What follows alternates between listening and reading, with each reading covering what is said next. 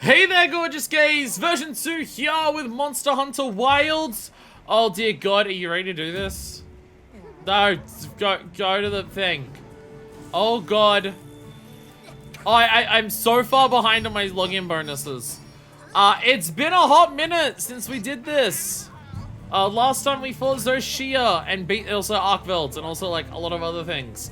Last time was awesome. Firmly cemented this is like one of the best, like the best story in a Monster Hunter game, but like some of the best final boss shit ever.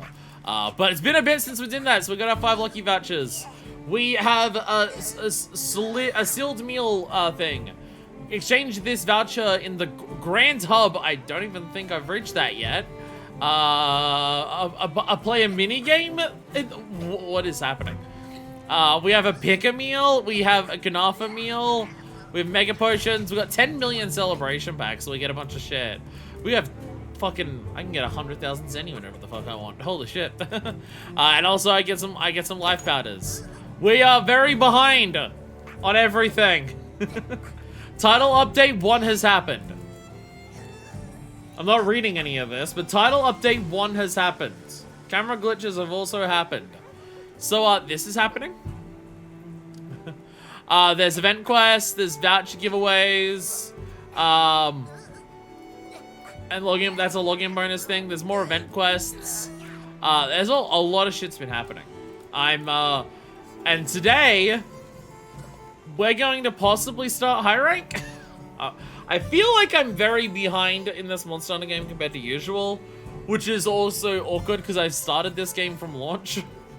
I feel like things are progressing in this game faster than usual. Like, I feel like Monster Hunter World took a lot longer before its title updates started coming out. To be fair, Rise had them all come out pretty quickly, but they also ended pretty quickly. Whereas title updates were coming out for World for like close to a year. Like Archship Gigante was like a year after the game came out, and then it was the break before Iceborne came out. So let's get our rations. You won't want to miss.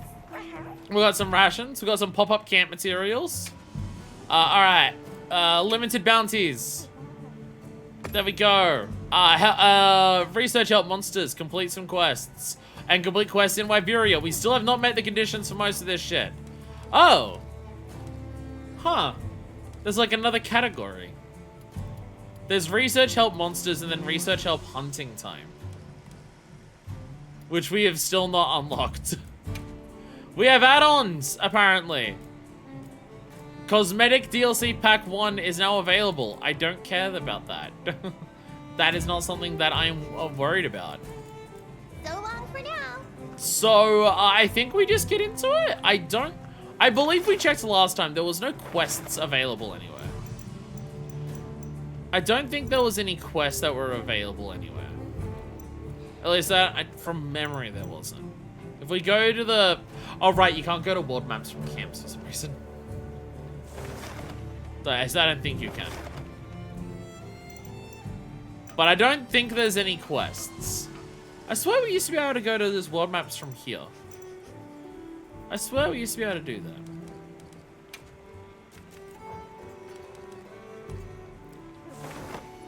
I swear that it was a thing you could do from here. How do I swear there was a triangle button down the bottom that let us do that. But maybe in a hub you can't do that? Like at a base camp, you can't? Possibly. I think is the idea that's happening. I'm confused, not gonna lie. Let's just, again, we've got to really catch up to like finishing the story, getting to the point where we can do stuff freely, and then we can like focus on going through all of our menus, focus on doing all of our things here. Because just up until that point, because of how this game is working, it's just not something like, we could manage our like pop-up tents and we could like do all those things. I just don't think any of that's worth it until we're completely free at this point, because we'll only unlock more things as we go along. It's like I haven't made proper item, actually, speaking of item loadouts, how am I currently going? How am I currently going? I don't have, I don't have potions. Let me get out. That's a radial menu. Transfer items. There we go. There we go. So let's go out here. Let's unequip our throwing knives. We don't need those. And let's just leave that on whetstone. Alma! Shall we head out? Or did you have another quest in mind? Oh, I can just do quests if I want. Let's have a look at the quest list. Will it say anything yet about, like, what we're doing? No. No. Again, it hasn't said anything about, like, high rank or low rank. So I don't even know if that's, like, a distinction in this game. Like, I'm just assuming we're not in high rank. Because, no, there's been, like, one moment where the game has said anything about, like, high rank and low rank. And that was about, like, dropping decorations after quests, which has already started happening. So I'm a little confused. Also, looking at this, there is currently no quest for Arkveld or Zoshia. Yeah, it just straight up goes, it goes up to Zuwu. Because after Zuwu, we did Arkveld, and Zoshia. Like, everything else that we did here, like last time. Actually, no, actually. Jindahad is also missing. We're also missing Jindahad. Because, like, our quests going up to here, like, there's a quest for actual Guardian Secrets. Going up to here, we go up to this, and that was, like, up to the end of the, Fire Spring. And then we started going into Iveria. And so we've got, like, the Guardians in Iveria. But there's, the only quest in the cliffs is the Hirabami. And the Nasilla. There's also no Jindahad quest here. Huh, okay. Because we didn't kill the Jindahad, we also don't have its armor. Like, we can't craft its armor. We also can't craft Zoashia armor. Arkveld we can, but it, like, because that uses other Guardian pieces. It doesn't have, like, its own pieces, it seems. That you get from it. Interesting. There's also... Okay, apparently lobby member quests. I guess that's just, like, the people in your lobby who are posting things. Link member is, like, when you can run around in the world together, I believe. Free challenge, no idea. Looking at that picture, that sounds like arena. So, yeah, there's nothing here that tells us anything about, like, what we're doing. I'll be waiting here. It's a little interesting. Shall we head out? Or did you have another quest in I'm mind? slightly confused. Again, this is why I, like, want to catch up to, like, when we're free to do everything before I start trying to fuck with everything and, like, customize and do all of the mechanics of the game. Because it's just, we're very much at a point where it's just, like, go with the flow. We'll wait for that at some point. It will eventually happen. Perfect. And then let's begin our investigation. I forgot what we were investigating, I'll be honest. We were told to come to the forest because we were investigating something, I'll be honest. I forgot what that was. What's up, Mikey? We were told there was something happening in the forest.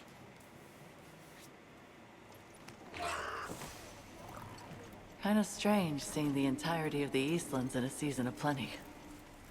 It is, but also incredible what the Dragontorch is capable of. Even if this surge is temporary, it's hard to imagine the effect of all this After on we the stopped ecosystem. Zoashia, literally everything went into Which plenty. just makes the prospect of investigating it all the juicier, no? Oh yeah.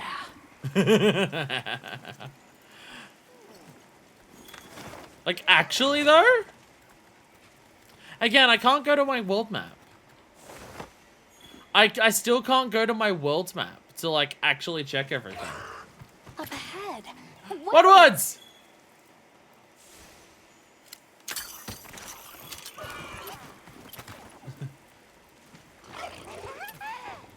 Hello. Forest, happierest. The forest is happy, the Woodwoods are happy. Yeah. Oh, I have to actually talk to them. Sorry. Hi, Gomush. Creaturings, eatings, forest movings. Everything big happy now.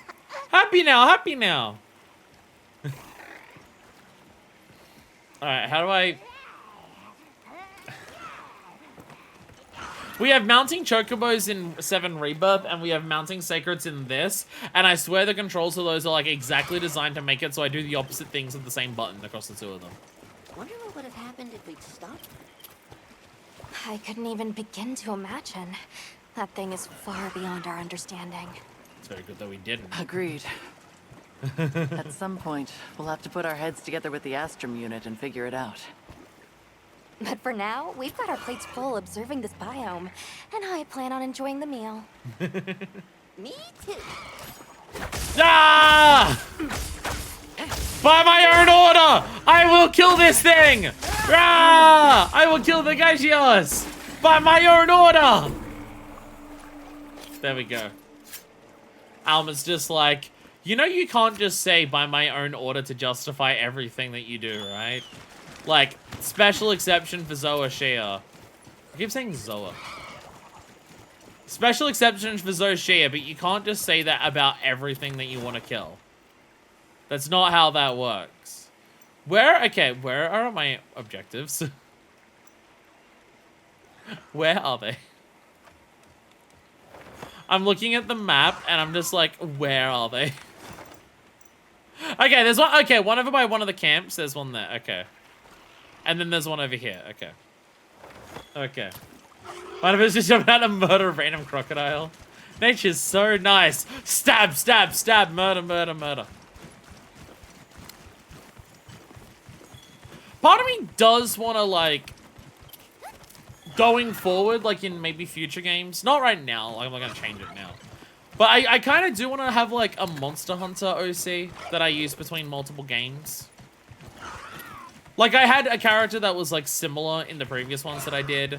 But I don't want to use that one any, like, that way. I could, like, modify it, make it, like, kind of a combination between that. I don't know. I like the idea of, like, carrying over a character between multiple games in Monster Hunter. I just did Minor Fist because I'm currently 14 obsessed. It's kind of this funny thing where it's like I started this with Minor Fist, and now we've, like, reached very dramatic story moments for Minor Fist character. Oh my god, is there actually egg quests in this game? Since we started this, we've reached very big important character moments for Minor Fist in 14. So now it's, like, kind of a little weird that I'm also playing as her in this, but you know. Hi, Rocky. Eggy, egg, egg! Egg, egg, big eggy egg, yum, yum egg. Yummy, yum, excellent. It's almost as if the forest is more alive than usual. All of our little secret feeding spots there. Forest is very pretty. Forest is very pretty. Where was the other one? Oh, wow. Oh, I've gone the wrong direction. I've gone the wrong way.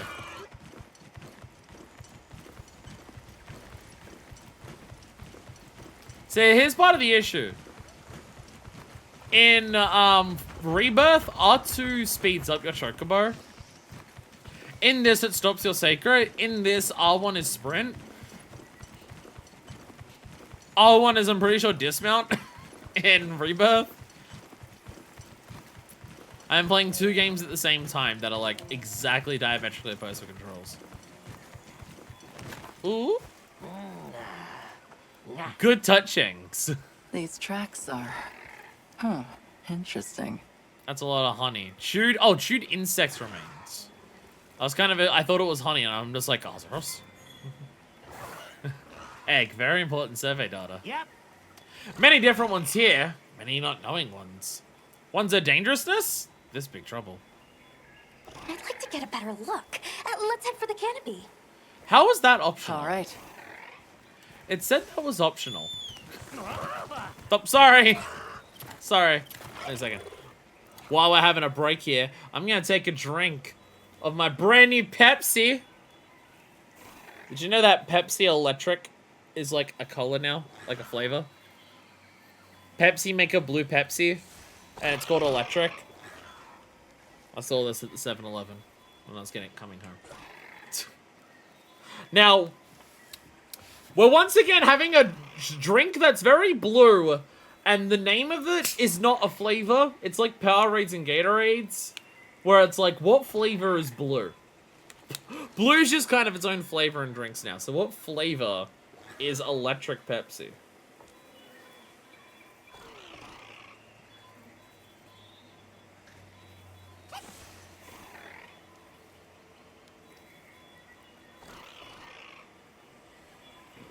It's very tingly. It's very tingly on the tongue. It's like halfway between Sprite and something else.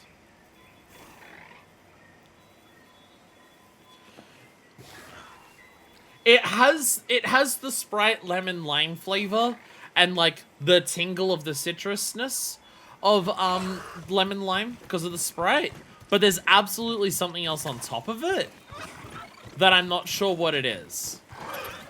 And I don't know, and the thing is, because blue is such a distinct flavor that is also just blue flavor, it's like this fucking water. Blue. Because blue Powerade is such a distinct blue flavor, I don't know whether it's just like mentally I'm imagining that it's mixed with that flavor because of the color of it. It's supposedly citrus. It's absolutely citrusy, it might be a very big combination citrus. It might be like lemon lime citrus combined with like orange / tangerine citrus. It could be a lot of citrus together. It could be that. In blue raspberries fall since there are no blue raspberries. Well, it's like, if I go to 7-Eleven, they've got blue there as well. Oh, it's, okay. Where I am now is not where I need to be. Oh, I need to be on this with the next level up. Oh, there's a thing, okay. If I go around the site, if I go down around here, there's a place I can climb. Don't fight me. Fuck off. Nando's blue flavor is called Voltage. Blue is just whatever it is. Oh, here we go. Oh, I need a secret. Right. Only secrets can climb. Only secrets can climb this. Secret! Go, go, go! Is this up to the Woodwards, or is this a different section? Nope, this is just a different section. If there's one thing that I will say about the game being as, guided, railroaded, whatever word you want to use. If there's one thing I will say that I think kind of works against the game in that regard, is the fact that learning the environments is something that doesn't really happen on your first playthrough because you don't get a chance to explore. You help! Red one's big trespass! Oh no, who are the red ones? Can you describe these Suppy red fra! ones? Many, many red ones, floppy, fluffy wings, big fire from beak! Just going off of that description. I was about to say, it's Rathalos, but then you I'd be said tempted big. to say she means a Yeon Kutku. But they're That's how you pronounce it! normal, so it's kind of odd that so many would gather together. Well, Yan Kutku do prefer forest. Okay, no, the way that So maybe Manifest we've said it just just found then our sounds first more like what I anomaly. know. Yarn. Not Yeon. Fire beak! Yawn. Many, many! This way! I normally would say yawn. Well, Yawn. I guess she wants us to follow her. Alma very much stressed it as 2 syllables. She very much went Yeon Kutku, and then we went Yan Kutku. Hey, you're wearing the goggles! That are just the logo of the game, by the way, Yan Kutku. How is Yan Kutku something they say for possibly quote-unquote high rank? And also, wow, there's like billions Me of them. neither. This may be the natural state of things during the season of plenty. Say, big trespass! Right, sorry.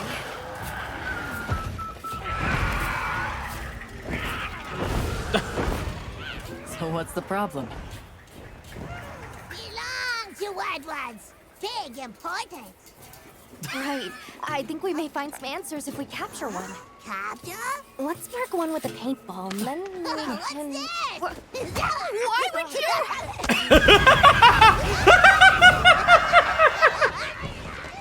So, hey, paintballs are a thing, and we're about to do a capture. She actually hit it. Crying out. To ensure the safety of our research operation, the guild authorizes the capture of this Yeon Kutku. You're up. Sassafras! My means you have permission to fuck him up. Oh, there's multiple of them. I have to get the one that I painted though. Must be captured so we can study. Oh god! Oh my god! Oh my god! Okay. Immediately just fireballs everywhere. Okay. Okay. Which which one? Reversing the path by firing a large stun rod. Oh, sorry, yeah, large dung pod. Get quick, quick. I don't have one. Give me my inventory. Okay, I gotta switch to this one. Oh, there we go. Okay. Large dung pod, thank you! Large dung pod. Okay, there we go. All right. Get out of here! Oh, God. It also flashed multiple of them. It's not effective. Leave! So I don't know if they can because I also flashed them at the same time. Actually, I remind me on the way next to the next zone. We have to capture it, so I have to actually make sure that I have tranks and everything. I thought I dung potted you. Why aren't you leaving? Dung pods never work in these fucking games. If there is one thing I can say consistently about my... Okay, we have a lure. I don't have traps. How am I meant to capture it? I don't have traps. And I'm not being supplied any. We have not caught anything this entire game. Or been told how to. Okay. Okay. It'll be fine. It'll be fine. Don't worry about it. Oh, hey. Another spot for a camp. See, there's this, that's what I mean about, like, not getting to, like, learn the areas. There's this entire upper section of this forest that I've just never known about. Oh, this leads up to here. Holy shit, this looks different. We were only here during the downpour. This is where, Uthuna went during the downpour. Holy fucking shit, this place is pretty. Oh my god. Too. And check your field pouch. Holy fuck, this place is so gorgeous. Incredibly beautiful water. Yeah! Yeah! Here we go. Lol, plonk in the head. Plonk, plonk. Ow! Wheels inbound. Thanks, Tiger. Thank you.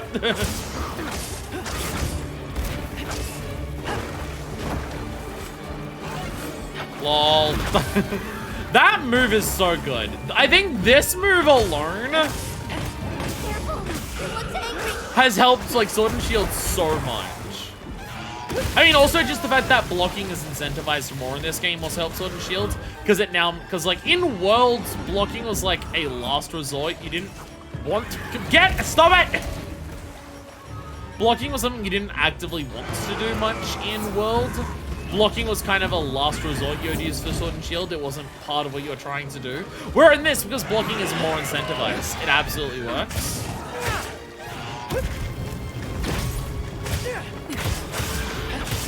It once again means we have another game with perfect blocking and, like, every action game just becoming parries or like perfect blocks. But at least in this game, it's not every weapon, and you still take damage.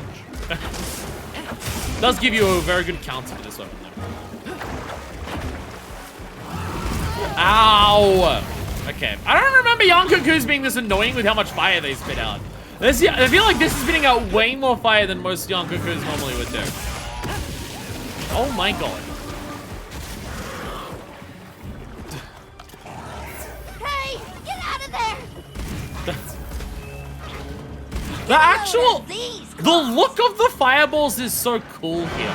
Because instead of just being like gas fireballs, which is like what a Rathalos does, these look like they're like mucus? Or some form of like fluid that they're gunking up and setting alight. Like they look visually very distinct from what other fireballs look like, which I think is a really cool detail. If you can have multiple monsters like use the same type of elemental thing, then that, like, making them visually distinct to each other is like a really cool.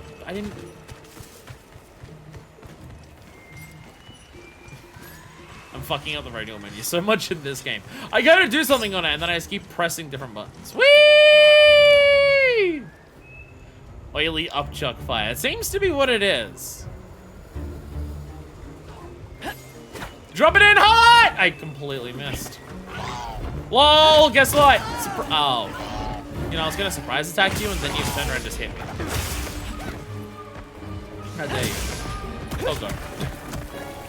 Peck your beak.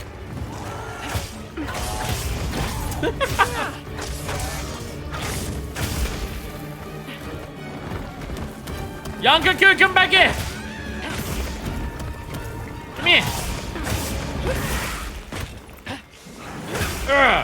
Oh, there's a wound somewhere.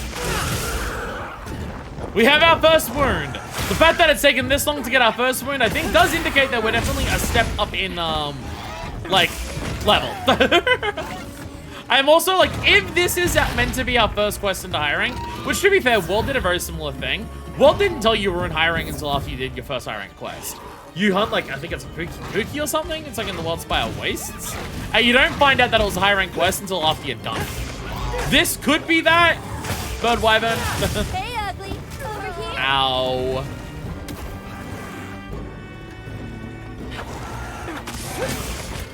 It does make me wonder if, like, if this is the start of high rank, will it have its own story? Because, like, high rank in Worlds absolutely has its own story section compared to, like, low rank. Low rank is, like, focusing on Zora Magdaros, and then it focuses on Xeno'jiva. Oh my god, cuckoos. And it's just, like, it's like a separate story arc, but one directly ties into the other. Like, Zora Magdaros is in the New Worlds trying to get the, Leave this to me. like, trying to go die in the Everstream. And then it's, like, specifically the Everstream that is, like, what Xeno'jiva's, oh my god. Xeno'jiva's shtick actually is. It's taking so long to stun you. I'm wondering if I should bother trying still. I am trying my best to stun you and it's not going.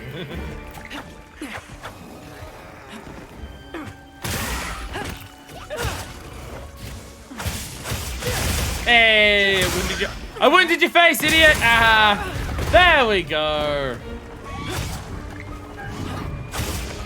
There we go. I did it! Did I get another wound there? This way to the shock trap. Oh, shock trap!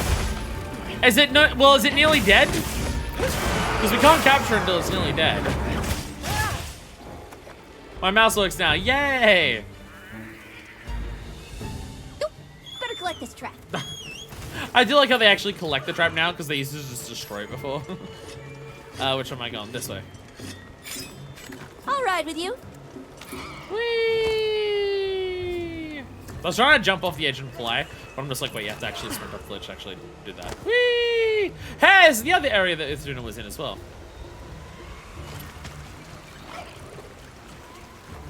Damn rubble. Is that a thing I can do?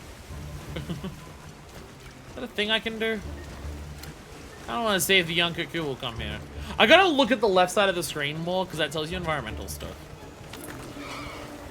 Something that I very much have been missing out on doing this game. Like, it tells you about things you can pick up as well, but it's also environmental stuff it is there. Damn, rubble always gets everywhere. It's coarse and it's rough and it gets everywhere. Did I sharpen? Pretty sure I sharpened. Pretty sure I sharpened.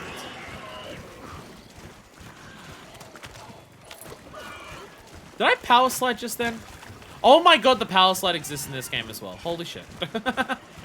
You can power slide your dog, your Palamer in Rise, and then you get like a little boost when you do it. So I stopped there just as I ran off the cliff, trying to work out where I was gonna go.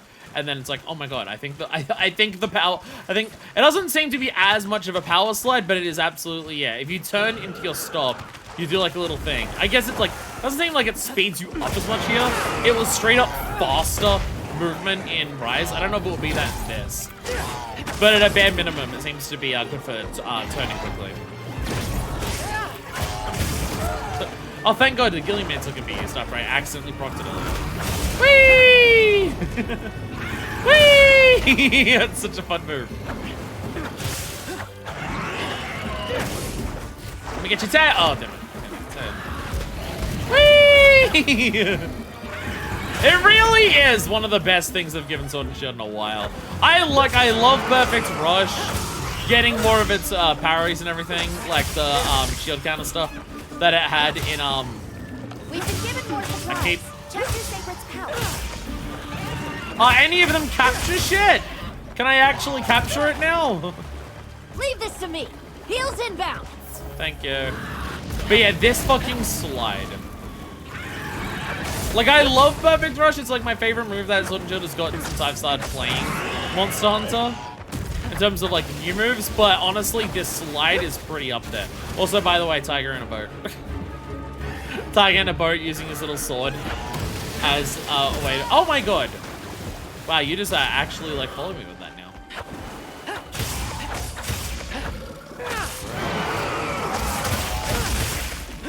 Oh, we have a wing. We have a wing that needs fucking up. Thingy. Block. So get in there and then... Well, I opened up another one. I opened up another one. Whee! Whee! Hey, nice. Actually, go for the wounds. Fuck it, why not? Ah, there we go. And another! Lay a trap for the target, then hit it with some trinkets. Ooh, okay, now we have that. Almost there. There we go, snaring monsters. There we go. So now, okay, now I have the tranks and now I have the shock trap. There we go. They actually finally gave it to me. Okay, that's what it is. They wait until the end, like near the when it's nearly dead, so you don't waste them all at the start and then you can't capture it. Where are you headed? I don't think my map knows the way to tell me where to go because it doesn't know where it is yet.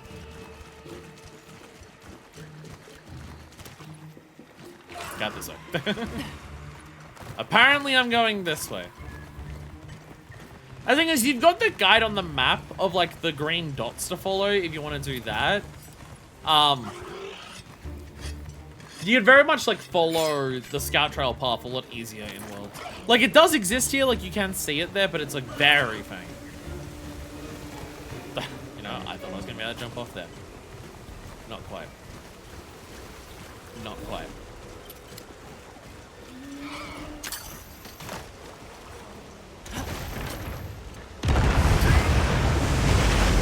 Whee! So we can do that. That's our ancient forest equivalent of the wall at the top of the nest. So that's the thing we can do. We could have done that to the Duna because we fought it here. Ah, well. Again, I gotta pay more attention to the side of like seeing all the elemental stuff up here. Environmental, not elemental. Aww. Baby's asleep. Baby took a massive shit apparently before going to sleep. Alright. So here's how you capture. Trank bomb. Trank bomb. Shock trap. Trap set. There we go. Don't know if we still need to do 2. As for me, I need to speak to the research team about what we should do moving forward, and the cuckoo we captured. But look, it's not dead! Just incredibly wounded. And currently being electrocuted.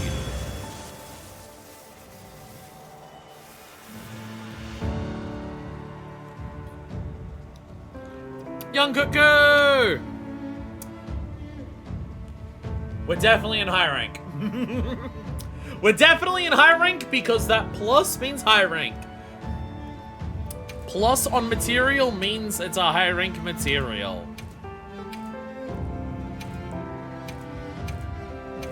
There we go. Yeah, high rank large monster. Monster Canebone. There we go. And advanced armor spheres. We're officially in high rank! Hey! I figured it would be. It's just the game has like not really said anything about like how it's working yet. Hey, we leveled up. A Palico.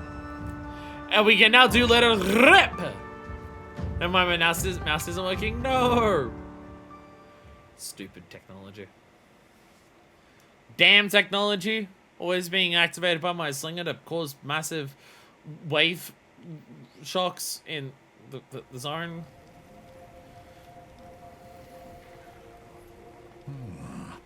Yeon Kutku gathering in unprecedented numbers is a significant development. Amazing. So much life is coming back. Because Zoshia isn't sucking up half of the world's energy. We're seeing clear reverberations in both the diversity and quantity of life. Or Perhaps a reversion, I should say. So, like, how The long has natural Zoshia state of been things there here. for? And everyone's, like, learned My how to thoughts as live well. here when, like, they've All not of been the getting energy anywhere near that the amount they Zoshia should be was for so siphoning long. away is free to flow out into the land. This is a very And good the excuse ecosystem of, is like, beginning why to we're doing rebuild. high rank. The other regions may be undergoing similar This is a very changes. good excuse of why is the world high rank now? Oh, because the world Indeed. literally has more I energy, so ask shit that is you more continue your powerful investigation. because all of the energy is I being leave the siphoned choice off by of the final boss destination monster. to you. Works out very well of just like, However, why is shit it's stronger not now the for high rank? Dragontorch, Sild, or the Wyvern's Rest that concerns me. No. I'll have Astrum Unit focus their efforts there a while longer. These changes may be affecting the villagers. Maybe we could ask them? See if they need help? So cool seeing Nate in Good like point. months ago. All right, let's head out. I was so excited. We've like saved the day and like all of like the major problems are going away and we're excited. We're like, yeah!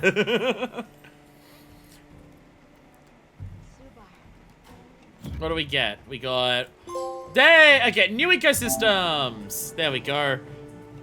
It's the quest to let you know you're in high rank. Herbs refreshing aroma can mask any foul odor, great finishing touch to any dish. Trank bombs and shock traps. There we go. Hunter rank is now... Oh! Oh! Okay. We are now specifically at the point where we're no longer just getting Hunter rank by advancing quests and getting far enough. We're now at the point where we can advance Hunter rank freely. This, for high rank in Worlds, I believe, like, you had to, like, get to a certain cap, and then, like, and then when you progress story, like, you had to, like, unlock the next cap, and then after you beat the story, there'd be, like, certain quests where it's, like, it caps you here, beat, like, the two tempered basil gifts, and then, like, you'd go further.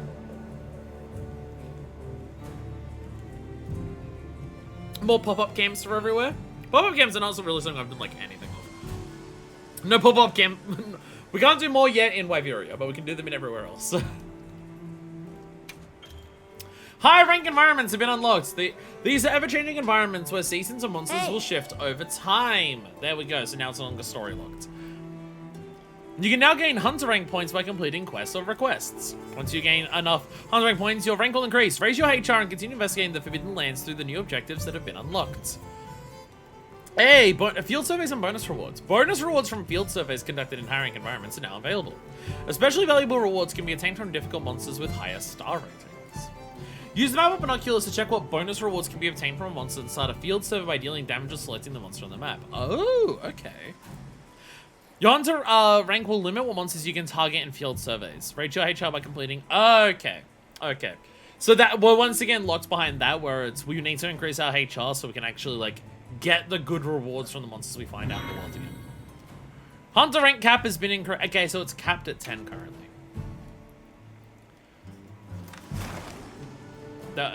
Kanye wants to talk. Gemma wants to talk. Kongolala was there. I thought it said something was spotted. Oh my god. Oh, there's, oh. I didn't realize there was this much information about everything. Holy shit. Yeah, so Kanye wants to talk. That's Fishing Lady. Gemma has a thing for us. Kongolala is there. Ah, so it shows you, like, bonus rewards for the Kongolala. Is like, oh, we can get some, decos from that, it seems. Okay. So now we're in free do what we want mode. There's straight up a monster here that we've not fought. High rank fish. There is a monster here that we straight up have not done yet. Oh, and upsurges are... Okay, now, and upsurges are also a thing, yeah. Upsurges are just like you get better rewards from treasures and mining. Sometimes you need upsurges for, like... Pardon me. Again, if we're going by world standards. Sometimes there'd be, like, certain mining outcrops or, like, weathered treasure things. These types of things where, oh, an upsurge is happening for these ones. It means you can get the really rare stuff. Sometimes that would unlock, like, really rare items or, like, not crafting ingredients, like, cooking ingredients.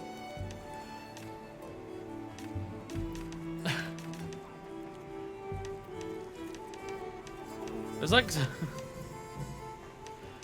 Like, it straight up says, by the way, like, in this amount of time. What if we go kill... What if we go and kill this? What if we go and kill that? What if we go to this? Can I even mark it as, like, a thing? Calm the mind. I can set it as a way... I can set it as a waypoint. My cat wants to talk to me as well. Okay. Let's go find out what that is. Let's go find what that is. Scarlet Forest. So yeah, we're at a point where we can definitely freely do a lot more shit. I still don't think I'm at the point where I want to start playing stuff off stream. Because I don't like, oh, there's a new monster, or there'll be new things to learn. It'll just be a case of when we go on stream, we're just like working on, let's fight this thing. Let's like progress on this thing. But we're now in the much more free open area. Rathian! It's a normal Rathian! Hey! It's a normal Rathian! I thought your husband! This seems like a particularly huge Rathian, I'm not gonna lie. This feels like a particularly big boy. Or girl, I guess. And also, is it just me or just like, I don't know if it's because of the size, but does like Rathian seem like lower texture quality compared to like everything else? Something about Rathian's face just looks like I'm like, okay, I can do a quest for this one. This is not too high. Guild sent a supply item. I am allowed to do this. I don't know if it's because it's so huge that it's like stretching the textures, but it really does look like, I don't know, compared to other things and other monsters we've done, it looks like it's like, the textures aren't as good. What if the monkey gets the kill with 13 damage?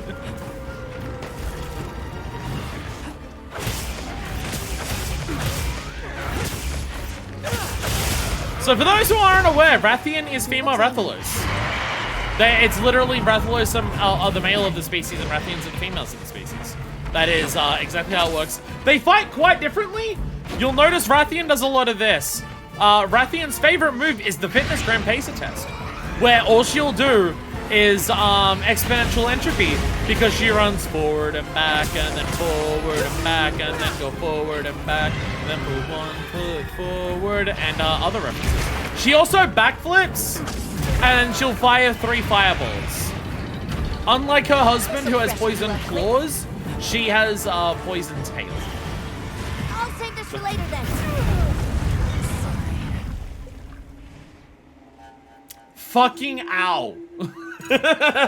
Ow? That hurt. That fucking stung. I need antidotes. I have antidotes on me. I could have used one. I do have antidotes. Do I have them on this wheel? I do. I totally do. Okay. Note to self. I do have antidotes. I thought I didn't have any. I guess I must have bought them from provisions, or I've just made enough after just collecting a bunch of shit.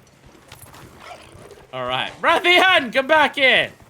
We will fight the Rathian. We can fight the Rathian.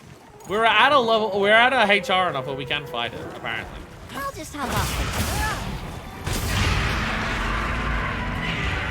So Rathian's moveset is very predictable, very easy to know.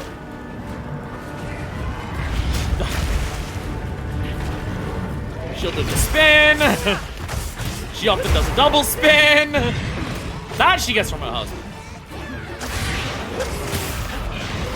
She's backing up. She might do fireballs or a backflip. Never mind. I think she's just trying to intimidate the locals. Here's her dive attack. Ow! Yeah, she can do 1 or 3 fireballs though. Normal Rathian's not that interesting to fight, I'll be honest. I think Rathian's significantly worse. But that being said, Gold Rathian and World is like up there for my favorite fights. It just remixes everything about Rathian to be so much more fun. There is also it's also very appropriate that we fought young Cuckoo and then immediately a Rathian. There is a monster that is a crossbreed between a young Cuckoo and a Rathian. I don't know if it'll be in this. Oh, here. No, I'm stunned. Oh, okay. Okay. This'll freshen you up quick. Oh, thanks. Never mind. I don't need to queue up. That was, that could have gone bad very quickly. Blocking, she seems to be like angling her attacks and I'm like struggling to block. That's what was happening before, I think. Oh, face broken. There we go. It's interesting that we have a situation where Rathian's a higher rank only and stuff.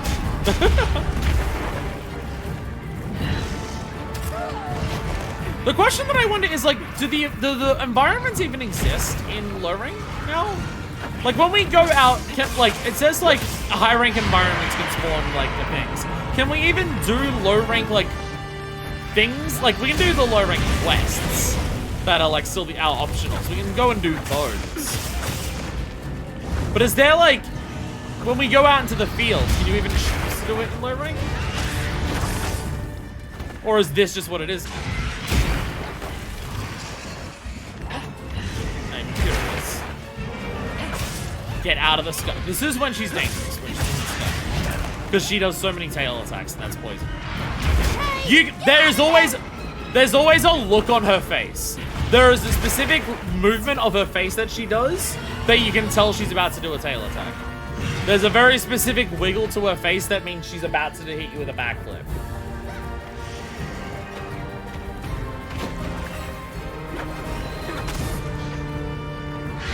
She has a very specific tell. She has a terrible poker face because you can tell when she's gonna backflip by the look on her face. So good. Tiger's poisoned. God, okay. I feel like maybe I should make some high rank armor before doing this. Because just her like very basic, her very basic attacks, lol, amazing paralysis. Entangled rocks.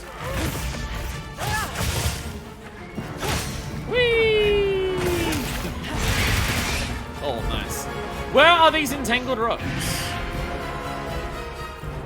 Oh, over there. They're up here.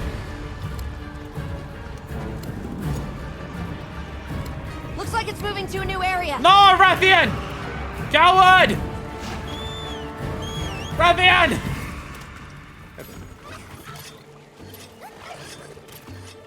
Again, this is the shit I gotta look out for. Environmental stuff is very good. Very powerful. Do we have more supplies? No. It's like, where's my map telling me to go? This way. We could set up camp there. Yeah, we might be getting to the point where we're realizing, hey, they Lalabrina. So I guess that thing straight up is a timer. Because, like, you just have to go into the world and find stuff, the game straight up has a timer to let you know, oh, by the way, this monster exists in the world at this time. If you're waiting for this monster to show up, it'll show up at this point. Like, we saw that Lalabrina wasn't active yet, but it was close to. So there is a, don't worry, this monster will be here soon kind of approach to the game. That's cool.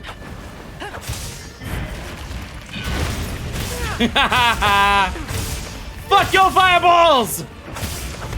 Oh, backflip. See, you can see on her face. You can see on her face. This ought to put a dent in it.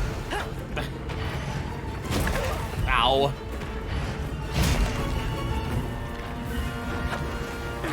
Oh god. Backflip!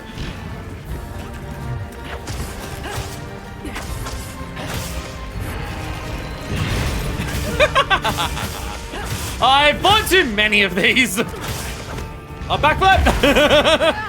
I have bought too many of these fucking things. I'm just like, the fact that I'm willing to risk just being like, yeah, I'm gonna try and perfect block the fireball. Fuck it. I have bought too many of these fucking Rathians. The problem is that there was like, Rathian armor in Worlds was pretty fun. It had abilities that were like really good for, it wasn't meta or anything, but it was very fun for certain sets. Trying to remember off the top of my head what sets it was. I think it was like healing sets that had good healing properties or like extra poison attack. So if you want to make like a sword and shield that would poison a monster constantly to get a lot of extra damage, it's good for that.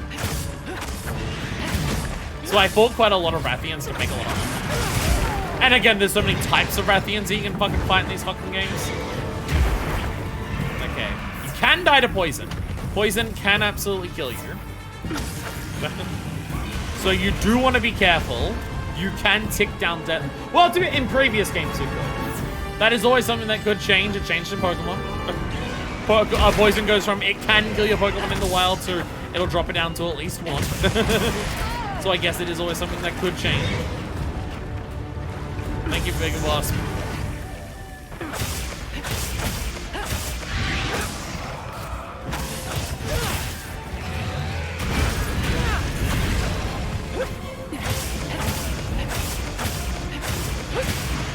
Ah, damn it.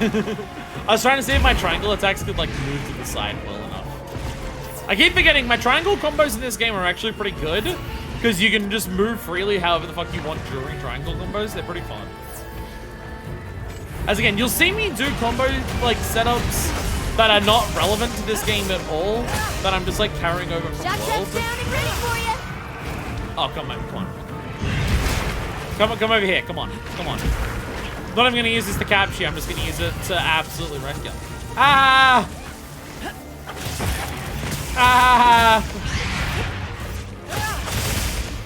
Whee! Tee-hee. Oh god. Are you leaving? Are you leaving? I'm gonna assume yes, because you're far away. But you know, it's hard to say sometimes. My camera still says shit's angry at me. I've gotten more supply items. I've gotten an extra antidote. There!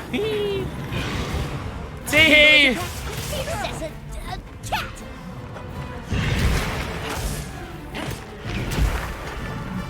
You know, when I'm trying to perfect block you, and you just, like, miss me. I think boys aim below what HP losing at some point in Pokemon. Fucking casuals.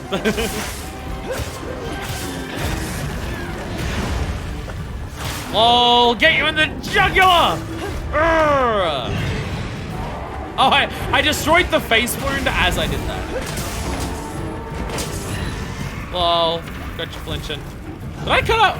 Have I scarred one of your eyeballs? Did I break the head enough to do that? Yo! Oh, that might be the wound. To be fair, that might be wound. When you destroy a wound, I don't know if, like, the visuals of the wound stay here. In old Monster Hunters, that would be how you have to tell whether you break a monster's parts. You just have to physically look at the part and know whether you broke it or not. Like, did you break the head? Well, can you see the head be broken? I mean, to be fair, you can still do that. It's just, it'll also Leave this pop to up. me. Heels inbound. Not quite close enough. See, when she does that, like, when she moves her head back a little bit, you see her move her head back a little bit, and you know that she's about to do a backflip. Yeah, it seems you have an extra potent fireball now. Like, you can do the single fireball. Like, sometimes you can do, like, the single fireball. And it's just, like, normal fireball strength. You're just only doing once. You're not, like, locked into the triple combo. But it does seem like she now specifically has a single fireball that is extra powerful. So, like, some, like, not quite Gold Rathian level, but she does have, like, a power. She can do a single power. She can do a single fireball that is more powerful than just one fireball.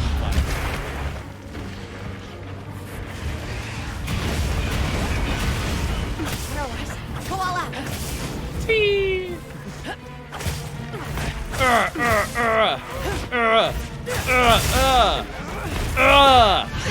Yeah, and in the wound. Oh god, yeah. Stop moving your feet. Whee. It does feel like bullying monsters is way more of a thing in this game. Compared.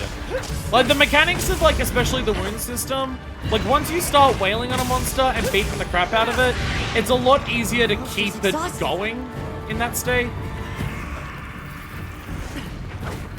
It's exhausting, I'm gonna be greedy. Never mind. Don't run away! Oi! Run away. Probably started doing the Gen 8 when they did more open world thing. Yeah, that makes sense. Look at all our ingredients. You're exploring way more, you're running around way more, poisons can be, yeah. I understand that.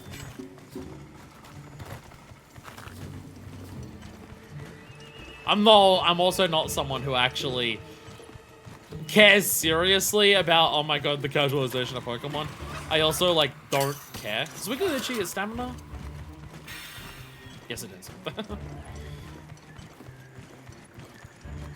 Because the big thing for me is like, oh.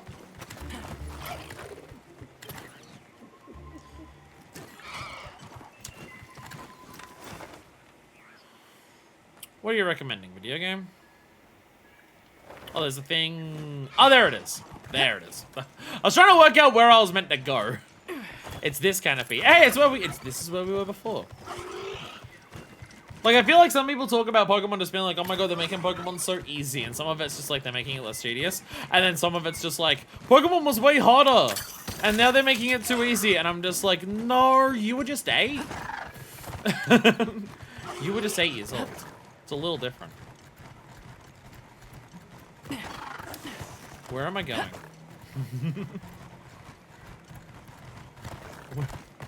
I'm so lost. I'm so lost. Oh, I'm going up even further. I'm going up even further. Like, I'm sure if I played Pokemon Emerald again right now, I'd be like stunned. I'd be like, why is this game so easy? And it's like, oh, because I'm not literally 6 when I'm playing. That's why it feels simpler. Goes a long way. I was looking around for gathering splits here. What's our best wake-up move for Sword and Shield in this game? My lives are flashing before me here. The one specific move that you do to start does double. But I feel like it's probably still just like, you can get the full perfect rush doing this, so just do this. And don't fuck it up the way that I did.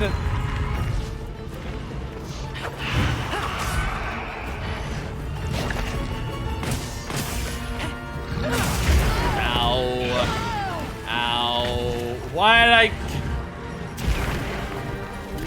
Okay, take this so I don't die. Look out! Leave this to me. Heels inbound.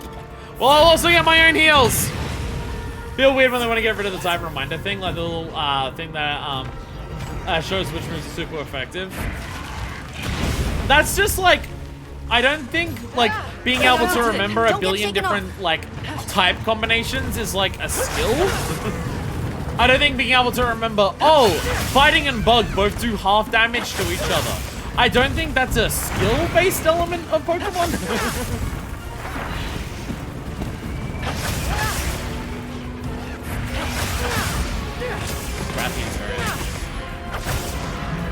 Bam! There we go. Time to go on the offensive. I love how I can do this into the wounds. Leaping up and then getting the high up wounds from that, it just feels so badass. Like you did the perfect rush and you're about to be like, wait a minute, I'm about to combo the perfect rush into yet another awesome thing. It's so cool. It's so cool. The wounds may make the game, like, they definitely feel like they make this game easier, but I'll be honest, the wound system just feels really satisfying. So I'm not that fussed about it. It feels super satisfying to do. This thing seems pissed. Also, I feel like the color of this area has changed because we've kicked up so much dust in the fight that like, you can see all the dust in the air, which is a really cool detail.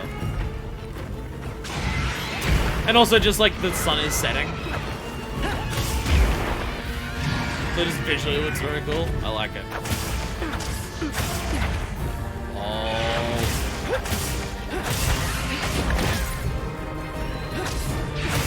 Whee! Oh god. Okay, there's gotta be something particularly baller about just being like, I'm going to do my attack to slide into where your tail swipe is, so I can perfect block it. Cool. Wrapping your tail is very annoying to hit with this attack that I have.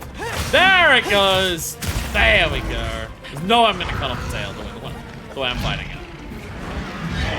Cutting off a Rathian tail is a very specific thing, because it's so annoying. Get a load of these claws. Whee! Whee!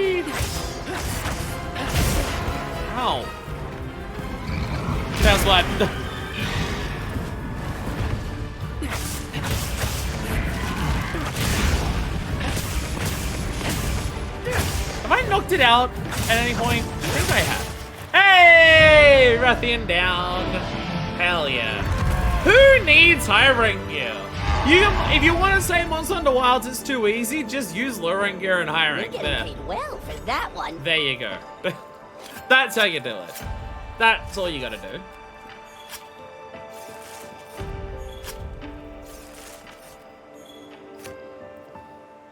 This shit is so much better than normal Pepsi. It's interesting that it's still even called Pepsi. This is so far removed from Pepsi. It's honestly weird that it's still called it. No element of this drink is a cola. And that's what Pepsi is. It's a form of cola.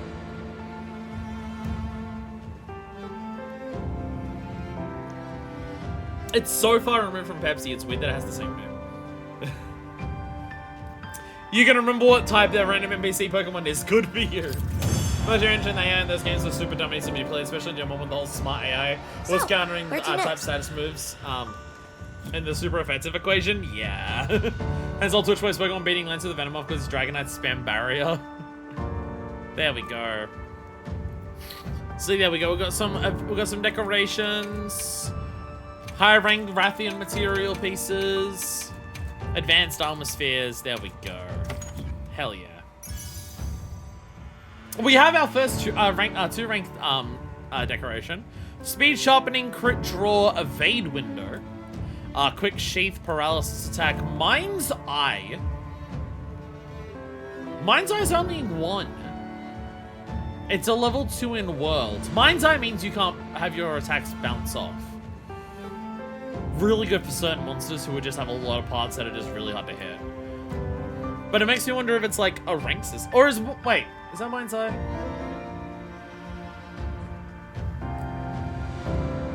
I think that's Mind's Eye. I'm pretty sure that's Mind's Eye. Oh, I thought it said our cap was... I thought it said our hunt rank was capped at 10. I guess it's not. I guess I misread that. Oh, I guess it may have meant our hunter rank increased to 10, and it's letting us know that the cap has been increased. Oh my god, there's actually Wyvern next. I like how I can just go to Alma here and just start another quest. I can just be like, yeah, give me a quest. And I can just fly back to camp if I want. I can also just get a Wyvern egg. I like how it literally just says investigate regions and raise your HR. An egg. Want to take it into study? If that's the case, please deliver it to the camp. Pardon me. Wyvern eggs will break with strong impacts, such as falling from large heights or taking a hit from a monster. Transport it quickly and carefully. Uh-oh. Looks like the egg's parent has caught on to us. What do you think we'll find? It's a Rathian. It's fucking dead. It's a Rathian. It's dead. Oh, I can't even open up my map. Oh, I can't even open my map. Where's our nearest camp? Oh, is it the Congolala? No, Congolala's going down there. But that's a corpse. I don't think it's aware of much right now. Where's our nearest camp? Is this... No, I didn't mean to... My bad. Well. Awkward. Awkward. Alright, okay. Oh, hey!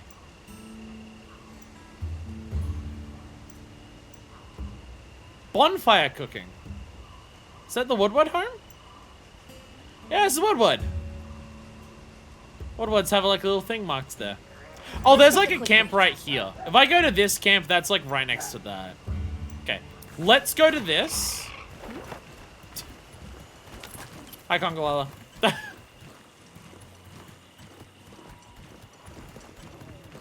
Hey, not Castodons. What if I just run like this? Auto run.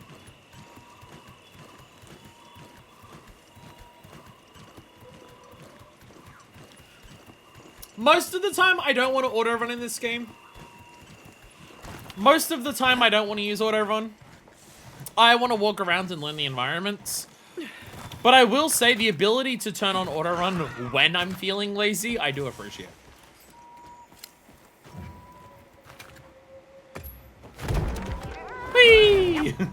Engaging auto-run gameplay. Well, it's because I accidentally teleported. Because I accidentally teleported, I'm just like, Meow.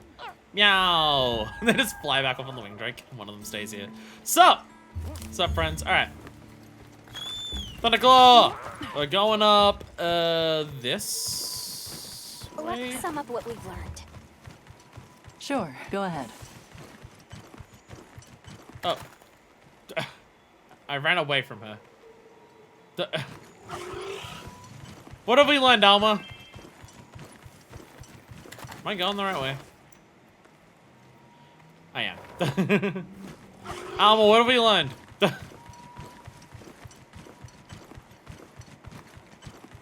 Alma, I thought we were summing up what we learned.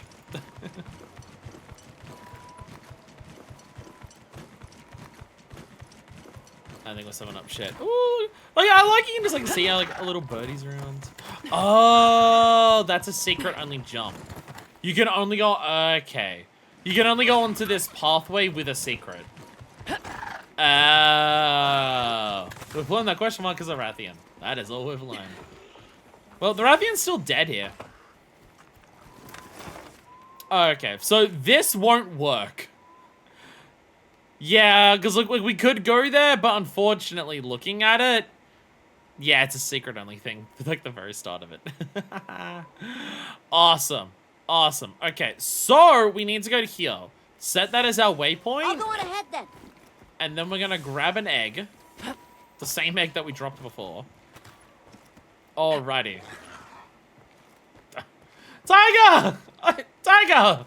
Okay, Tiger is booking it. Tiger's booking it. Anyway, let's deliver an egg. These are an important aspect of Monster Hunter. Can I go? How do I get down here?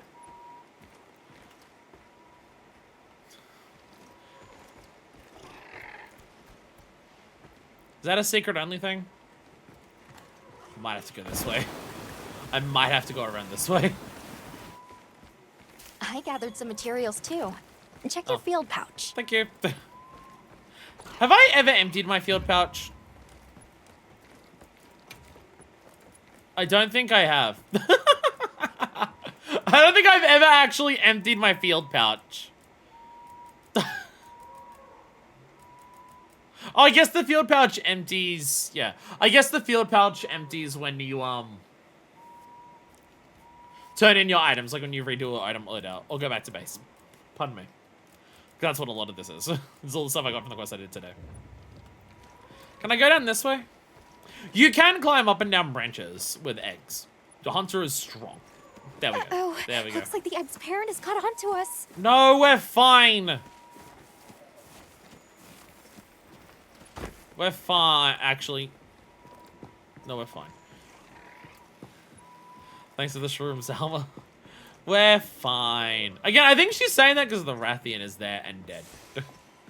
I actually think that's why she's saying it. Whee! So one thing you have to make sure of, I don't know how much it will matter while we're running around now. If you run out of stamina, like if you drain all of your stamina while holding an egg, you will drop it and it will break. So you don't want to do that. So you want to hold sprint so you can move a bit faster, because otherwise you basically don't move.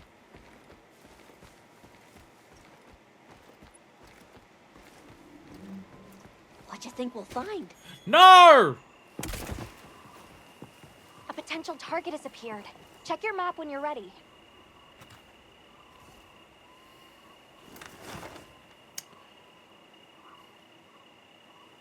I'll be honest, I don't know how you get that egg down. I don't know how you get this egg down. How do you get the eggs from here? Because you can't go that way because it's sacred. You go down this way, which is where I went. Oh. You gotta go. No, that's... Isn't that where I just went down? Oh, no, I went down this, which is the sacred only path. Oh, you have to go, you have to go this way.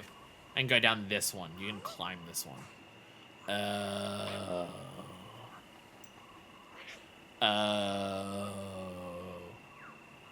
Sacred only paths make this a lot harder to map out where you need to go. Is what I'm learning. That's what I'm learning. Hey, Alma. We can be entrusted with more difficult quests once we do more shit.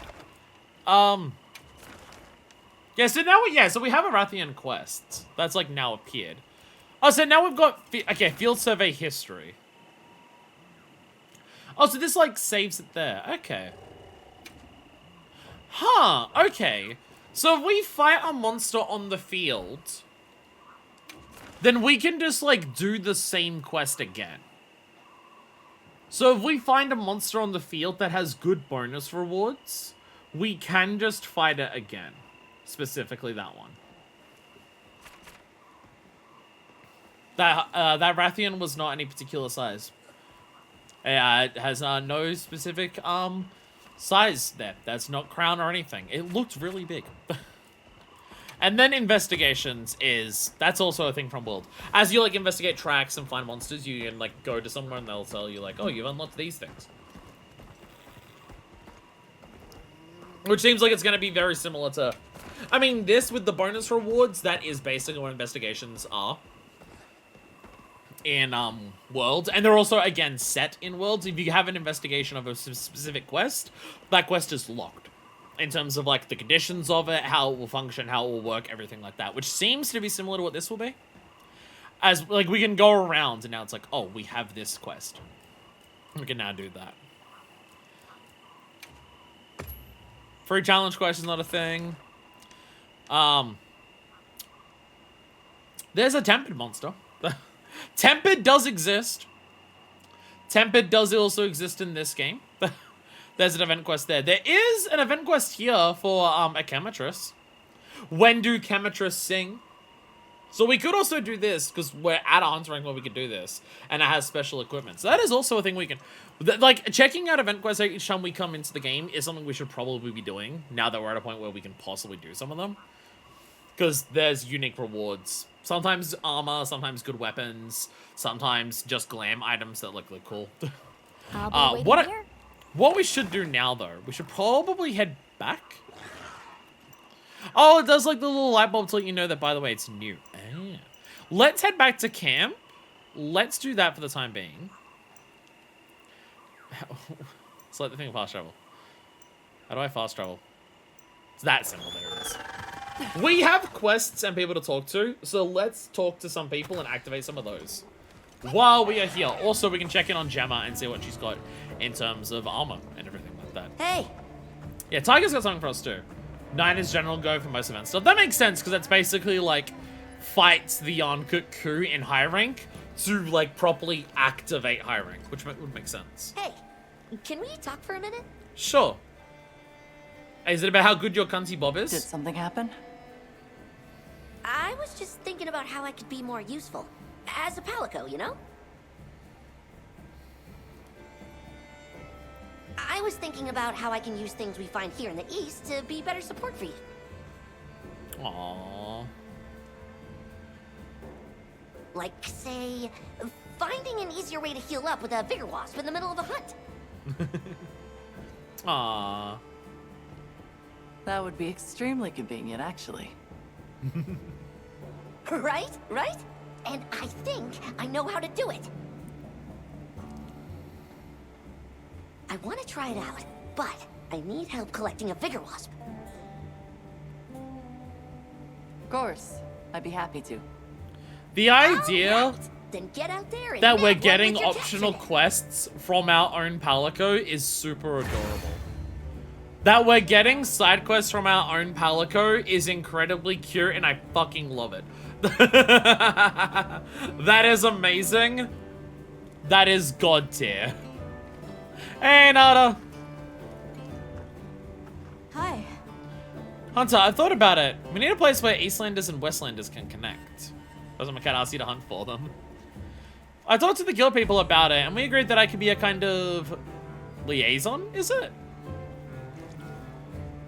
Like a person to go from village to village, gather information, relay it back and forth. Forward and back, and then forward and back. I'm really serious about this, so if you have any messages for the Eastlanders, let me know, okay? Told to Nada to trade items and retrieve materials with having to travel to the various regions to collect them. Oh. Yes. Oh. How have things been lately? There's more life now, both in number and kind. It's amazing. Never knew the world could change this much. Festival shares. Told me to tell you they said hello. Hey! We got our Speculite, our Calcite. Hey! Another fire spring has happened, so they got more stuff from here from Azuz. Hey! Cool. An item trade. Wow, it really is just, hey, here's every single item trade person that you have. That, again, this is a cool system. We've so far not seen much use for it. Nothing that has been trading is, like, super worth it here. But it's also just like, hey, by the way, Nada can do it for you for everyone. So this, now we're getting to a point. Now it's real shit. Now it's fucking real. Like, ingredients make perfect sense. Cultural exchange, you get their food. Food is used to, like, add additional unique effects for cooking. Food always works for this. It's a cool way of doing that. Now we're at a point, instead of just, like, getting a couple of, like, herbs or anything, we're now getting good rewards. For context, plate is a rare item. Though, to be fair, for high rank, it's not as rare. It's not the rarest monster material in high rank. There are also gems in high rank that are rarer for individual monsters. But a plate is a rare material for a monster. So, being offered a Raydal plate, this is worth it. This is not just get a couple of potions or whatever. Now it actually makes sense for that. Like, a Conga Pel? That's a basic monster. I don't need that. Durna plate, though. Fuck yeah. Hell yeah. Like, also this here. Like, Flow Ferns, like... I just get 20 Flow Ferns for that. It's not that much. Sushi Fish Scale makes sense because, like, fish items can be hard to farm, and fish items are usually pretty powerful. Sinister Cloth. So this is worth it because Sinister Cloth is usually a rare item that you have to get in, like, specific, unique ways, and it's made for, like, certain armor pieces. You make, like, unique armor from Sinister Cloth. So, like, that's a unique armor thing. Armor spheres, there's consumables that are, like, pretty useful, so that makes sense. But, like, this, like, Dragon Strike Nuts and Bomb Berries, I don't need to trade for those. I'll just go on the map, like, it would probably take me longer to go and get, like, a Colossal Bone to turn that into Dragon Strike, to turn it in for the nuts, rather than just get them. There's more shrimp there. See, Drearicite scraps, that could be a unique material. Same with Azur's tanned leather. It sounds like it's a unique material for that place, so it might be unique armor. I can actually get these. I kind of want to get this to see if this unlocks new unique armor. Because I don't know how else we would get Azur's tanned leather. Yeah, it's rarity 6. Like, Zuwu's cerebrospinal fluid, if it has that flash on it, that means it's one of the rare items. So this might be the equivalent of a plate, because maybe Zuwu doesn't have a plate as part of its body, because of what it is. I said, and then, again, more of that. And then, yes, like Scarred Scale. Don't know if that's, like, a unique thing or not. Okay, bye. Bye. So our cat's hanging out here. We've got some other quests that we've got to do here. We've got to speak to Gemma. Gemma wants to talk to us about some shit. Well, Gemma! what can I do for ya? It's more about what I can do for you. You have a thing above you that says that I can do Oh, something for Hunter! Got a minute? you. Or are you just going to introduce me to high rank armor? It could be that. With Zoshia gone and the whole ecosystem going crazy now, monsters are getting tougher. Such a good excuse for high rank. It's such a good excuse to be like, yeah, this is why high rank exists. Good news for us, that means we're getting in higher quality materials. Hey. So let's put them to use. You're certainly fired up. Like a forge at full throttle. Anyway, I've got something I want to try out. Oh? Thing is, I'm short on the materials I need. You mind helping me out? Another quest. Happy to. I'll report back once I've got them. Thanks. No hurry. Just let me know whenever. They always frame it so that her subtitles are directly on her tits. There is always a very specific... They make this sure the subtitles are directly on her cleavage. All the time. All the time. You can now forge/upgrade high rank equipment. Hunt monsters in high rank to collect new rare materials. Monsters in high rank environments have the same name but are much stronger. All the more reason to make stronger equipment. High rank armor can that you have forged can be set as layered armor. Whoa! Oh, that is a godlike change. Holy shit. Holy shit. I don't know, I can't remember how it works in Rise, and I haven't played Sunbreak. In World, wow, weird camera glitch. In World, the only way that you could get layered armor was specific sets. Event quests, the festivals, would have unique things that you could do to get unique armor. So you could get, like, rare layered armor from that. That was the only way you could do it in, base worlds. In, Iceborne, at some point they added that you could craft layered armor as, like, a separate system. Evil negative fire making a cameo. Camera glitches are getting fucking bizarre. But, like, you could craft normal armor in Master Rank. In, Iceborne. But there was also introduced at some point, I think it's one of the title updates, or possibly like an in-between update, they introduced crafting normal layered armor for every set. You would use specific vouchers combined with some monster parts, and you could craft any piece as layered armor. Now we just get it where straight up make the armor, you get it as layered. You know what this incentivizes? Making every single piece of high rank armor. This very much incentivizes, fuck it, just make literally all of the armor in high rank. So you get all of it layered, so it's all options for you to do all the time. Oh, I need Chatacabra hide for her specific quest that she has. Yep. Okay. Preparation, acknowledge your 2 strongest weapons. So let's go to armor. Anything catch your eye? Yeah, so now we can switch between low and high rank. Subar. So I guess this is everything we can do in low rank. And high rank, we've got, it's a specific thing, there it is. So yeah, there's our hope armor.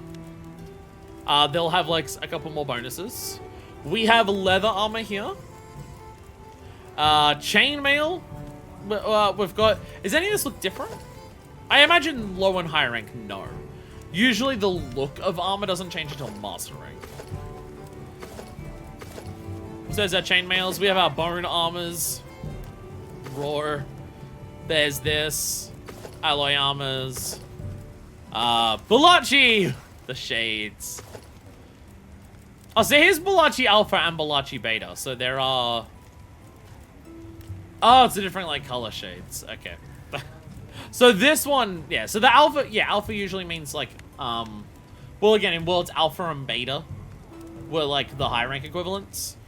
But also Alpha and Beta were, like, different, set bonuses. Where they've kind of gotten rid of that because it's just, like, male and female armor isn't the same thing. So they're both called Hope. It's just, like, the difference in, like, style. But for Balachi specifically, we do have, I see these do actually have different skills then. The Balachi ones do actually have different things. Like, this has just Entomologist with, like, some deco slots. This has no deco slots, but it comes with Weakness Exploit, which also means we can, at long last, check our skill info. Will Weakness Exploit be affected by wounds in this? I guarantee it will. Yup. There it is! There it is!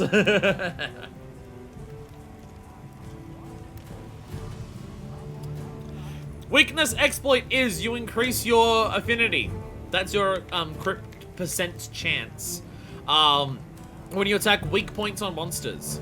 In base world, once at level 5, this was an extra 50% affinity. It was the single most powerful skill in the game. It pretty much always has been, from my understanding, in earlier games as well. In Iceborne, they introduced the Clutch Claw, which is similar to Wounds, where you hit a part and then, like, it becomes weaker. And they also did this change, where you get some bonus increased affinity on attacking weak point, and you get an extra amount if you're hitting a part that's been tenderized, which is attached with the clutch claw. Here's the thing though, everyone fucking hated the clutch claw, and tenderizing is a tedious pain in the ass, and also very annoying to do, and also the exact same for every weapon, and completely breaks the flow of your normal gameplay. So they have reintroduced that entire system. It's now just you activate it by attacking the same point several times, which is a significantly better way of doing it than what the clutch claw was. And we're back to that 50% bonus on a wound, on a weak part. Which now gives us more incentive, which gives us an incentive to not pop wounds immediately. You want to try and attack a wound as much as you can to get as much extra bonus damage and affinity out of it. I am learning. Well, a lot of this is also just, this game is very much World 2. This game is taking way more from Worlds than it's taking from Rise. And obviously I played Rise more recently than World and Iceborne, so it's also me just trying to be like, oh yeah, I can see like where the changes are happening from World into Iceborne. Talioth pieces for the gloves. Very menacing gloves. Piragil.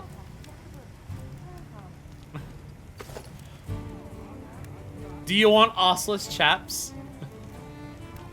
Do you want your arseless chaps? Because here they are. We have arseless chaps as gear. And also we have spiky boots as gear. Hell yeah. Full Vespoid. Go full. Okay, so a number of things are getting alpha and beta versions. A number of armor pieces are getting alpha and beta versions with different bonuses. It's just there's now 4 different looks for any individual thing. Because alpha and beta are not just 2 separate... I guess that was also true in the previous games. Alpha and beta were separate looks in World, but also alpha and beta both each had a male and female counterpart. So then, yeah, so there's actually the same amount of looks. It's just now we can wear them all. There's our Vespoid armor. What's that? Survival expert. What is survival expert? I don't actually know what that is. Extra health is recovered from environmental interactables. Oh, okay. So like get Vigorous in the wild or anything like that. Okay. Evade window, paralysis resistance, ambush, boob spikes. Hey, sometimes that's what you gotta do to tell people off, you know? What's ambush? Temporarily increase damage to large monsters with a successful sneak attack.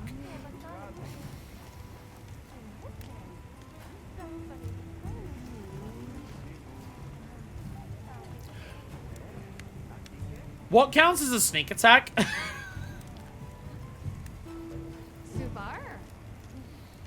What counts as a sneak attack? What counts as a sneak attack? Is that just like hitting a monster like that doesn't know you're there?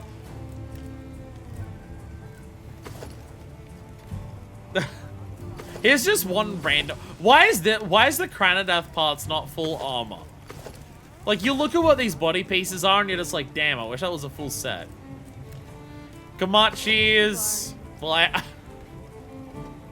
I can be that fucking guy from Mortal Kombat. Or I can be Catboy Xenos, I guess. It's also Catboy Xenos. Or I have the one little horn there. I think you're a normal human-sized bee to ambush them. Hey! Young Kutku! Actual armor. Young Kutku! And Young Kutku too! Yeah. So, okay, constitutions, agitators, there's a lot of good skills here. Set building is something that I absolutely have to do off, like, trying to work out what I want to make armor sets out of, that is absolutely an off-stream thing. Now that we're in high rank, it's something I can actually possibly worry about. Wide range speed eating with weakness exploit, and item prolonger. Charter is just the fucking support build. There's our charters and our Cabras. More charters and more Cabras. Okay, so it seems like sometimes it's just like the difference between the alphas and the betas is just different color in certain sections. And once again, this is also a thing in Worlds. The main difference between alphas and betas is betas give you more skill slots for decorations. If you have a look up where it says Charter Cabra Vambrace is beta, in the third window along, and it has slots. That's where you put the decorations that we've been getting. That's it's like not 100%, like 95% of the time it's accurate. Where alpha has less slots but more skills on it, where beta has more slots on it but less skills that it comes with. So generally it would be alpha is better as like when you don't have a shitload of decos, but you have decos to fill it in, you can get more out of a beta. Not always true. Sometimes just the skills that come on the alpha are just that fucking good that it doesn't matter. Thank you. Camatress. So we have, okay, we actually have a lot already. Oh, basically like the entire basic monster equivalent of everything that we have fought is already here. So we can already go for this Camatress hat if we want, but it also means we can already go for the Lullabarina hat. These are colored differently. Can we dye them in this? We can. Now that it's high rank, we can actually... there it is. Now that we're in high rank, also because now we can get anything layered, now we can actually dye anything, any colors that we wanted to. There we go. High rank can do any armor pigments that you want. Okay. There we go. There's our abilities to do everything. So now the question becomes... do we need to go and murder a Lullabarina right now? Do the savage version to dye them? It's not quite that bad. Not quite that bad. The question is, do we fight a Lullabarina now so we can get the hat? Do we fight a Lullabarina right now so we can make the hat, so we can get that layered already, so we can wear anything and we still have the hat on? That is the important question. If I change the colors on the hat, so what changes here first?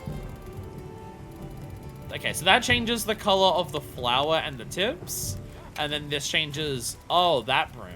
So that, okay, so that's going to be a full black hat no matter what. So we want to make this one.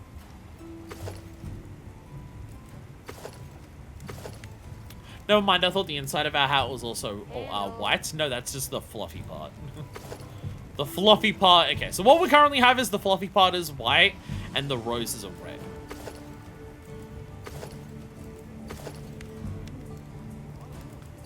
Yeah, I don't think there's any difference between the two things outside of, color. Like what color it starts at. Just this one already starts with the white, so we just gotta do the red. Whereas this one starts with the red, but we're gonna, like, change the, other part to be white. There's fucking Christ, Congalala. I forgot what the Congalala looks like. And there's the other Congalala. More Congas. Yeah, a lot of it just seems to be color differences. Are the dye parts the same? That is a good point. Rathian armor! This is the part that I remember about Rathian armor. The fucking Rathian coil is just the biggest fucking thing in the world. It's so far out there. It's ridiculous. I love it. Yeah, Divine Blessing, Recovery Speed. That makes sense. And Foray. We have Foray. What is that? Oh, Poison Paralysis. You do more. That's her thing. That's her thing. Yeah, wide range earplugs. Makes sense on Rumble Polo for that. A lot of Divine Blessings there. And Azul's armor. Ah, there we go. So yeah, it seems like there's also just going to be pieces that we can get that are just like, we can dress up like the people of the various villages that we've done. That's cool. I like that. I like that. That's why you need their leather. Okay. So, take off everything. Let's go back up to our Lullabarina hats and just mark off all of these. Okay, once we're caught up and we've, like, done everything, then it's just like, I'm gonna farm the shit out of this so I can get everything layered. So, yeah, on this, what dies on this? Okay, so yes, it is the, so the roses and the tips of the feathers at the end is what dies on this. And then for this, yeah, so yeah, the parts dye, yeah, it's the same dye parts. So they just start with different base colors, it seems. That is, like, primarily the difference. Yeah. So we definitely want a Lullabarina. We definitely need a Lalabrina so we can get this hat layered. The rest of my armor can kind of go wherever. Like, in terms of coil, boots, / legs, and arms. I'm not sold on what any of those need to be yet. I'm just going with this because it's what worked for the time being. I'm willing to change those up in the future. But, like, I'm absolutely keeping this top, and I'm definitely keeping the Lalabrina hat. So, we're going to keep those, and I'm just going to work out what everything else will be. Palico equipment. Can you catch your eye? There we go. Oh, we got cute the little hamlets there. And there's the bone. Yeah, so and now we can do this for our cat as well. Oh my god. It's Gemma's plushie. It's just Gemma's plushie. Hell yeah. Hell yeah. Yeah, and of course they have to give the cat the giant coil. Others. Oh my god. Why are the beans dangling out of the bottom?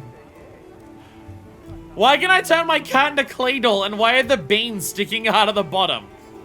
I feel like Wild's armor specifically is very, like, focused on making sure the cats are never fucking comfortable no matter what happens to them. I don't know why it's so mean.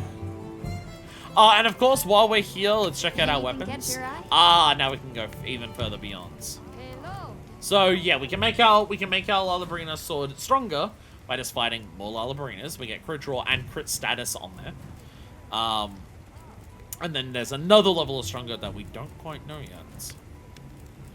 But this is when it starts getting up to the higher rarities. And hey, look!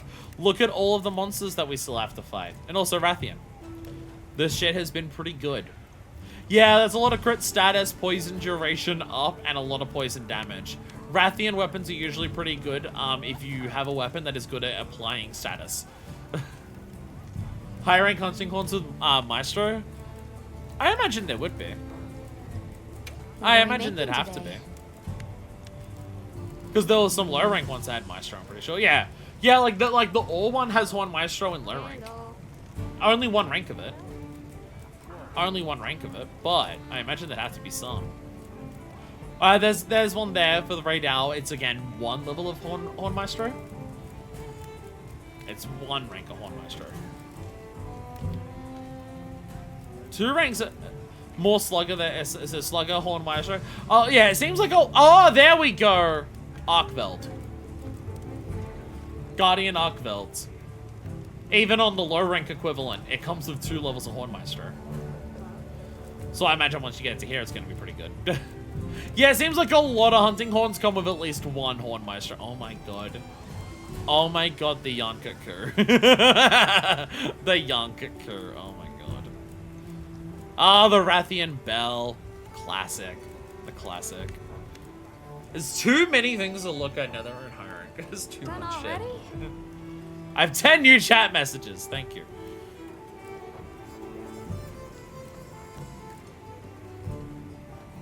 Giant Windward Succulent was spotted in the Windward Plains. And the comparison. So much shit. Tasheen from Sild is offering a meal. We can get Sild food. Another monster appeared that I didn't even know. Another monster that we didn't know appeared while all that shit was going on. Another monster appeared that we don't know in this forest. How many new monsters are there gonna be? Holy shit. We still have people to talk to here. We have to go to like all the villages and see all the shit that they're getting up to. Is so much. We got a sale on. Need anything? What have you got for me? Got more stock? Purchase. Take your time and browse. Just everything's on sale, I guess. There's our trap tools. We can make our traps from that. We've got barrel bombs. I don't know. Do I have barrel bombs? I apparently have 15 barrel bombs in my inventory, and I've just never done anything with them. And slicing. Another major purchase there. Take your time and browse. All right. We're here if you need anything. Nothing particular, it would seem. All right, yeah, Kenya! Hell yeah, dung for sale. Fisher lady! Greetings. Fine weather for angling, hmm? Days like this always make a person hungry, don't they? Famished Fisher fellow, you Trying are to crack my simply neck. too much. Here then, a tasty tip just for you. What's up? Cook with fish? Raven roe is downright delectable. Chock full of nutrition too, they say. It's the perfect answer to an empty belly. Now to fish one. Not a moment to lose. I can feel in my very bones that this is of vital importance to my Fisher fellow's hunting career.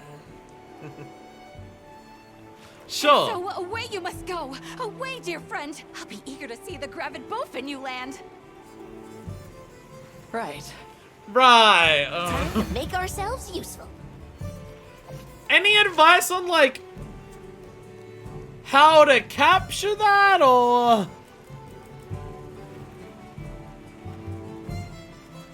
Yeah, this is literally just, yeah, increase HR, and then eventually a quest will appear at some point.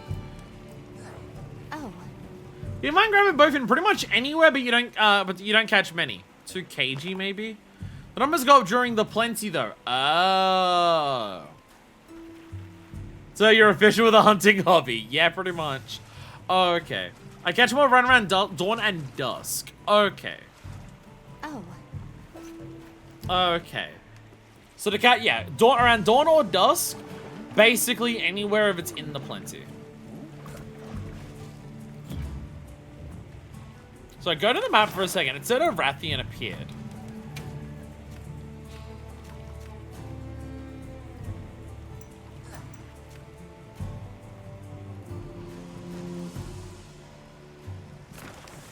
So it has... Oh, okay. So yeah, it specifically it's just like, oh, we get 2 extra normal materials for it. So if you want to focus on getting parts, that will work well there. But there's also, hey, here's specifically some offensive decorations that you can also get from it. So given that these 2 are hanging out next to each other and we're in the forest, I'm going to assume this is a Rathalos. My guess.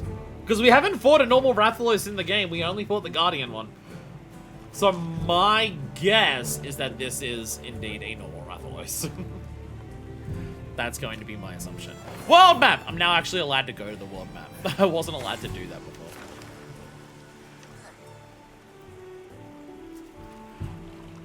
I can't go to the ruins of Iberia.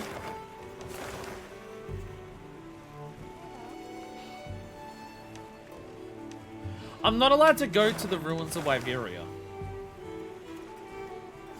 Like, I can't fast travel there. Either we have some bad news to Rathalos. Maybe it's young Ku. Maybe it's her kid that she had with young Ku. Yeah, why can't I fast travel to the ruins of Iberia?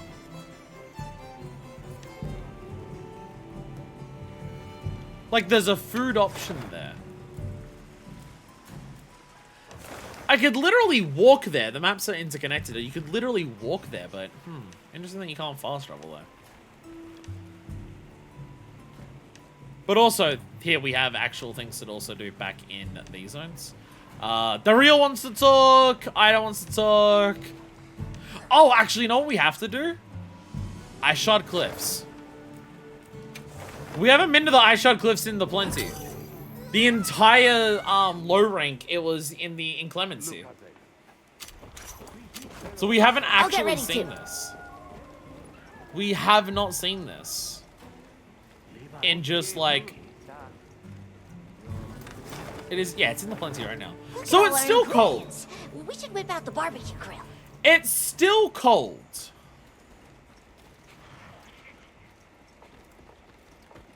It's still cold as shit. What is my map doing?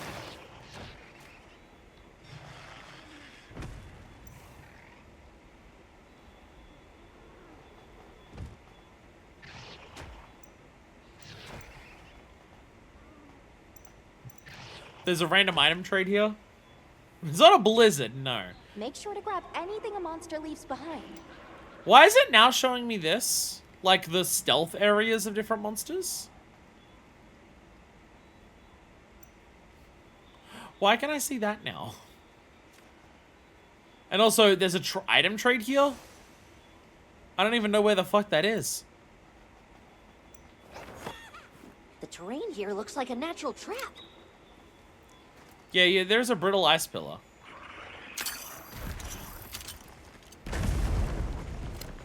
Over here, come on. Oh! If you don't know where something is, I'll go on ahead then. if you aim with the slinger, it'll literally show you, like, oh. Hey.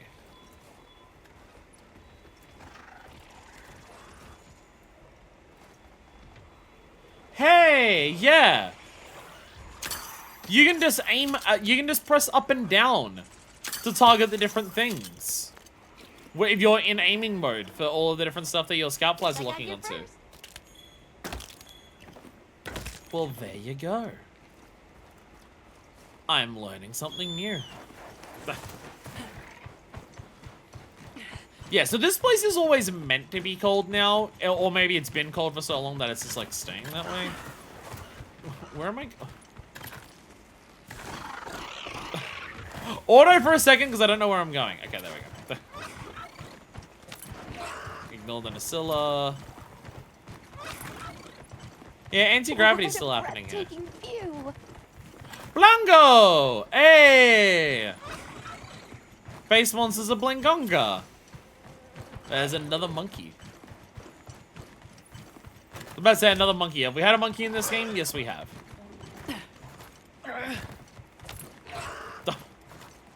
Yet again, another monster that we don't know what it is.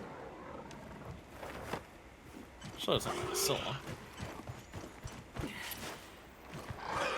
Oh, this is what I think this is what we call it Shindahad. I think. Wyvern scale vase. I'm glad that I can just gather all this shit while I'm on the back of the monster. Well, I guess Sacred is a monster, but it's mean to call it that. I guess those circles, like those circles, are like beneath me, beneath where I currently am.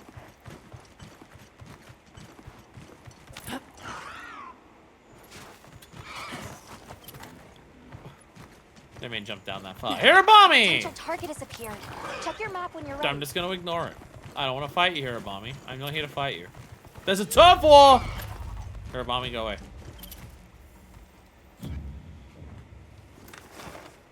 Someone is turf warring somewhere. Yeah, there's an unknown monster here. This I have no idea what the fuck that is. I can guess the other one's Rathalos. What do you think we'll find? Oh, is this hey! Right, Gracium. Is this gonna be Rove? This would be Rove, right? Yeah, it is. This is where you've been living, Rove. Hey, we found his house. I mean, to be fair, this is where he said his house was, because we ran over there for Shindahad earlier. But that's what it is. That's what it is. That's this is his little house. Hey, Rove. Taking in your form, I understand that you are carrying great things upon your shoulders, and yet your courage remains so light. Surely you and I can find mutual benefits in trade. Novelty itself is a treasure, no? It could be another not Guardian. Oh, the Ebony Odogaron is like the one that we have. Shall we join in trade then? How's it going, Rove? Quite. My meetings and partings are unexpected things, but your clear eyes carry quite a sparkle. Just like that of a hero from a troubadour's tale. Ha, a jest friend. Surely. Ancient Wyvern coins. That is useful for trading for other things. And then Komachi Carapace. I await your next visit. His little home where he's got all of his books that he's been reading, cooking up some fish there. Hell yeah, Rove. Hell yeah, Rove. You rule. Alright, so this is where we ran when we fought Shindahad. I don't know where we... Oh, we went... Right, we went down this way, I think, actually. To be fair, where we were running, like, everything fucking collapsed. So maybe that isn't a thing. I guess this... Oh, yeah, it went over to here. It went over to here because we set up base camp. Yeah. So we went from there... Yeah, in that cutscene for Jindahad, we went from here to here. But all of that got destroyed, so it's no longer a fucking thing. So now it's just... Oh, that's the base camp. No, we set up a pop-up tent.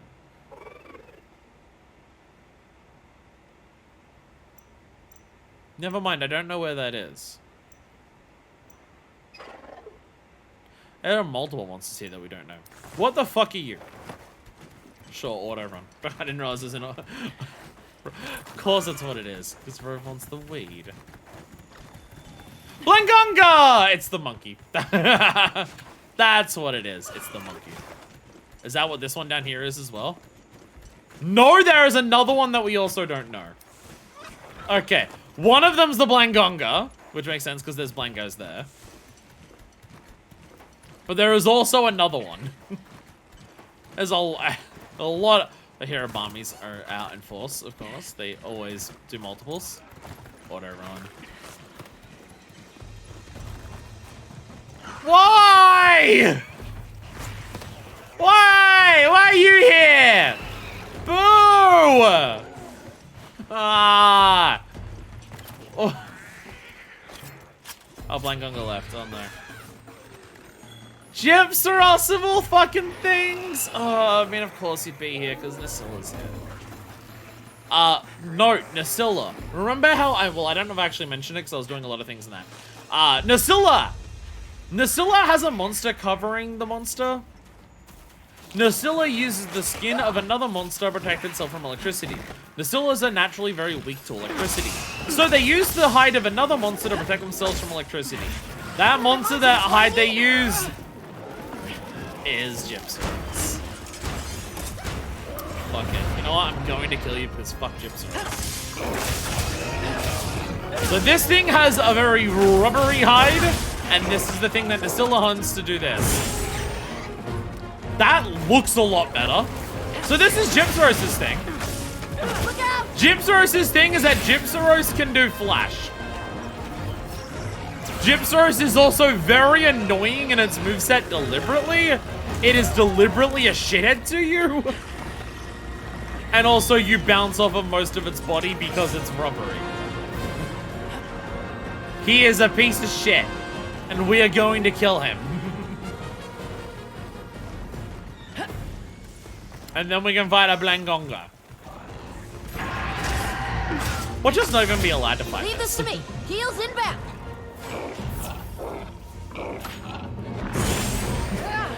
That looks really good in this. The fact that it like actually silhouettes everything else to get across the idea of how bright it is. It's so bright that everything else looks really dark in comparison. Because in the last time that we saw Gypsaros, it was very much just it's a bright, like, flash. And that's about it. Oh, I gotta eat. When we go to our next area, I have to eat. Paralyzed. Go all out. Oh.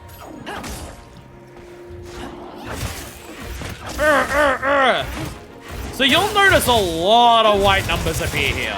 Again, that's something about Gypsaros because of its hide. A lot of it is not very vulnerable. This is also usually a very low rank monster. But again, I guess that makes sense. We're going to fight a lot of stuff that is usually relatively low on the pecking order. Blangongas, Yonkakus, Gypsaros. Brathian's a little higher up, but that being said, it's not that high. Oh, I ran out of stuff. Oh, because I'm cold. Oh, because I'm cold. I've not had a hot drink. Oh, I'm fucked. Lol. Fuck your flash!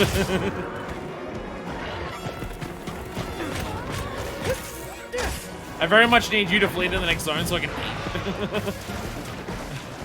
I can't sprint at all, and I can do one roll. And you spit up a lot of... It's also a poison. It's spitting up a lot of poison gum.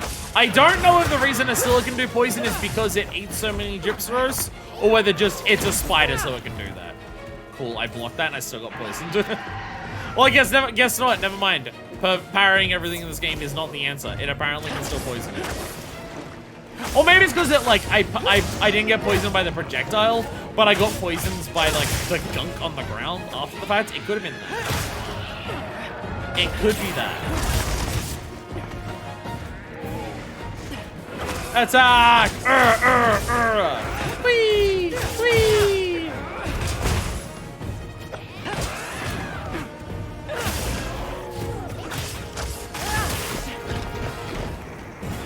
The fucking tail. That looks so much better. Just that looking is that much better as it does really helps Gypsaurus so much. But also the way Gypsaurus runs around, he runs around like a fuckhead. He just goes, ooh. The monsters are fighting each other. Oh god, Nacella! Oh god, Nacella! Nacella actually fighting Gypsaurus. Exploding monkeys in the fire zone explode because they ate so many tar chickens? Possibly. They ate too many gamatresses. Looks like it's moving to a new area. Alright, quick! Run away from the Nacella! Go away, Nacella! I'm not fighting you! Don't chase me, Nacella. Please tell me that Nacella did not chase me.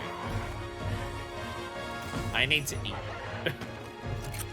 So, I'm gonna sit here and grill a meal. Just don't worry about me. Grill a meal. Recommended meal. Oh! Oh, finishing touches is like a new section. That gives us immunizer meal. Interesting. Oh, we have like a third bit. Oh, so we chuck in our garlic. Ah, nice. So after we finish cooking, we can do some little finishing touches on top of it. That's cool. I like that. That's cool. Now the question is, I don't have, to be fair, do you have any cold drinks? Or hot drinks? There we go. I think that's fine. I didn't prepare. Don't worry. Don't worry. The guild did. The guild is prepared for me.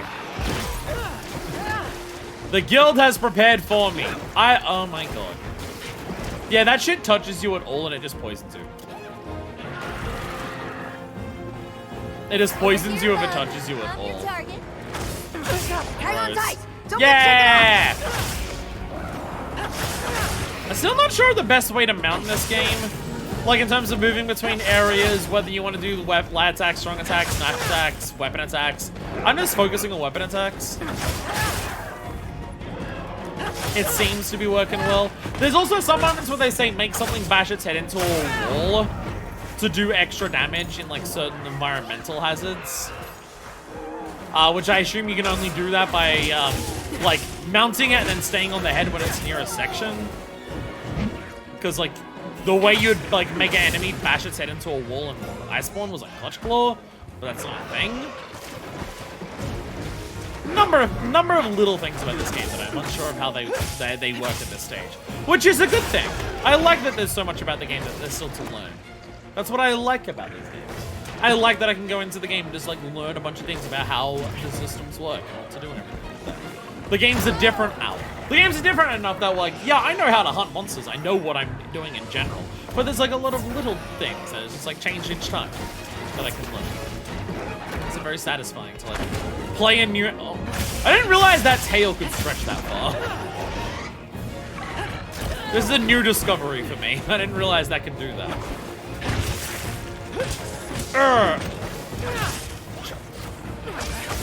Focusing so much on trying to stun everything.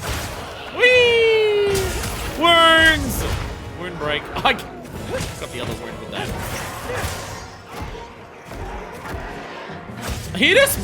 Are you just smacking around because you're angry? I was like very unsure if that was an actual attack. You were just like stomping like you were really mad. Whee! Whee! And now the head. And now the head has a wound, which I'm struggling to hit. Oi! Oi! Oh my god!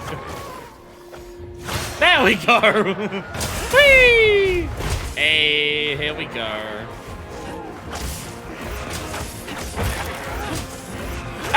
broke the head!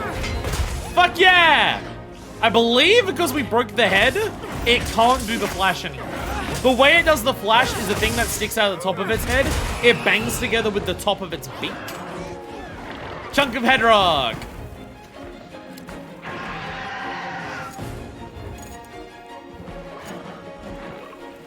Oh, I'm not. But I don't have my weapon out. So it's okay, that's why it's okay. Before me here. Hey, we killed it! Hey! We killed it! Let's carve the Gypsaros then. Let's get some pieces out of the Gypsaros. Rubbery hide and a Gypsaros head. Hey! Welcome to the best thing that Gypsaros ever does! That is the singular reason why this monster exists. Welcome to the best and only reason why Gypsaros is in any game. This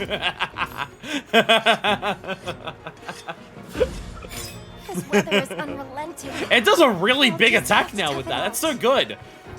When I first fought it in GU and it did that, it kind of just stood up. Come in handy on a hunt.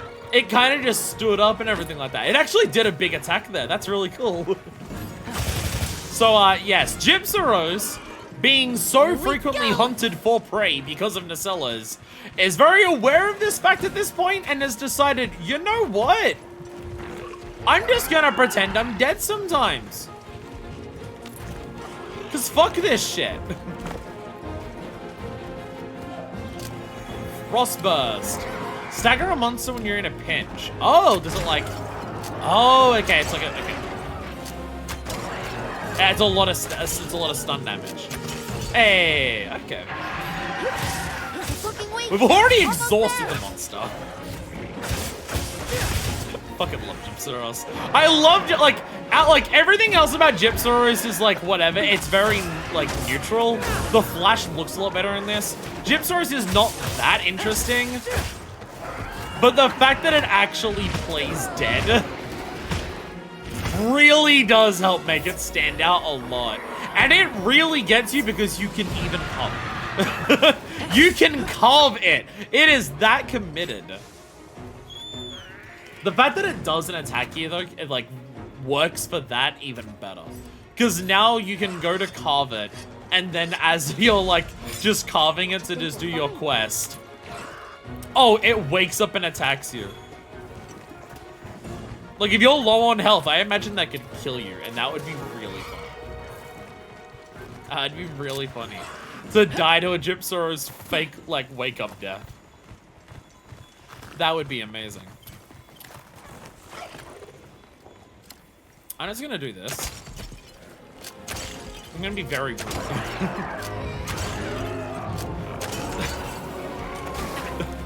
Hey! Poison me? You up quick. Don't poison me, Gypsaros. What the fuck?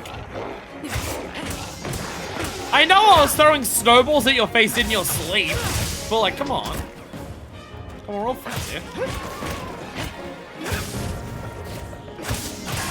Whee! I gotta remember when I do this slide attack, like this new thing, you really can just do whatever fucking angle you want when you come out of it. Like, it's just an incredibly potent tool. Like, you just face whatever direction you want. I'm using it to, like, movement a lot, but you can also just use it to change direction so you can keep aiming. I can see why they have, focus mode be a toggle, though, because you could so easily just fight like this the entire time. Like, you could so, especially with Sword and Shield, because you can redirect on, like, certain attacks like this so easily. Heels inbound. With it, like, get massive movement and then just redirect by the monster. I can very much see just, like, yeah, just do focus mode the entire time. Part of me wonders if focus mode should be, like, a limited moveset thing. Because you can just, like, do any attack and just aim anything you want in focus mode. Hey! So that's the thing.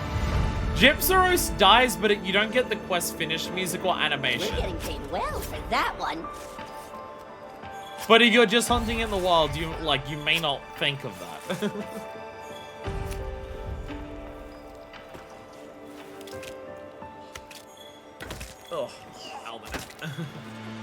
Almanac. Yeah, I do wonder, like, it might balance it a little more if you could, like, in focus mode, you had a limited moveset. Being able to do all of your moves in focus mode really does just mean you should really always be in focus mode. And then you can just, like, aiming things by positioning your character is not really a thing. You just fucking hit wherever you want. I do wonder if that would be a way of, like, making it a bit more reasonable. I guess we're in a heat mantle bug surge. Because they're fucking everywhere. They are fucking Since everywhere. we're here, let's poke around a bit more. There we go. So we got our orbs, we got our Gypsaurus's pieces. We got some more orbs, some keen bones. What are our decos? What are our decos? What do we get? Hey, wide range. I like blink support. Stun resist, always good. Focus speeds up charge times. Evade window, another one of those. Sleep resistance, fire attack, and wide range. No idea how the deco meta works out in this game in terms of, like, I don't know, like some skills might be really good, some like skills might be nerfed compared to previous entries. Some decos might be really hard to get, some decos might be really, like, much easier to get. Okay.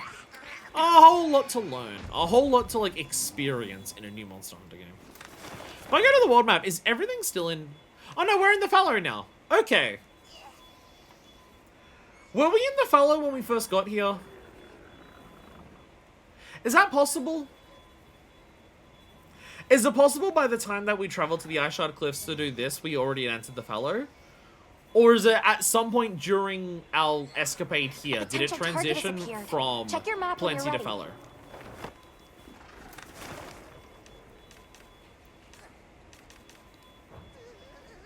Because I'm honestly, because, like, I don't feel like I've noticed any change since we got here. So maybe when we got here, the Fallow had already started, which is where it starts getting cold. I gathered some materials too. And check your field pouch. There are monsters, like, right above us, having a fucking field day. Yeah, they're literally a Gypsaurus and Hirobami right up, directly above us, just fighting the shit out of each other. They're just fucking mad as shit at each other. Yeah, maybe when we traveled here, it, like, went into the Fallow. Because if we went from Plenty to Fallow during this, I've not noticed, like, what difference it would be. But we are now, yeah, so everything was in the Plenty, and we're now back to everything being in Fallow. So I'm kind of curious. I also want to see if we can go to the ruins of Iberia. So get out our map. Where goes there? It's at the bottom of the map, right? One of these? It goes to the basin.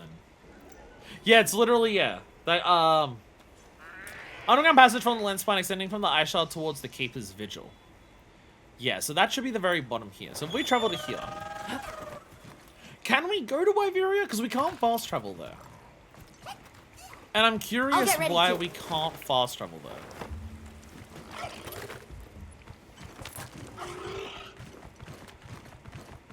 Is it blocked off? I'll leave that area for Astrum Unit to look into. Oh. Right, they did say that, yeah.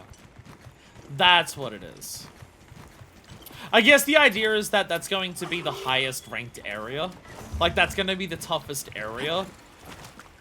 So the excuse of why you can't go there now is, yeah, they did say that before. They were going to look into, like, the Dragontorch stuff, and we were just like, alright, we'll look into everything else. Yeah, I do remember that. It's a story thing. It's a story reason of they're looking into that, so that's why we're not fucking with it right now. Okay. Now, I could fish normally. Like a normal fisher. These structures must be Or I pretty can old. cheat. And there's so many of them. What were they all for? I can cheat. Granbo Fin! Fish with head plate and defend against threats. There it is. Oh, that was a... Sorry. Oh, that was a... Oh, that was a Grab Bowfin. Oh, this... Catching it with the... Okay, fuck you. Okay, fine. You do have to actually catch it with this. They're smart asses. Okay. Gaudy fish, good for all kinds of fish. Cheating failed. They got me. So what does it look like? Like, which one of these is those?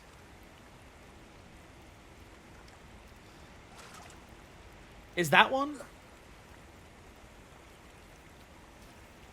Like, it's not these little ones, right? Is it that? It's a very fast The key to fishing is patience.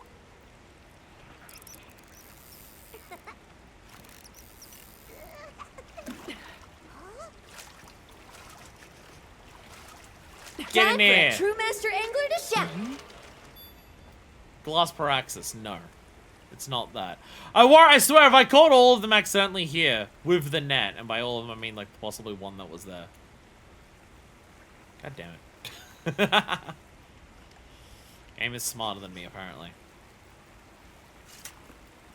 Game has sufficiently fucked me over. Alright, let's go to our full map. Let's go to these areas to see what quests they have. Zato also wants to talk. Oh my god, there's so many people want to talk to me. So many people want to talk to me.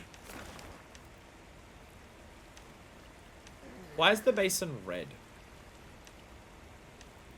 Oh, that's just the coloring of them. I thought, like, the basin, like, where it says basin, daytime fellow, it looked extra red, and I'm just like, is there something extra particular going on there? And it's just like, oh no, they're all color-coded, it's just that red really stands out as red. That red is just very red. Fucking yo, actually yo?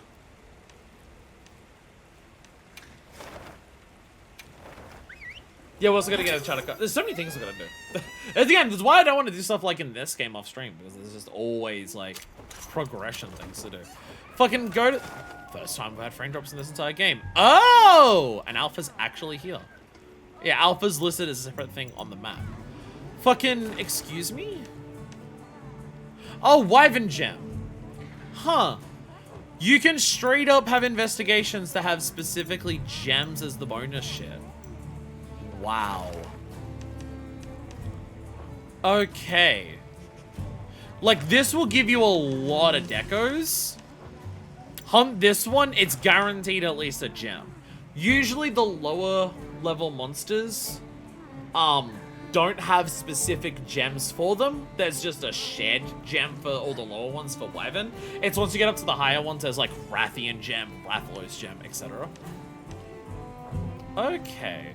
Okay, investigations in World from memory were kind of just like almost always decorations, I think. I don't know if there was normal materials there, or it was just random and it was whatever. But that is very specific in this, that it's like, oh, hunt this gyps for us. We're gonna get like 3 decos. Well, actually, no, it's 1 deco, 3 extra parts, and a Wyvern gem. My god. There's so much shit here. There's just so much shit going on. Well, people here want to talk to us. You keeping stocked? This is our main big-ass camp, so people here want to talk to us. There he is, Zato. No, sorry, this is Daria. Zato's I heard the news, Hunter. You pitched in with the survey of the Scarlet Forest. Yes, at the request of a researcher. Are you two just gonna have a dick measuring contest forever, just being like, help me? No, you helped them, help me. Stealing my idea and my hunter. Oh my god, you two. Just fuck already! Forgive me. An unrelated thought. Though now that it's come to this, I'll be requiring additional assistance from you.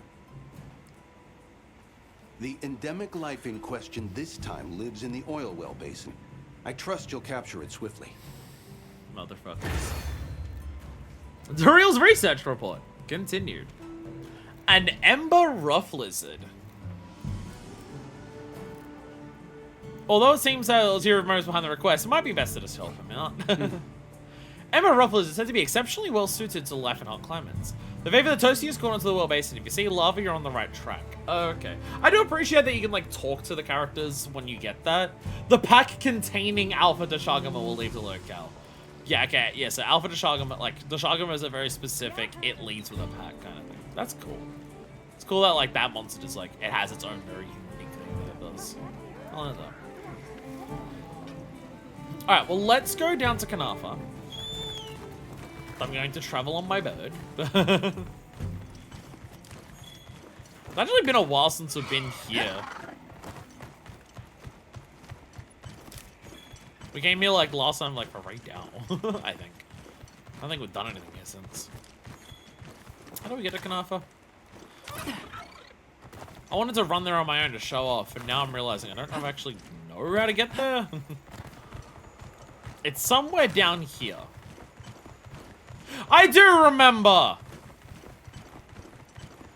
I don't know if this is the fastest way. There might be a way to go down from like there straight down to here. But I do remember. I do remember how to get to Kanafa. There it is. Kanafa, Windsong Village. Yo. Hey everyone! It's I! Sentide always comes after the fellow. There's a lot to prepare for its arrival. Sorry if everyone's a bit more curt than usual. We're pretty busy right now. Ah, you're all getting ready for the Sentide. Okay. Yo, Zato! It is you, Hunter. Auspicious timing. There is something I would speak with you about. Our mason sighted an unfamiliar monster while out gathering stone. I thought you should know. I see. We haven't actually seen an unknown monster here in the plains yet. Yes. They mentioned being blinded by a flash before finding the stone they gathered. Is that just Gypsaurus again? Some of those affected by the light reported a terrible dizziness. Is this just Gypsaurus again? Worse harm may follow.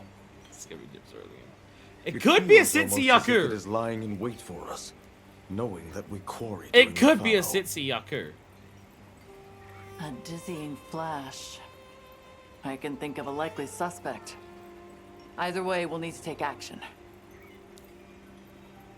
Are you comfortable leaving this matter to us?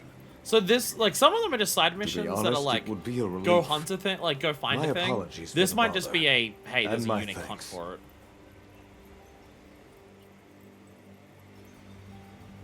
Ah, so this adds, okay, yeah. So now we're speaking to Alma. Going Yeah. off of Zato's account, I would suspect we're dealing with a Gypsaros. Gypsaros, Agreed. sorry. But the complete lack of other sightings feels unnatural. That's what gives me pause. If there's any clue here, it's that only people involved in mining stone have encountered it. You're right. Didn't he mention that they only quarry stone during the fallow? Might the Gypsaros only be active in this region during that particular season? Oh, that's what it is. It's certainly possible. Gypsaros Alright, we'll hang time our out in the investigation plains with like the all the fallow time. then. It's their home.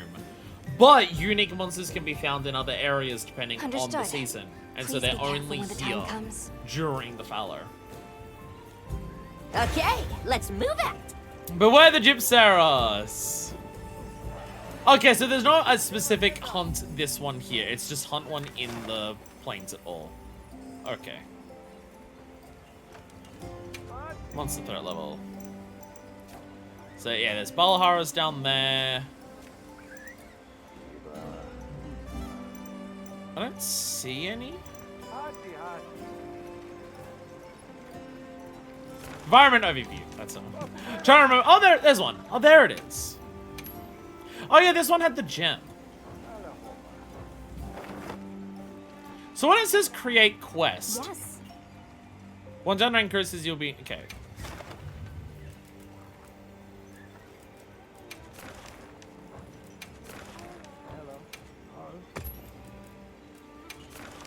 I was wondering if when it says create quest, does it appear here specifically?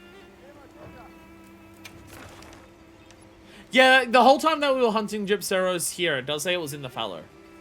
It does say that our fight against Gypsaros in the cliffs was during the fallow. So we didn't actually see the cliffs in the plenty. That makes sense. Understood. That makes sense.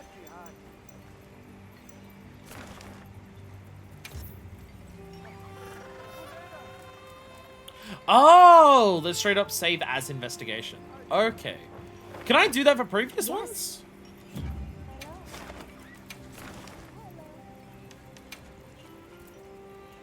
Oh, that's what it is. You're spending points to save it as an investigation.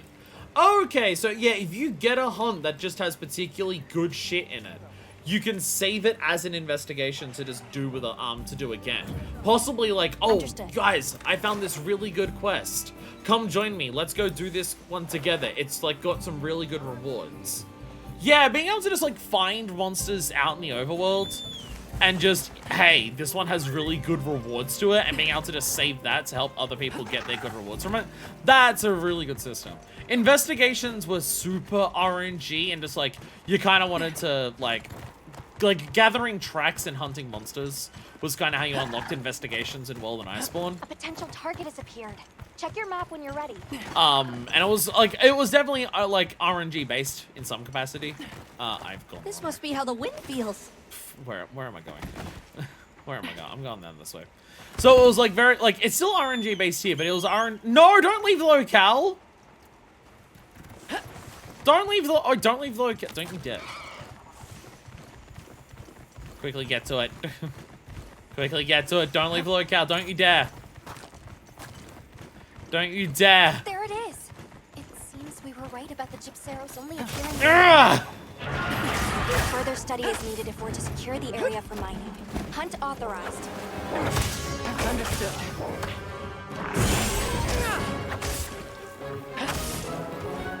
I've already wounded its head. Apparently. I could have sworn I saw a wound on its head. I could have sworn I saw a wound on its head. The old Harkin from Suja will like to offer you a meal. Yo! Nice. We can actually go to Suja. Suja is a place we can go to. I think that's a really fun way of doing meals as well. Where it's like you can cook your own thing whenever you want, which is just really awesome in of itself. But also you can get really good meals, and they have like very like wholesome and the big cutscenes that you're used to for eating when like the villagers want to offer you that thing. Whee!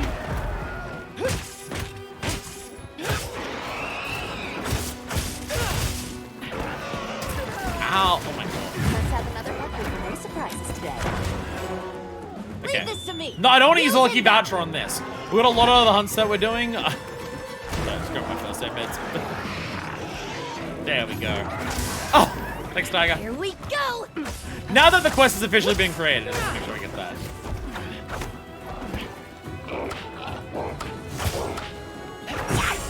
Oh shit! Flash blind leaves you temporarily unable to move. Okay, so flash blind's a different thing to stun. It specifically says flash blind, not stun. I wonder if that's to make it so even if you have full stun resistance, you can still get hurt by flash.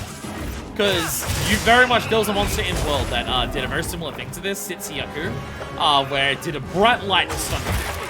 If you had full stun resistance, it just didn't stun you when it did its thing. So I wonder if Flash Blind being a new status here is to specifically prevent that. It's like, no, full stun resistance is not going to diminish this monster of its like unique gimmick. No, it is not a normal stun, it is a flash. It is a different thing. Also, the shield somehow stops it. I imagine the idea is that you hide your head behind the shield so it doesn't, like, hit you. I guess is the idea. Not poison. Not poison again. No, not paint pods. Paint pods matter.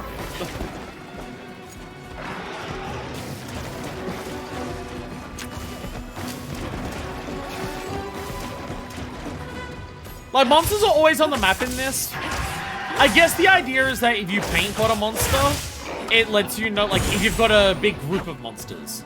I guess it's that. If you're in a big group of monsters and you want to focus on one of them specifically, you paint pot the one that you want to fight, so you don't get confused which one it is that you're after. I guess that's the idea.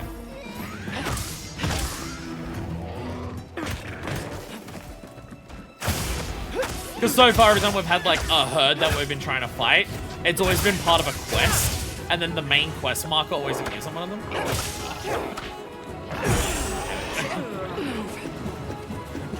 Hey, Ugly! Over here! Okay. Okay, so I've been focusing on this specifically during this fight since noticing it earlier with the wound on the head. It's exhausting. Does Gypsaros have like a wound on its head appear during its big flash attack? Like whether it's wounded on the head or not, its head gets treated like a wound while it's doing its flash? Because I saw the flash appear on its head just like, I saw the wound on its head when it went to do the attack. And after it did the attack, it definitely disappeared.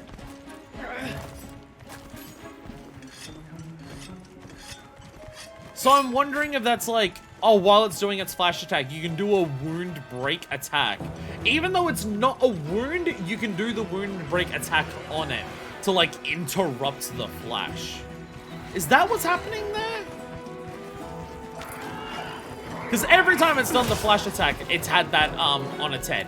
And always seems to disappear right afterwards. Oh no. You can't do shit because you're exhausted. Oh.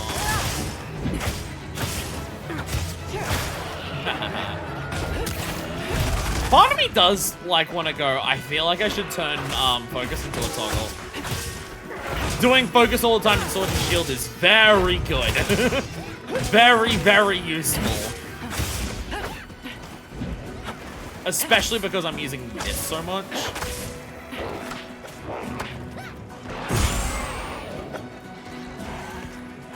Okay, no, that wound is always this on its head. That one was always there. That wound is this on its head right now, so okay. Okay, wound is now destroyed on the head. Don't attack the head. Because I want to see if it does appear again when it goes to do a flash again. This ought to put a dent in it. Look out!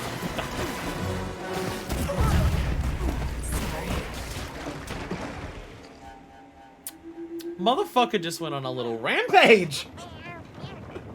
Jim's just throwing a goddamn tantrum for a second there. What the hell? Are you alright? Take a second to restock your supplies before heading out. We've been given more supplies. Check your Sacred's path. To be honest, I was about to say, I've been doing this since Rise. I've been specifically not restocking at camp. In games before Worlds, you can't restock at camp in the middle of a quest. You can't get like the full restock by just going to your camp and just choosing your item loadout. In World onwards, you've been able to do that. And I feel like it's a little too easy to just have like basically permanent potions. So since Rise at least, I've been trying to avoid doing that. That being said, I've not actually changed out my inventory at camp. I've not restocked my inventory at camp for now multiple quests. You know, I don't know where I'm going. Go into auto mode. Oh, okay, that's why. I was like, where am I? Okay. Am I going? I don't know this area enough. Oh, okay, there we go. Again, part of the issue with like not being able to explore these areas, I don't know these areas enough to like be able to navigate them. But that being said, I played World for fucking over 1,000 hours, and I still can't navigate the ancient forest in that game, so. Oh well. Jabzeros! You killed me! Prepare to die!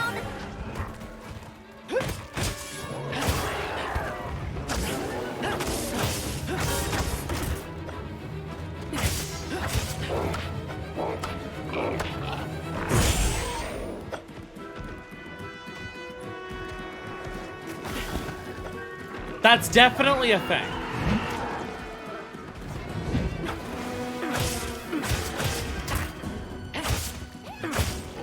You can do a wounds break temporarily on Gypsaros' head when it does its flash attack.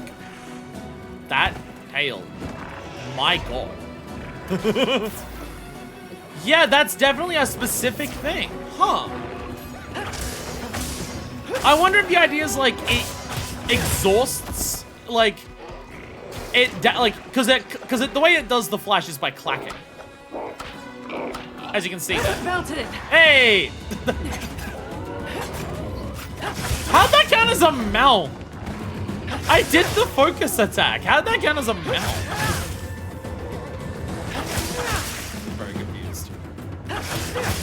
Yeah, because, again, it bangs the two parts together. I think there's also something specific in the horn on top of its head that, like, lets it do it. But the way it does the flash is by banging the parts together. Go all out.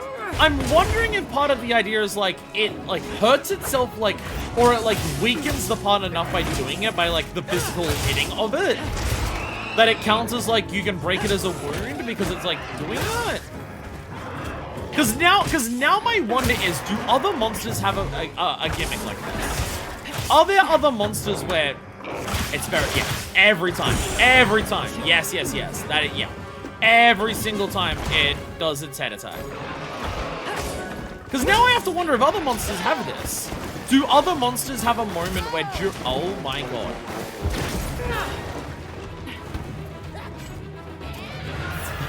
The last one we fought did not do this rampage attack. Leave this to me. Where it just runs around like a shithead. Oh, thank you. That's what I mean. Runs around like a headless chicken that still has its head on somehow. Oh my god. Crafting a mega potion. I'm eating a mega potion. Damn it! Ah, thanks, Tiger! Thanks, Tiger!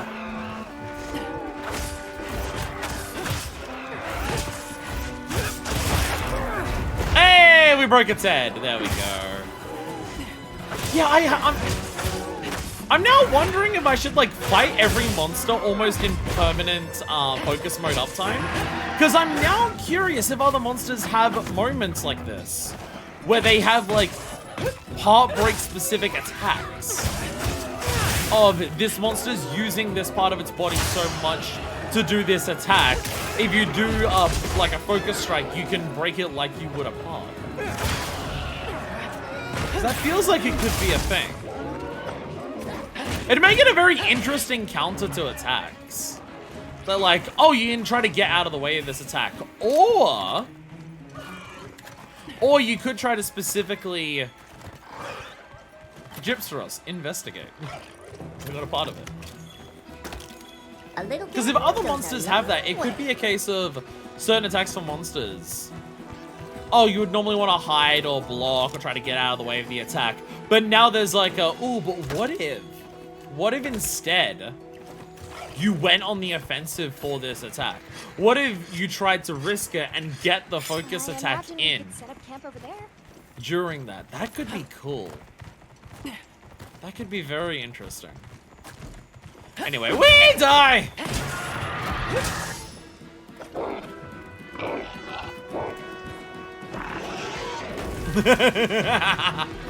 Haha! I broke your head, you can't do the attack anymore!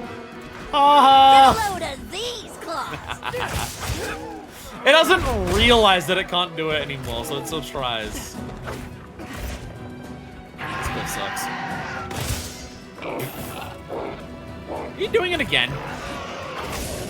You don't have that part of your body anymore! It doesn't work! But that being said, because it's not working anymore, I am noticing it's not doing the wound thing for it. It's not showing it as a wound each time it does that attack now. Because it doesn't have that part of its body to actually use. Ow. That being said, it can still run around like a dickhead. And it still has a very long, floopy tail. So, like, this area that we're in now, I don't recognize this part of the plains. I really do feel like, going through the game the first time, I've learned so little about so many areas. That would probably be, like, my main criticism of, like, the guided nature of the story, is that there isn't enough moments to let the player do the, like, work out their own thing. Again, I'm okay with guided moments, but there should be moments where players still have, like, free room. Not just like, oh, hold off on the story for the time being, you can do free room.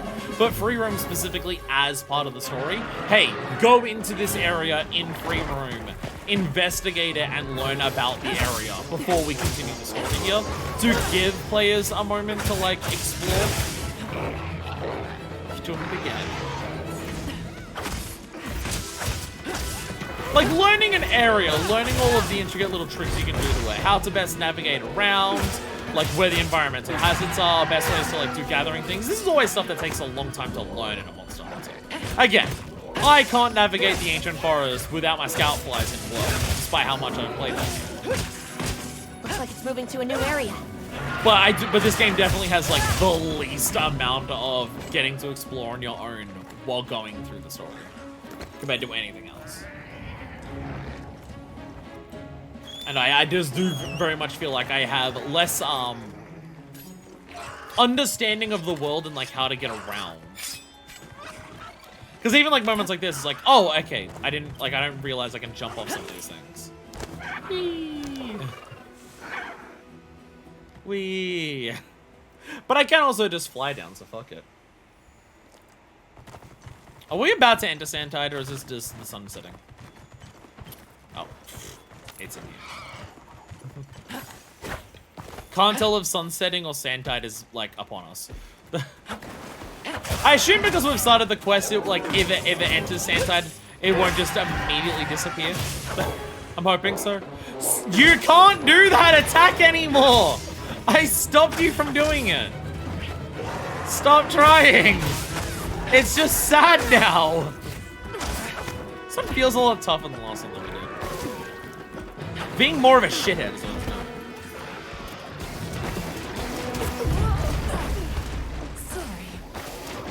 See what I mean? More of a shithead. I ate before this quest. I've like actually followed this stuff. With that being said, I probably should eat one of my steaks because my stamina's down a bit. You okay? Yeah, we're now entering nighttime. There we go. No, I will not restock there, even though I didn't do it before. No. I gotta remember to restock between quests. I do have to remember to do this. But I'm still refraining from restocking in the middle of a quest. It still makes the game too easy. Where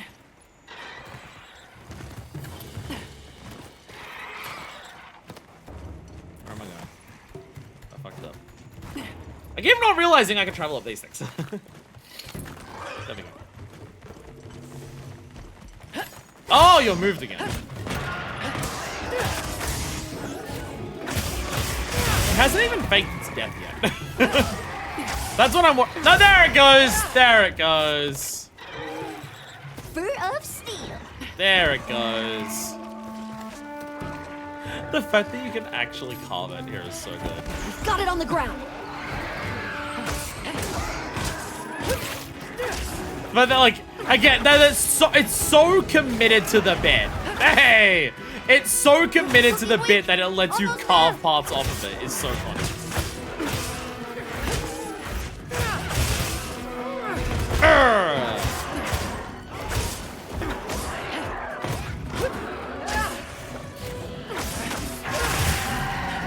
Oh, got a wing.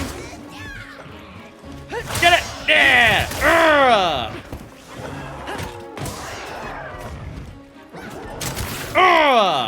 Come on. Yeah! Don't you leave! You don't get to leave! You leave when I say you leave! I think he's leaving. I think he's leaving. Get back here, son of a bitch!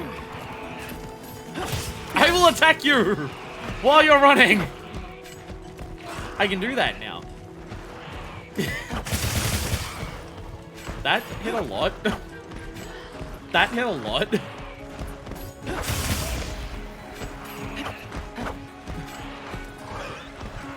Stop. What were those little flies there?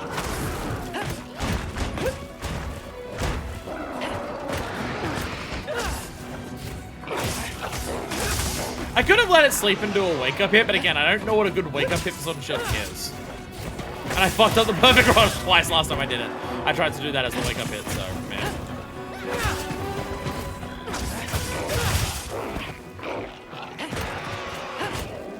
Again, it's just sad. Stop it. You can't do that attack.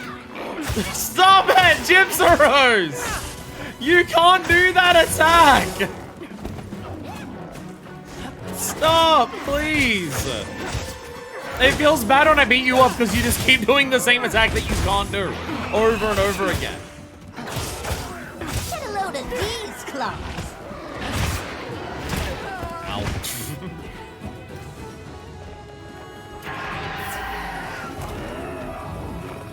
There we go. Hey, Alma! I love that Alma's just like constantly spectating us from like a couple feet away while we're in the middle of hunts. Gypsaros! You can't do that attack!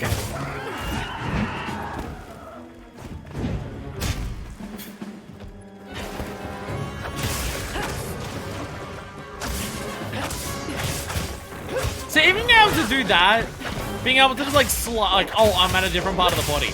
Let me just slide up to its face and start doing that. Or I can just see the tail. Oh, let me just slide up to the tail so I can just quickly get in there. The slide attack is like the best thing to do. Hey, there it is. There it goes. Yeah, that slide attack. Oh my god. Oh my god. The ultimate repositioning tool. It's so good. I feel like it has like, hey, I carved a gem from it. And I'm getting a gem for the specific quest. This thing's a trove of new data. There we go.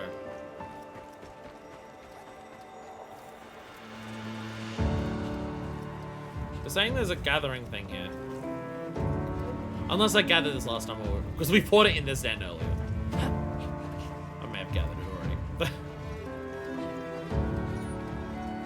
But yeah, just this thing. Oh, fucking Christ. The ultimate positioning tool. Yeah, what the hell are these?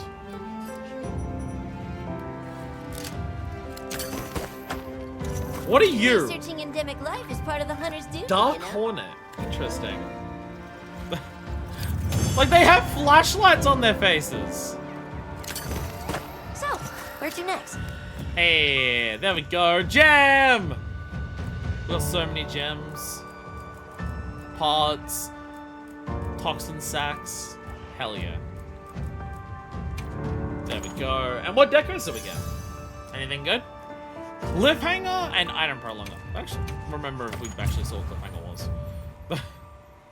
We're up to 13, and we're up to 13 there. Yeah, one of those things where it's, I have no idea like how much we have to actually do to get to the next part of the story. It makes me want to not do. I mean, I don't know.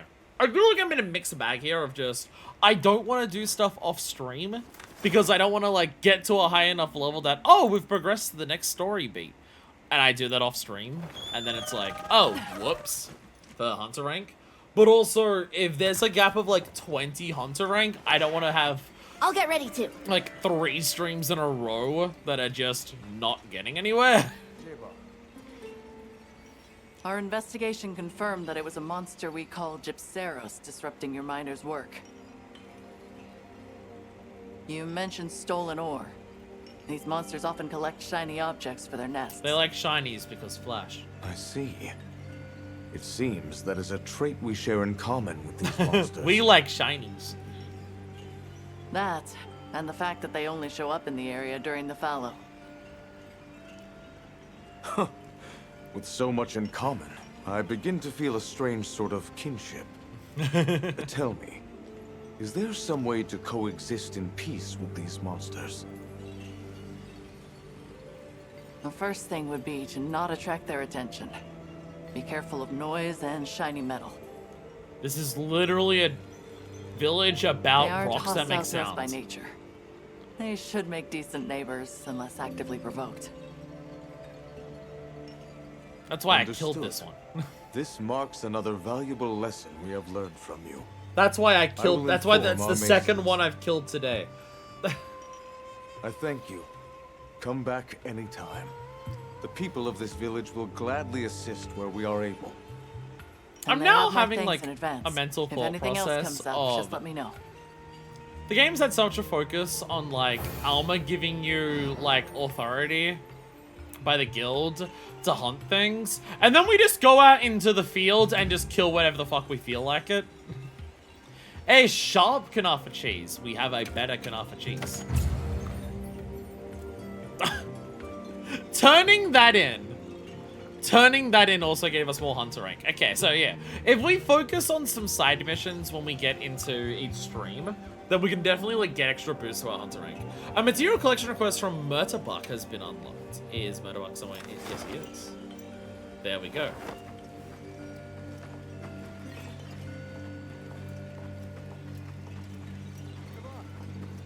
Hello there.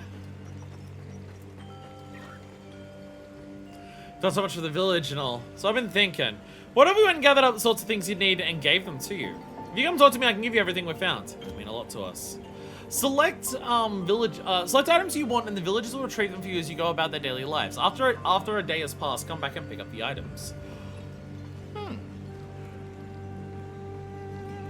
Want me to get anything? Huh, okay. Can literally just say, go and get me specific items as you're doing. Okay, well, obviously honeys. Honey is the thing that we need. We will always need more honey because honey is mega potions, and you can buy normal potions, I believe. So you always want honey. We only have 98. We need more. We need thousands. Thing is, there's a system in like both the previous games that I've done, and to some extent Generations, I believe it was also in, where you just set up a system of just, hey, every time you come back from a quest, there's like new items for you to get. We don't have exactly that near. Like, there's no Argosy, there's no submarine. In the previous games, you could literally just. Oh, it was also the plant. It was the Argosy, but it was also like the plant thing. I can't remember what it was. Well, you can literally just say, hey, grow me these items, or go gather me these items. And after every couple of quests, or after every quest, you just come back and those items would be there. We haven't had a system quite like that here, but there seems to be the trade options, there seems to be the retrieval things for the villagers, which I do wonder if Nata can, like, do that as well. Maybe through Nata, once you, like, do that for all the different villagers, they will all come up to you and say, hey, we've got these things for you. And then you can just do that all through Nata. So you speak to Nata like once a day, and he gets items for everyone. Oh! The little death symbol above there that's flashing green. It's a rotten carcass. So the carcass stays there and specifically rots. I wonder if that triggers certain things. Like, oh, maybe there are certain monsters that are specifically attracted to a rotten carcass. So if you kill a monster, its rotting carcass will like cause a monster to try and eat it, or maybe some endemic life will try and do that. I wonder if that'll like be a thing. We're also gonna hunt a Chotacabra. It also straight up tells you like the time of like, yeah, 21 minutes before it goes. It straight up tells you this is where we're, like, you've got this long to before it runs away. Thunderclaw.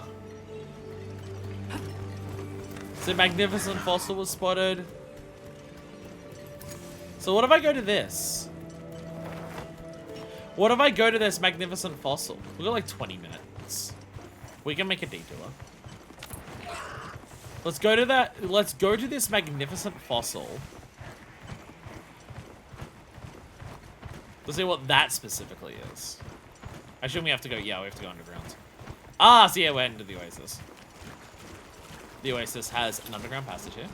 There we go. Whee. Yeah, so this is one of the ones that it's telling us specifically about that this is really good shit.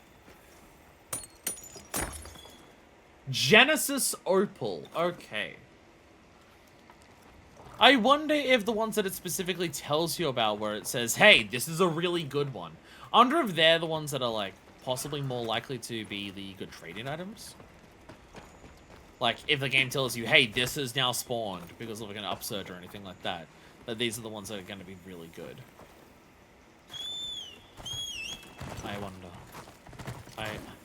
I wonder. There's so much to learn, man. This is the shit I love about it. This is one of the, like, again, it's stuff like this it's stuff like this. It's the exploring of the world. It's the learning how the game functions, learning how like to deal like what you can do with the environment, learning exploring the environment, all the different little systems that are in place where you can like improve your hunts or give you an upper hand by like getting better materials or better cooking things or anything like that. It's all of these things that come together that's just like, for me, it genuinely seriously is. Those are the things that turn a Monster Hunter game from a series of boss fights to, like, Monster Hunter. It is not just a series of fights against, like, strong enemies, and it feels like one of the many games that is just a series of boss fights. It's all of the elements that make you feel like a hunter in terms of what the story is, in terms of you are not a hunter in like a hunter isn't just a person who is really strong and can fight off a bunch of big strong monsters. A hunter is someone who understands their environment. A hunter is someone who is prepared. A hunter is someone who like all of that shit. It's all that shit. And it's all the little extra things the Monster Hunter game has that aren't just fighting the monsters that help give it that feel. It's also just one of those things of just like, you know, ebbs and flows in it. It's very hard for games to pull off being at absolute peak all of the time. And honestly, some games don't do that. It's like, it gives, like it makes the moments where you fight a monster and you're doing your badass fighting things stand out. Because you've got the ups and downs. Some games can work by being primarily up all the time, but even they will give off a very different vibe compared to games that focus on trying to go for the ebbs and flows in terms of excitement, the cool down after the big exciting moments, the anticipation as it builds up towards the next big thing. Like that. Games don't always have to do that, but Monster Hunter I think is much better for the fact that it does have those things. And the more seamless world that it has, in terms of like the hub is part of the map, you can just fight monsters in the start quest by finding them on the map, all of that stuff. It could possibly lead it into being too much of just fighting monsters and not much else, but it seems like they're aware of that, and that's why they've made a lot of systems that are focused around exploring the world. Like you want to go to different villages to like talk to them, do their things like that. Hey! Flash, flash, flash, flash. You have so many wounds on you. Break them.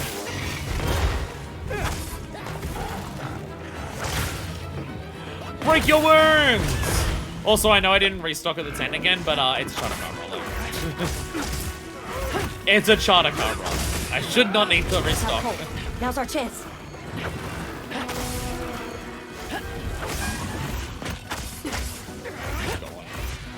We are bullying! I'm also at red sharpness. I am also at red sharpness. But that being said, if I want to like increase my HR on stream and everything like that, then maybe going this non-stop monster would be like a smarter idea. I guess also that would be a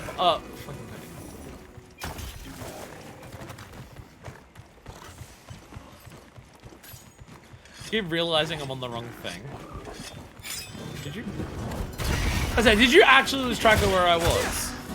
Because I came up here. Did you jump up here and hurt yourself on the spiky rock?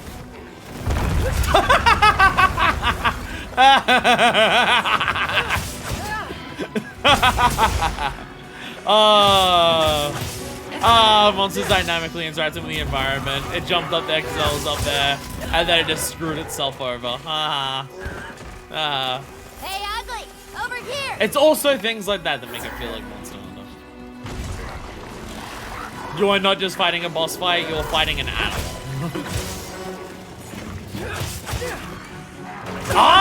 See that? See that? I'm pretty sure when Chotacabra had its tongue out just then, as it went to pull back its tongue, it had that like temporary wounds thing again. I'm pretty sure that's what was going on there. That might be a thing for I mean, again, I don't know if it's going to be for every monster. I don't know if power clash is for every monster. Some monsters seem to activate it really quickly, and again, some like the shape of some monsters, I don't think they can do that. There's also like the, what was it called? The offset? There's the offset thing that like some of the attack things have. I don't think Sword and Shield has one of those. Oh, and even like the Power Clash thing, like not every weapon can do that because not every weapon can block. So yeah, it's one of those things where like very much a game where not everything has to have every option. So the whole like possible temporary wound that Gypsaros has, and I think Chotacabra demonstrated it for a second there that it might also have it. That doesn't mean every single monster's going to have one. Why are you fighting a Balahara? You are not going to win. I hate to break it to you, Chotacabra. You're not winning against the Balahara. That is something that is not happening. Why are you angry at me? I'm fighting something else. Go away. Steak 8 frog. Stop trying to fight me. Email. Hell yeah.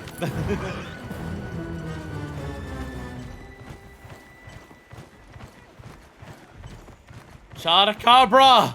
Oh my god. I had to chase you and then you just like fought a fucking drill. And then you got scared and then you ran away. Oh my god. Chotacabra, slow down! Oh my god. Actually, just run along the villages. They're doing their own thing. No, don't attack the villages! No! No!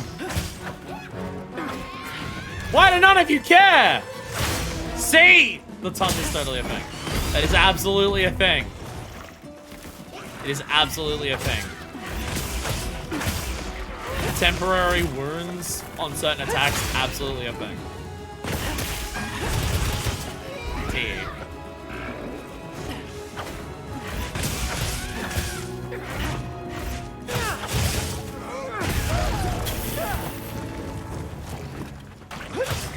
I hit the fist with my shield on the way down, but then it's like, but it's also doing a fist attack. Nah, you're getting hit here. Okay, I guess. Okay, fine.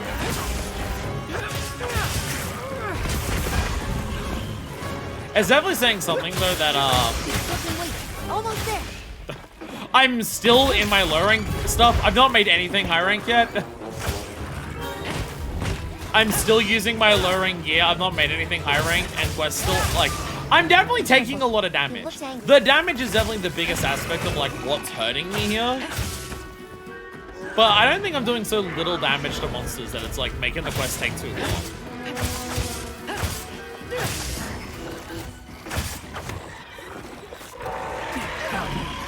Really? Snap out of it. Really?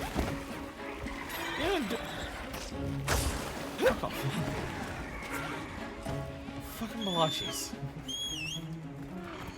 Get out of here. I was about to say they're running away in the secret. I think it's Alma. Yeah, the villagers did not seem to care about the Chotacabra coming up and attacking them directly. Like, at all. Did not seem to fucking care whatsoever.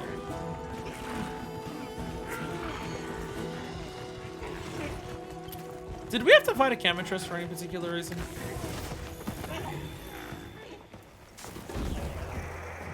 Other than, like, possibly the hat, but I'm using this hat anyways. Nimble as a cat, fierce as an cat. So the first attack of that is, like, not that powerful. There's gotta be well, not, that doesn't have to be a really good one. But there's gotta be something better to do with this. Honestly, it might be better to sleep bomb. Bombs do a lot of damage, so it might be best to just bomb the monsters with the shield. I should probably carry bombs for sleep for that reason. So I can bomb it, because the bombs will do way more bonus damage.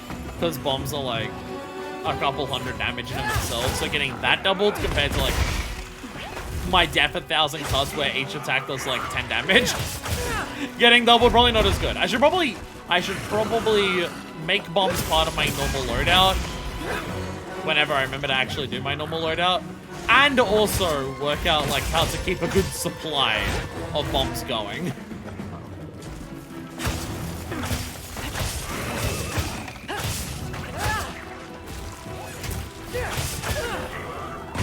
Yeah! Badass kill. Got it with the slam down. Hell yeah. Chadakabra! Oh, we're gonna catch a bigger wasp or something. Well, don't we? for that one. We're gonna catch a, yeah. So our other missions that we have are like catch a vigor wasp and catch that one fish, which is apparently just any water, but the plenty's the best for it. Which I don't know if anywhere actually has the plenty going right now, so oops. Go down here, there's some honey over there. Okay, so there's honey here, it's probably up there, goddammit. This is the one disadvantage to having my little map here, be in 2D. It does become hard to tell sometimes when things are on another level. So I'm like going around looking for the honey and I can't find it because it's on a different level. But I have to have it pointed north. I have to have it pointing true north. And if I have it in 3D pointing true north, then it means that I have very little perception of how to move south. So where'd to next? Yeah, kind of an issue in that regard. Understood. Let's continue the investigation. Chadacabras, a bunch of pieces there. Hell yeah. And what decos we get? Bleeding resistance, bombardier, that can come in handy. That makes bombs do more damage, I believe. Iron skin. Can't get defense down, I think. And artillery. Very useful for certain weapons. If it's the one I'm thinking of. It may not be. Well, we're level 14. There we go. So, multiple things appeared there. Oh no, we completed the limited bounty. Yeah, Gunlance, yeah. I think artillery increases how many shells Gunlance has before it has to reload, which is very, very, very fucking useful for Gunlance. Especially in this game where you can do the shit where you just unload the entire clip at once. More clip mean more damage. There we go. So yeah, we can just go back to Gemma. Can we go to Gemma anywhere to hand this in? Yes, we can. Doesn't have to be a specific Gemma that we originally started at. It can be any Gemma. Any Gemma is okay for this Gemma. Let's roll back in. How hard to get the wasp first? Bigger wasp, that's just finding I'll get ready too. one. That's just finding one. That shouldn't be too bad. That shouldn't be too bad. I can't think of any in the Moonwood Plains, but like if we go around the water areas in the forest, there should be some there. Alright. Limited bounties! Yeah! I get 5 armor spheres and 100 points. Hell yeah. I can't complete my Wyveria. I'm literally not allowed there right now. Grr. And also Umble. Howdy. Give me rations. Never hunt on an empty There stomach. we go. I got some rations. Jam! What can I do? Jam! Perfect. This is the stuff. There we go. Sit tight just a second. Is she gonna give us a thing? Like a specific thing? Here, I made what you brought me into a pendant. Hey! Time to make a weapon with it. Fun, right? Hell yeah. We made a pendant. Oh, and I only used a scrap from those materials. Let me give you back the rest so you can use them.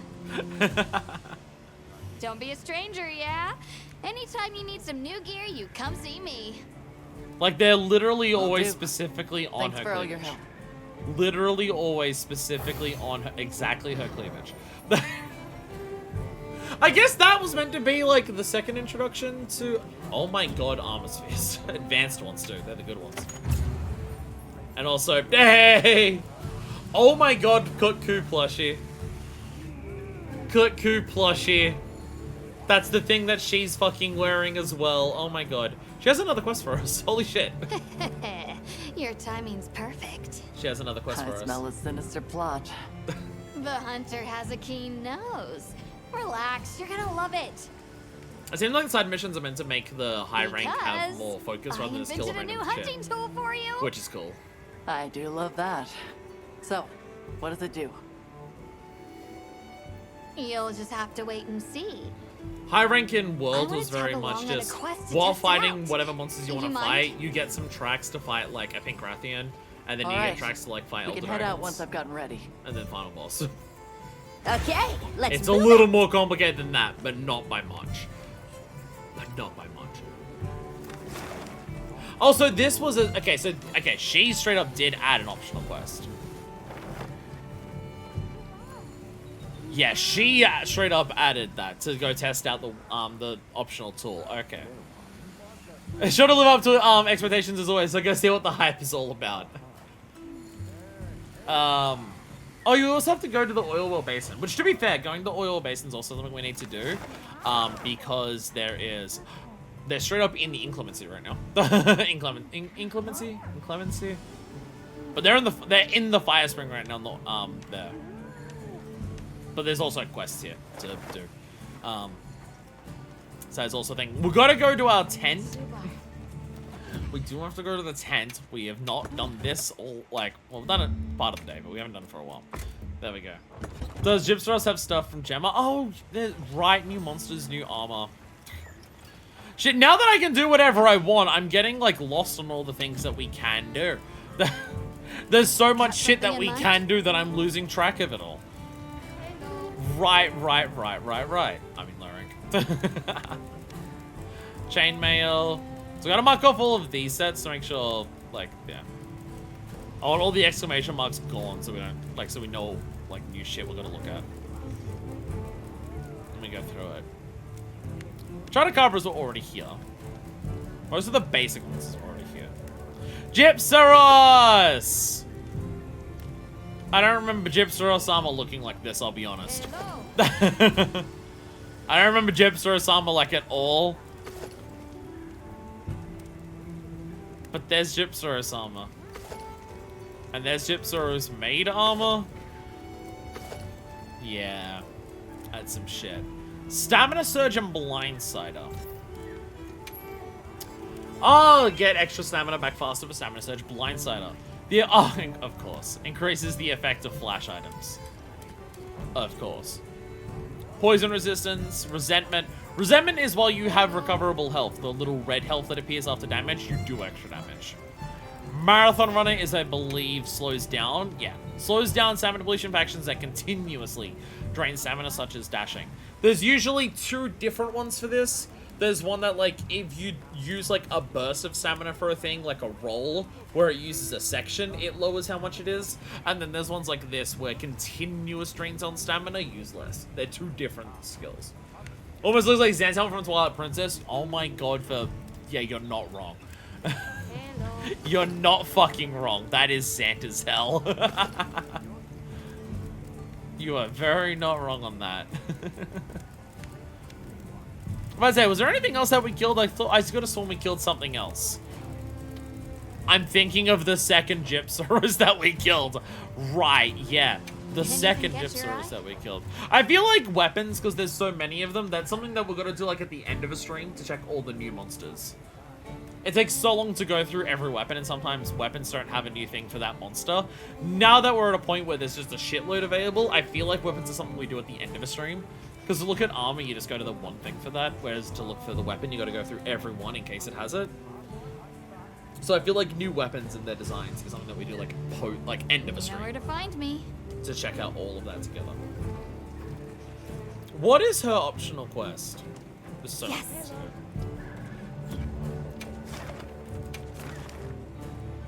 Smithy's seal look. Oh, it does straight up mark it. It's a Lullabarina! Perfect, I can get my hat. I can get my hat. Perfect. Gypsaros Palico, thank you. Yep. It's too much. So much happens in this game. Anything catch your eye? Oh, also Gypsaros Palico. It's the same as before, yeah, but the head is very funny. Alright. Giant beak. Gypsaros glare weapon, because of the flash, yeah, that makes sense. And also giant beak, and also body. That somehow has a sort of Egyptian vibe to it. I don't know where that came from. Right. I don't know where that came from Gypsaros, if I'm being perfectly honest. Why am I going in here? I gotta speak to Alma. Oh, Nada. Yes. You look busy as always. I don't. Would you like to trade something? You do! I knew it! Everyone in the village said they can help too. Nada has material retrieval! Yes! So yeah, as you unlock material I retrieval cannot for be all the source different materials. villages, they all go through Nada. So at some point, you do just have material retrieval for several villages. And you can just get them all through Nada. So as you'll get to a point where you come back to Nada after like so many quests, or after a day-night cycle, I guess. And then that's when he'll give you, here's a bunch of supplies that you've specifically chosen that you want. There it is. There it is. Awesome. Somebody wants to make a trade. And they're still... So as, yeah, these things seem to change pretty quickly. Because now it's like, instead of, it was a plate before, but now it's a full Talon. So that, yeah, these trade things seem to change. I'm curious, like, exactly when they change. Is it a day-night thing? Hey, Rover's now on here. So yes, every time you find a new person, they'll now be added to here. So now Rover's added to this. Goodbye. So you are encouraged to try and, like, help out the villagers with their specific quests. Go explore the world to see if there are new people to go and do trade with and stuff like that. And then it just slowly unlocks more things for that. A monster with more rewards appeared. It also tells you that specifically. Oh, my headphones died. Actually, you know what I should do? While we're waiting, while my headphones have died and everything like that, I'll go to the bathroom. I will get some water. I ran out of my electric Pepsi quite a while ago, and my throat is getting a bit sore.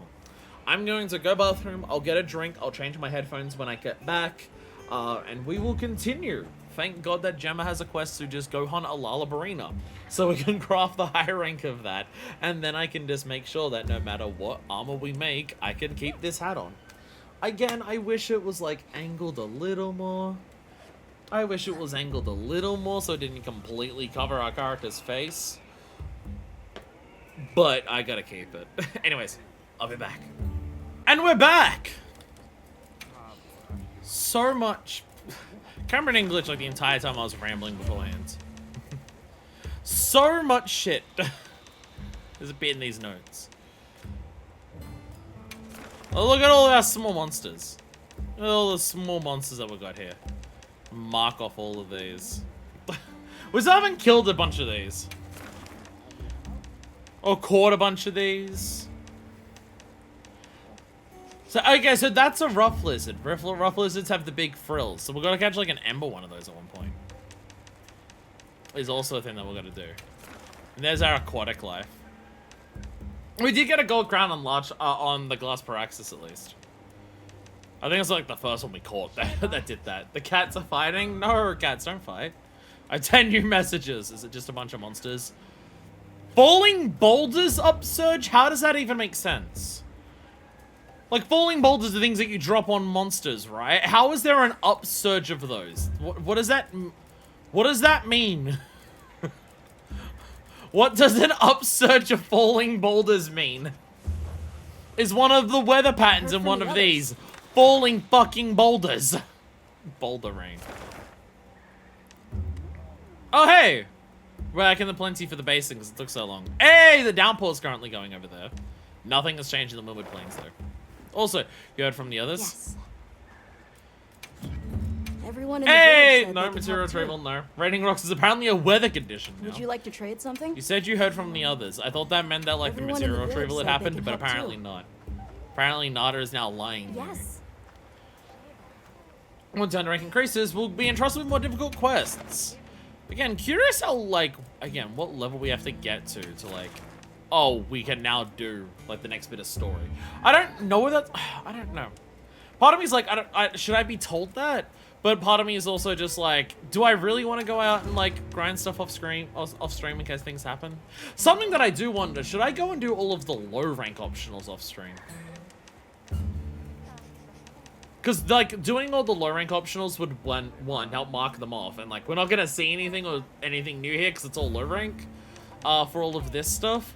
But then part of me is just like, what if, like, the moment that your HR hits a certain thing, something happens to let you know, hey, by the, like, the moment that you hit the HR that is the cap, Alma comes running up to you saying, Hunter, go and talk to Fabius. He's got a thing for you. And then I don't get that on stream because of that.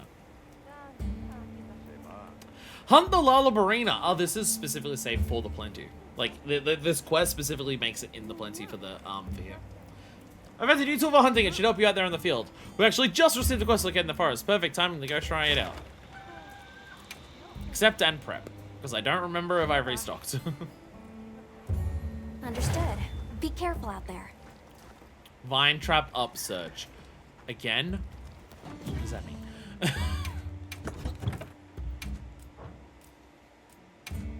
What is it?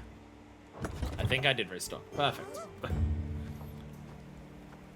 What does that mean? Alright, okay, the pot. Okay, there we go. Growing vines too. There we go. The pot. There we are. On to the quest. Actually choosing a quest and loading into it. Gemma is available as a hunting assistant. Yo. Okay, let's be on our way.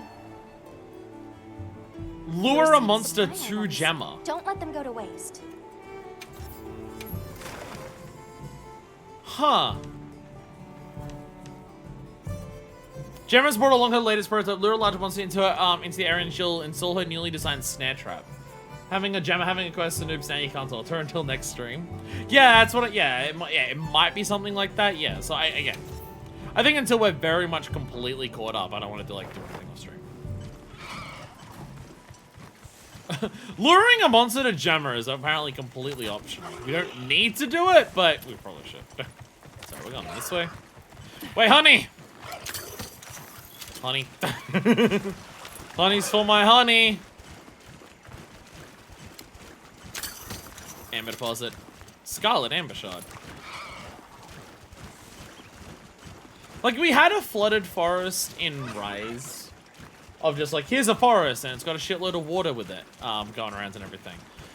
This is like, oh god, I love this take on that idea though. Like every Monster Hunter's got a forest, I assume, so they can kind of like blend in. But the vibes of this are definitely very different to Ancient Forest. And I much prefer it over what we had in the Rise's flooded forest. I mean, that one's cool because it had like ancient ruins and everything in it, but it was like consistently muddy. It was only mud. I think that's a big thing that helps here, the fact that it can change what it is. Hey! Oi! Some of your good crumbers need new innovative things. To bombs to aid you in your hunt. Alright, come here! Oh, bigger wasp, by the way. Nice catch! As expected of my partner. Let me have a look when we return to camp. Put that thing to good use, Hunter! Come here! Smack him good, Hunter! Yeah, new trap type, a snare. Maybe the best trap ever! The hunt ain't over till you're back home safe! So far there's two types of traps in a Monster Hunter game before this. There's the shock traps, the electric thing that you saw earlier today, and pitfall traps. They drop the monster halfway underground. So that seems to be a new type for snares. There was three of them. There was like a handful of monsters that were actually affected by it in World, but there were some monsters that were immune to certain types of traps. Zenoga being an electric monster all the time. Actually, I don't know. Actually, it may have been fine with the Zenoga. I don't know. But different monsters. No, Zenoga couldn't be affected by shock traps, I believe it was. Or maybe when it was enraged, it was so electric that it couldn't be shocked because it's an electric monster. And I think it was like maybe Yangaruka? When it was angry, it couldn't be affected by shock traps or something. And then there was also Rajang, where in unenraged, it couldn't fall into a pitfall trap. It was too smart for it. But it could because it wasn't focusing. But once it was enraged, it wasn't focusing enough on pitfall traps and it could fall into it. But once enraged, Rajang couldn't fall into shock traps because it was so buffed in its arms and in electricity mode that all it had to do was just pick up the shock trap and it wouldn't be electrocuted by it and destroy it. So there was like a handful of monsters in World where which trap type you used actually mattered. So I wonder if it's going to be a thing because we're now introducing snare traps into this. Whether it's a more consistent thing of certain monsters can't be hit by certain trap types And to emphasize that, we're going to make a third trap because more monsters can't be hit by pitfalls and shocks. So this is why we're going to introduce a new type of trap. Monsters that could burrow were unaffected by pitfall. Like, again, like the amount of monsters that could do, like that were affected by trap types was very small. There was a handful and that was it. That's like the first actual hit that I got and it did a lot of damage. That's concerning. Hey, so you can be hit by a shock trap. Despite being a paralysis creature, you can be hit by a shock trap. What is the wound? Oh, the wound's your face. The wound's your face! Oh, God. Well, I dodged it at least. Hey! Whee! Ah.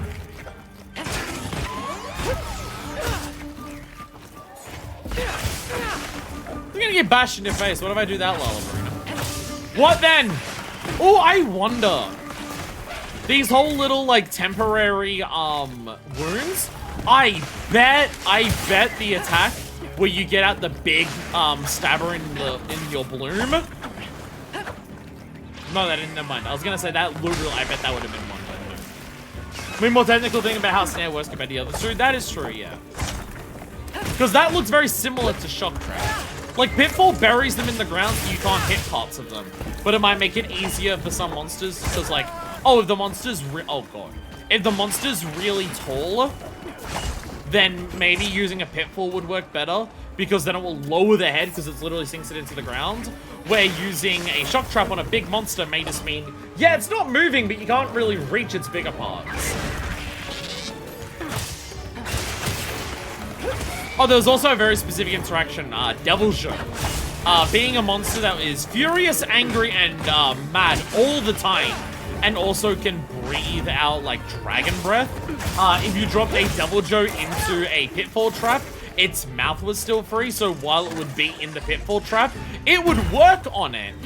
But also, while it was in the trap, its mouth was still open, and it was like angry and pissed off enough to not care as much about trying to get out the trap and instead still care about trying to kill you. So it would dragon breath you while in the trap. I do think different monsters reacting to traps differently could be good. It also might be, oh, it may not be, oh, these monsters are like immune to this trap and these monsters are not. It could also be certain traps like it will still affect the monster, but it's like less effective maybe. Like, oh, you can do a shock trap on this monster.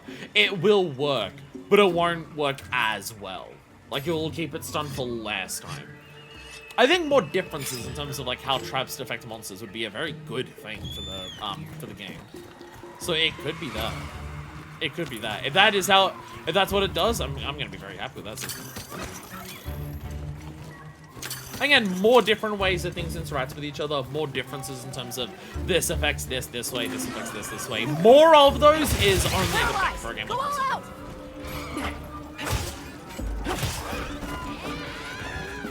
I didn't mean to paralyze it with that as well. Also, I'm literally using this thing's weapon against it, and it is the paralyzed monster, and I still paralyzed it, lol. So, you know, if it can be paralyzed, then yeah, I guess it makes sense that shock traps are still working. Especially considering the paralysis isn't being done by electricity, but by, like, poison. Which I think is a really cool way of having, poison work in a monster. Paralysis, I mean. Really, like, paralysis is not because it electrocutes you and, like, kind of, like, stuns your body with, like, electricity coursing through it. No. It paralyzes you because it's a poison. There might be other monsters that do that, but I can't think of any. Where the paralyze is specifically because of a poison. If there's others that do that, I can't think of Power up, activated. Bam, bam, bam.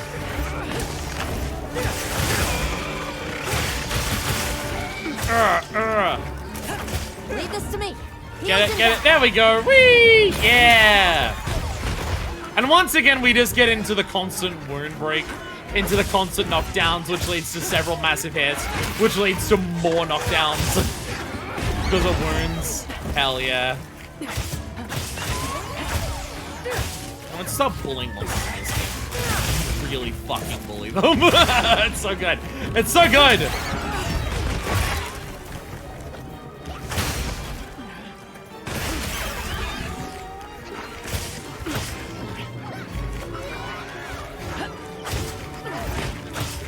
Bam.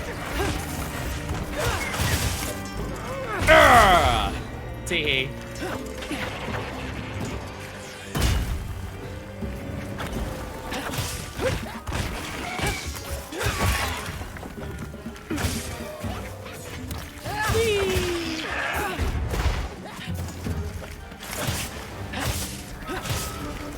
Yeah, with the perfect block in this game, like that, because if you've been watching Rebirth, I have my opinions about like perfect blocks and parries in video games, more so just that they're becoming too common, and they're being put into games that I don't think they quite make sense. It's similar to like dodges, iframes, switch times. It's one of those things where like the original games that like focus a lot on those, it worked well in, but now they're becoming like very present in a lot of games. I don't think this is like as good for as many games. Like Bayonetta, iframe dodging through everything and getting witch time is like the point of that game. That game is meant to be about like the whole premise of that game is to be as seamless as you can with your combos. Being seamless in your combos is what makes you strong in that game. Like, wailing normal attacks won't do it anywhere near as much as finishing combos. So, being able to, like, iframe through attacks to not interrupt your combos is, like, a specific feature of that game. It's the same with Witch Time. Being able to get off a bigger combo because of Witch Time means you can, like, actually finish your combos. Like, it makes sense for that kind of game and stuff like that. But again, it's one of those aspects where, like, interesting defensive options I really like, and more games are leaning towards, like, perfect timing is the best option and the only thing you should ever be trying to do. And I don't think this game is doing that, because it really doesn't feel like perfect blocking is the best solution to every single attack that a monster does here. Sometimes, on certain attacks, perfect blocking it and getting that big counter hit in works really well, because trying to do anything else during it wouldn't work. But there are plenty of times where, like, why would I perfect block that attack? I can do more damage dodging around to the monster while it's in the middle of doing that and attacking a different spot.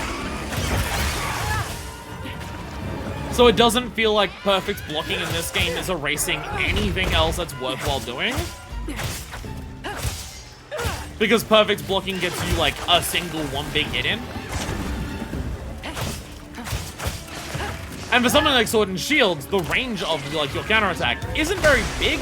So, like, you can get the counterattack, but if you're far, like, if the monster did an attack where, like, it's not going to be near you after you block it, then it won't really matter. And also, you do still take damage. You get, like, less recovery frames, because your better block gives you less recovery frames, even if you don't do the counter and stuff like that. This has very much been a thing of Rebirth, of just, like, perfect blocking in that game is, like, the best option defensively, and it's not even close. It outscales most everything else you can do by such a large margin that it's way too broken, because it also gives you so many advantages. Completely blocks damage, better recovery frames, it knocks over monsters, like, enemies a lot of the time. It's so busted. It gives you more ATB than, like, normal blocking. It's just, it gives you so many advantages that it's just like, there really isn't much reason to do anything else other than perfect block. Like, 90% of what I've seen in that game so far. Ow. But I'm not feeling that from this anywhere near as much. Like, there are some, oh my god, there are some attacks, I'm gonna die. No, you spat out more paralysis at me after I was already paralyzed. You didn't, like, punish me. Gypsaurus would punish me with, like, getting flashed with a big attack. Well, the brain doesn't even do that. Some attacks can't be blocked if I remember rightly. Yeah, that is also the, yeah. Like, perfect blocks still won't block attacks that can't be blocked. Hey, Ugly, over here. I mean, to be fair, that is also an aspect. That is also an aspect in Rebirth. There are attacks that are unblockable, and I don't think perfect blocking will do that. Will fix that. So that being said, you can get Materia to do it. If you level up the perfect block Materia in Rebirth high enough, then I believe it will let you block unblockable attacks with it.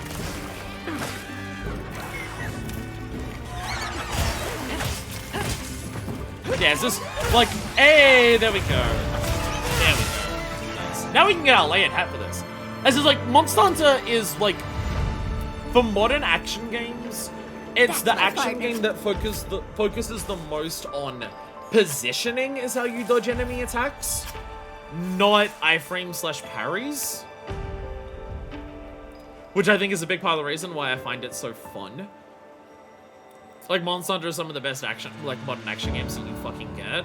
And I think the sheer variety and skill expression across all the different weapons is a big part of it.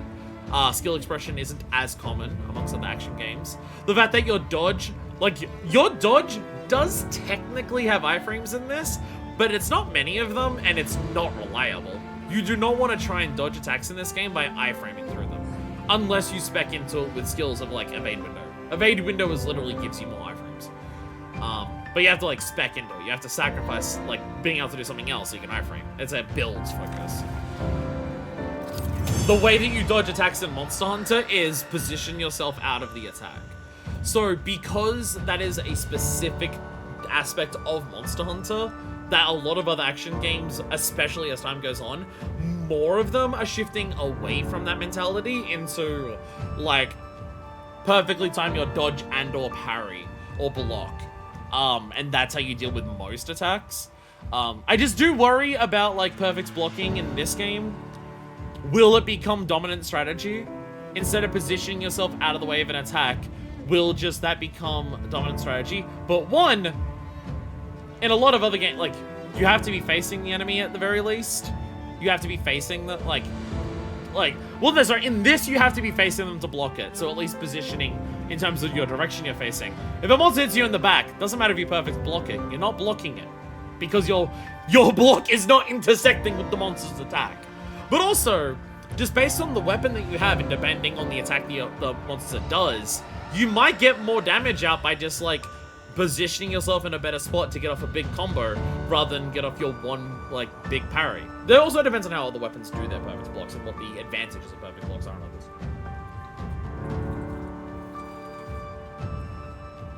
Different shields have different innate guarding level thresholds.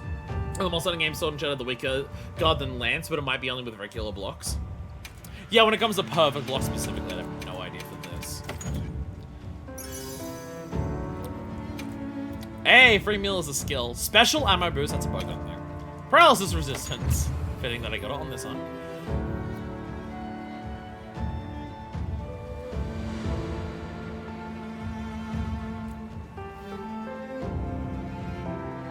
Did we hit HR cap? Now that we're at level 15, was that the cap? I kind of like filled it and then refilled it again and then didn't level us again. We might be at HR cap for the time being. I've received word from Fabius. It seems he has something for us. He's asked us to meet him in Suja. Let's go and hear what he has to say. Hey, so you know that specific thing that I was worried about? Oh, by the way, Santide's in. You know that specific thing that I was worried about? That we get the HR required and a character comes up to us and says, hey, go talk to this character. They need you to do a thing. That literally just happened.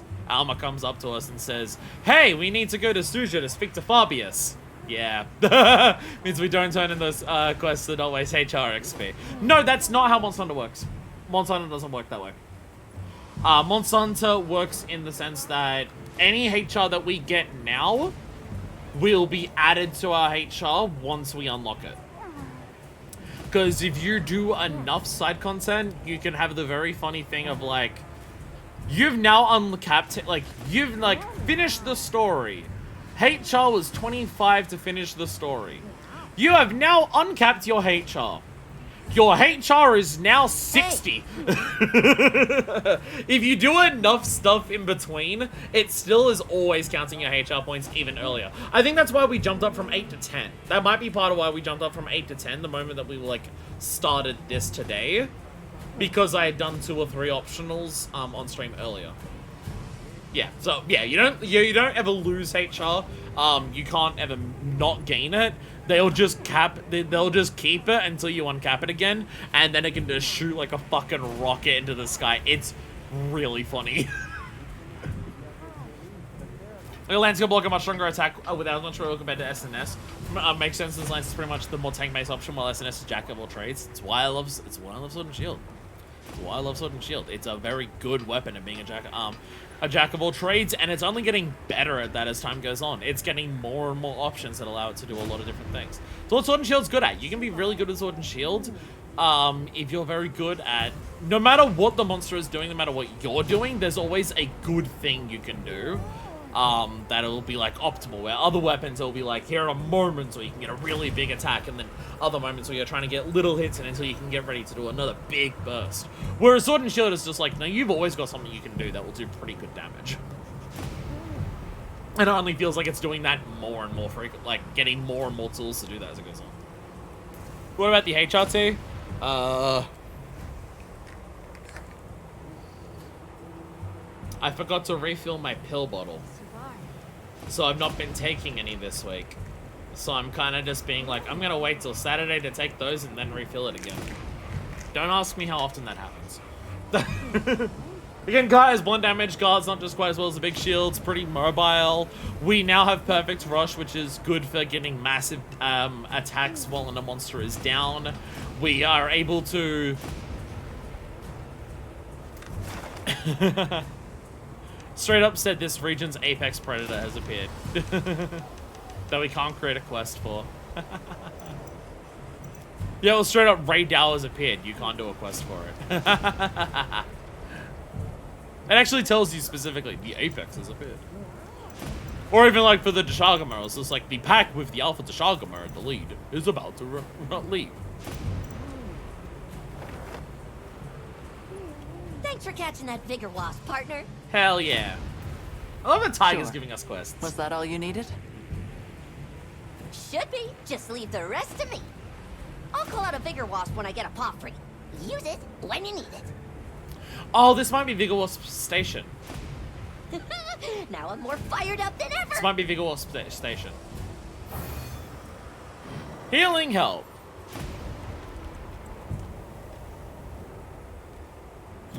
Ten mega potions. Somebody say it's too good since it pretty much is a master of all recently. Yeah, it's a jack of all trades and master of all. It's kind of gotten insane with Sword and Shield. I love it.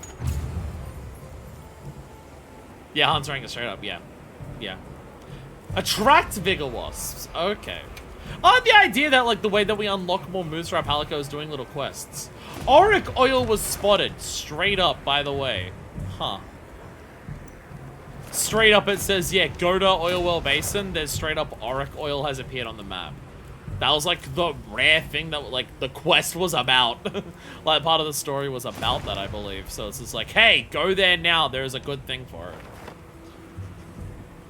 Ah, Tiger has another new thing. Ooh, listen to this. Another great idea popped into my head. Yeah? Let me know if you need me to get materials again. Thanks, partner. In that case, I need flash flies. Okay, yeah. So, yeah, it's just go around, Flash gather flies? shit. I see where this is going. Go around, Unlike gather the shit for your monsters, Palico you to won't be do seeing much cool of shit. anything. Yeah, bingo. I knew you'd get it. You can catch one with your capture net. Same as last time. Thanks.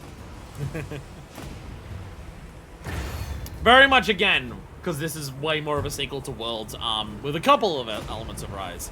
In Rise, you would, like, get a shitload of different Palicos. There was literally come back from quests, and there's, like, a new list of Palicos that are, like, available for you to go and check out. And they would have different specs, different tools you could equip them with that would give them unique loadouts. This is very much approaching it from the elements of World, where you have your one Palico who's your bestie for life, hanging out with you, and as you go and do quests, you can level him up and get him new toys to play with and everything like that. With that being said, in World, the support main tool that he used was something you had to choose. You still had to choose, like, do you want your Palico to have a Vigor Wasp? Do you want your Palico to have, like, the support drum to give you extra stats? You still had to choose from one of those in World, where it does feel like Tiger in this game has access to all of them all the time. Cat is very powerful in this game, I have noticed. Cat has come in I mean, like, even the fucking, like, we get Vigor Wasps, but it's also, like, the Fuel Wasps. to clean status effects like Tiger's been doing in the middle of battle. Tiger's given us like Tiger's doing like the decoy drum to make a monster attack his like wacky waving inflatable arm flailing Superman. Tiger just has access to all of the tools in this game. It's very powerful. I feel like some people would I feel like the cat is so powerful in this game. Some people say cat is too powerful. Don't have it with you when you go and do quests because it breaks the game. Remember when Rise Shield Shoryuken was pretty much the best stun damage for its speed? It was incredibly potent and it was a lot of fun. It was a lot of fun. Nice work out there. Not too bad for a first run. It's not even the first shot of copper I've a killed. lot of What? rubs for stuff like this. I'll piggyback on you again sometime. If it helps with the investigation, I'm all for it. Just don't push yourself too hard, all right?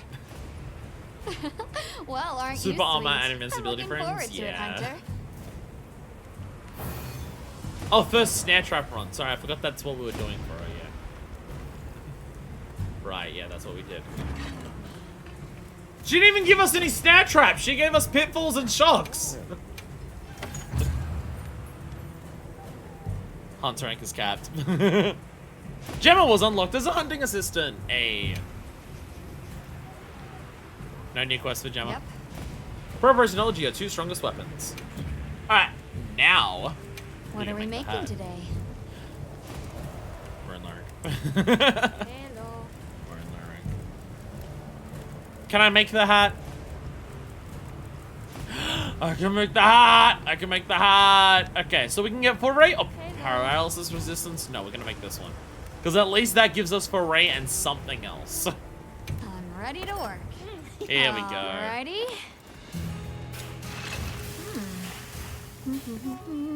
No new animation firing. Capcom, I know what you're doing. Perfection. She should still have the body type of the people in Azus. I stand by that, and I will forever stand by that. And I will never change my mind. So this already has 36 defense built into the fucking thing. How much were we running with before? 22 after leveling it up. So it's already more powerful defense-wise. It's already doing pretty well. Should we make a body piece to have some more body things? Intimidator, what skill is that? Oh, small monsters attacking you. Less likely that'll happen. AKA doesn't really matter. Burst is a good skill. Continuously landing hits gradually increases attack and elemental attack. Very good for Sword and Shield, which attacks very fast. On first hit, gain a small temporary attack and element boost, replaced by a larger boost after the 5th hit, and then just your 5th hit does a lot more. So again, for some weapons, that's a lot of hits you need to get. That's a lot of hits you need to get before it actually activates anything. Sword and Shield can get out 5 attacks very quickly, so it's okay. I don't remember if this is if you miss an attack at all, it resets. My brain is saying that's how people said it worked when I was using it in Generations Ultimate. The moment you miss attack, it resets it, so you have to get your 5 hits again. But again, Sword and Shield attacks so fast that getting up to your 5 attacks again is like fucking so quick. Get some high defense stuff for defense. I don't want to like we're doing all right so far. I don't want to like completely focus on like that. What was for Ray? I forget. Hello. Oh, poison and paralysis. Recovery up and evade window. Okay, so this still has evade window and recovery up. You just get an extra deco slot. Latent power is full. Increases affinity and reduces stamina completion when certain conditions are met. Those certain conditions, I believe, are taking a certain amount of damage. Chotacabra pieces could be good. We can either go for Weakness Exploit, which at 1 level gives us 5 affinity and 3 extra on wounds, which is not that good. But we could go for this and we get 3 level 1 deco slots. I think we go for that for the time being. Like, we're not focusing on being meta, we just want, like, comfort for hunting. So I think we go for this. Like and then I can just get a shitload of deco shit. Alrighty. We can just get a shitload more decos. Like 5% extra affinity is not like... I'd rather just be able to like get full stun resistance of what we're doing. The question is just like, what pants and belt do we want to use? Once we have like every monster unlocked, it's gonna be like, we're gonna have so many options for fashion because we can just do whatever the fuck we want. And I imagine high rank there'll be more unique armor sets, like there's the Crown Daff things here that like, what should I think they were there before. Well, there's like the 2 different types of Comanches. There's obviously new monsters that'll be here. Some extra bonus sets. There'll be like a lot of things we can choose from. Hello. Hello. Why do you sound like a Fit you to hello? a T. Follow me. Okay. Have we got anyone here to talk to us? World map's better for that. World map can tell me. No one here wants to talk to me. I still have a quest to do in the oil well basin though. Auric oil emergence, and I don't want to talk. Well, I don't know what she wants to tell me.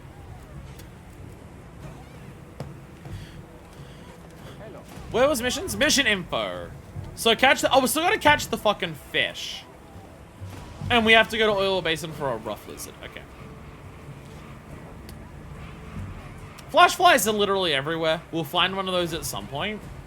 Rathian and Guardian Rathos here than regular Rathos is extremely likely there as well. I think we saw it earlier on the map. There was an unknown directly next to Rathian, just hanging out at like the nest. So I'm pretty sure that was them. So okay, let's go to Oil Well Basin. It's currently in the fallow. So let's go to here. Someone wants to talk to us. We're gonna capture a lizard near the lava here. Flash flies will be somewhere at some point. I think that big bowl had one, from memory. I'll get ready too. And I'm sure there's some other shit. I'm sure there's some other shit. Hello. There's a Jaracons and Rumpapolos having a fight. Hello there! Oh, Ida's an item trade. Ah, it's you. Sorry. Actually, you also have a things are quest. bit Purely chaotic also just here. that item trade. Did something happen? One of the kids got hurt.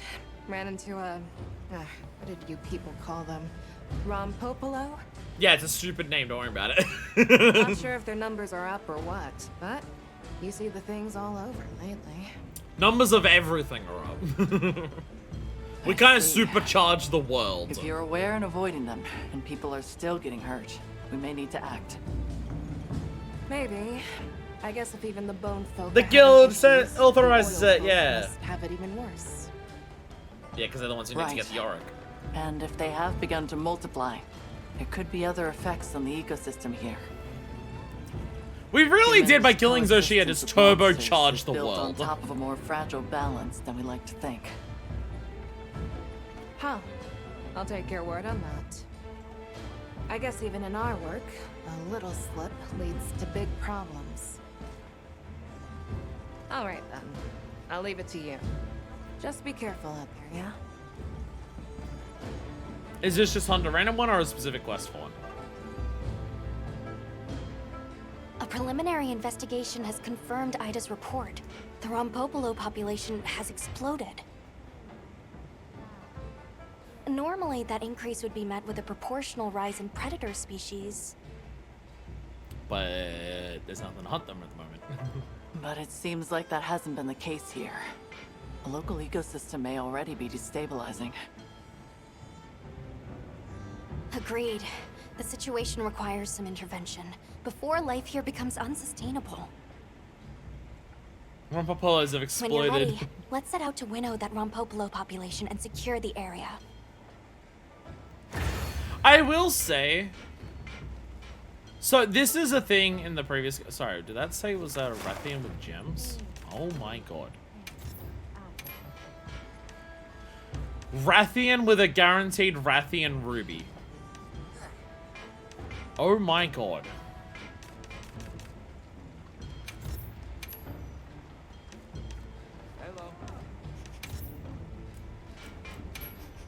I'm saving that as an investigation. It may not be the best thing in the world, but it's 100 points. I got so many, but like, okay.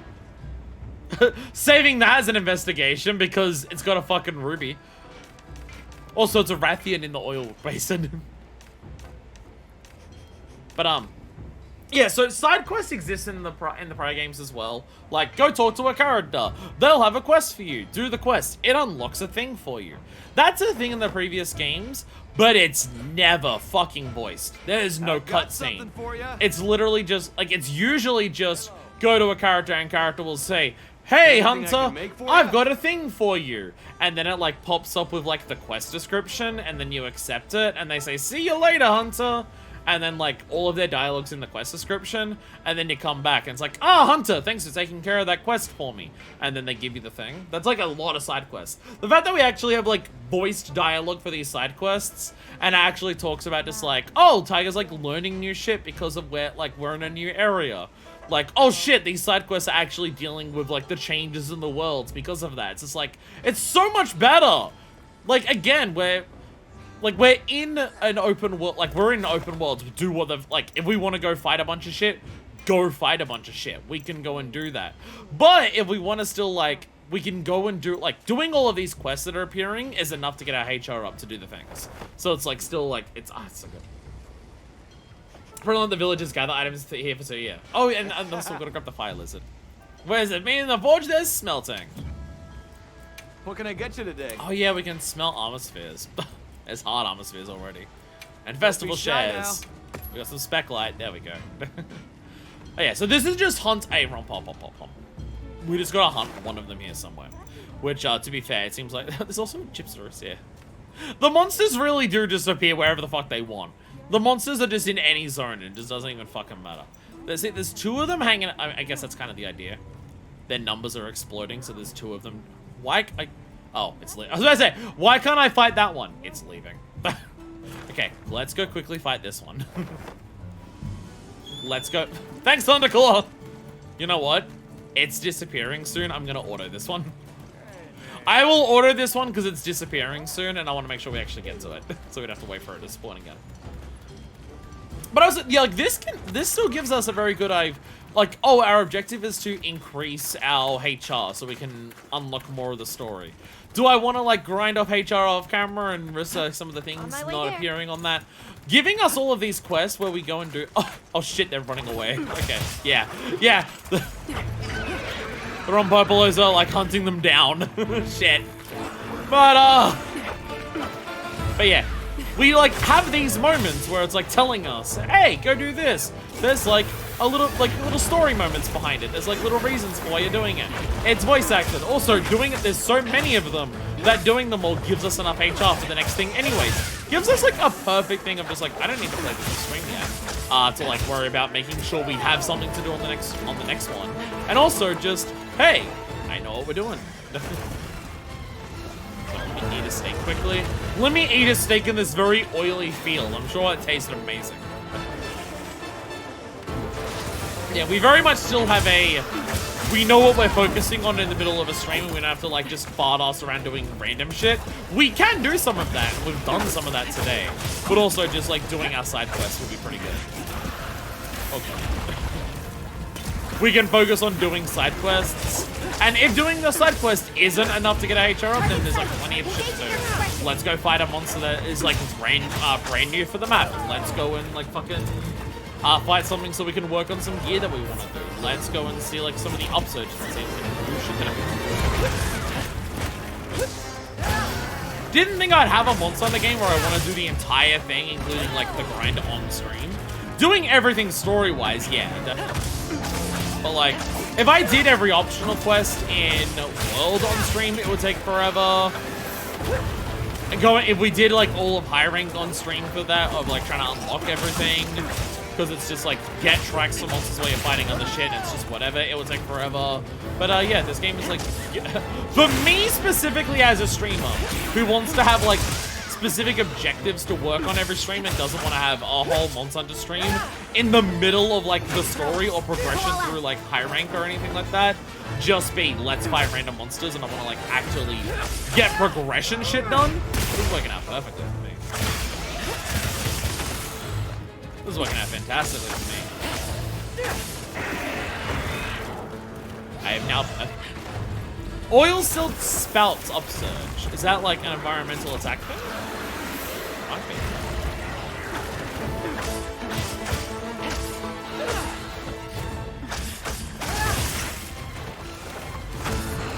I loosened it for you.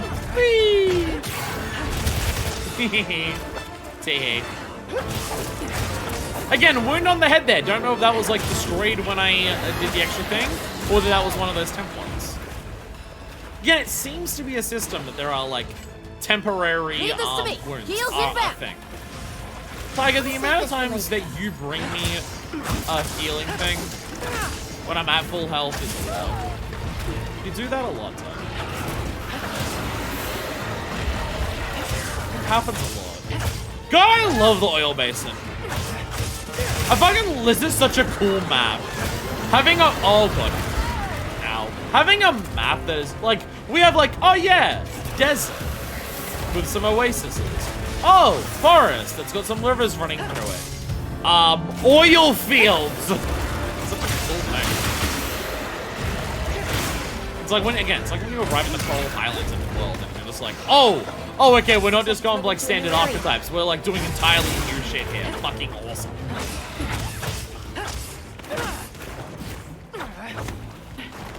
Like, we still need some of those areas that are like a bit more standard, kind of like, oh, this is like the sandy area. This is the flash flies.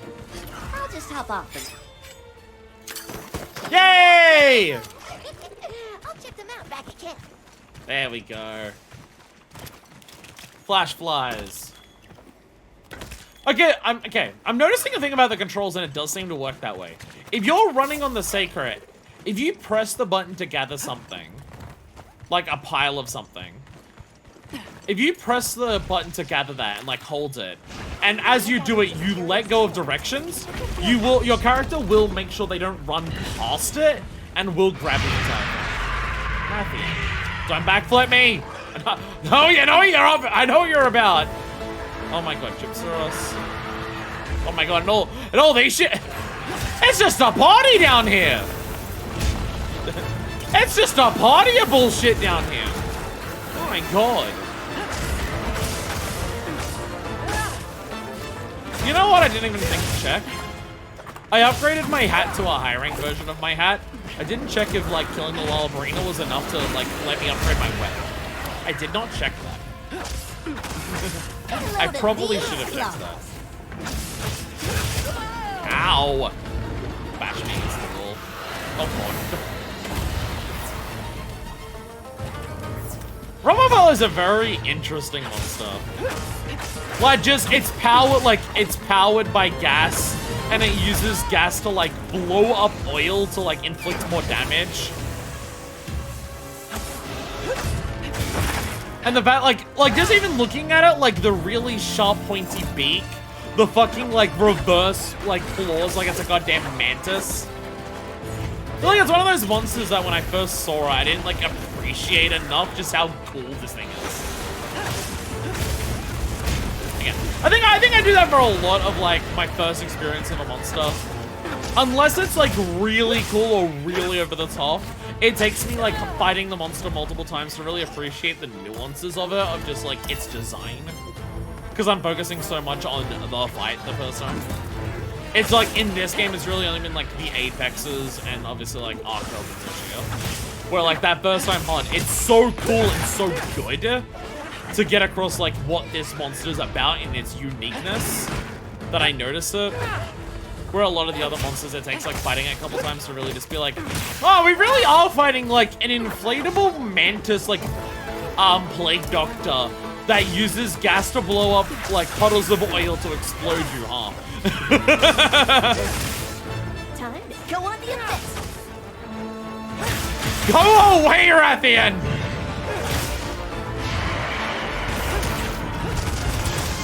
Also, I think I'm noticing with the focus strike. Because sometimes it happens when I completely whiff a focus strike. I feel like the focus strike here, if you hit an area that isn't a wound, but is like about to become a wound, it forces it into a wound. Like, I feel like sometimes I've been focus striking an area. Be careful. He looks angry. Is saying the she about Rathian? Or is it... Oh, no, sorry, it must be of Xantrios. Xantrios is an example of like my first time fighting them. I noticed how good it was. I literally triple carded the Xanthias the first time I fought it because I was laughing so hard. Not like, I've laughed a lot at some other monsters. No other monster can hold the title of I literally triple carded the first time I fought it because I was laughing so hard the entire hunt that I couldn't pay attention properly. Xanthias is still the only one who has done that. Nothing else is still quite hit there. Duramboros got close. Well, like in terms of, I don't know if I cast multiple times to Duramboros, but Duramboros definitely got close in terms of how much I was laughing at it. Another monster's hoarding in. A Jarrakan, go away! This way to the shot track.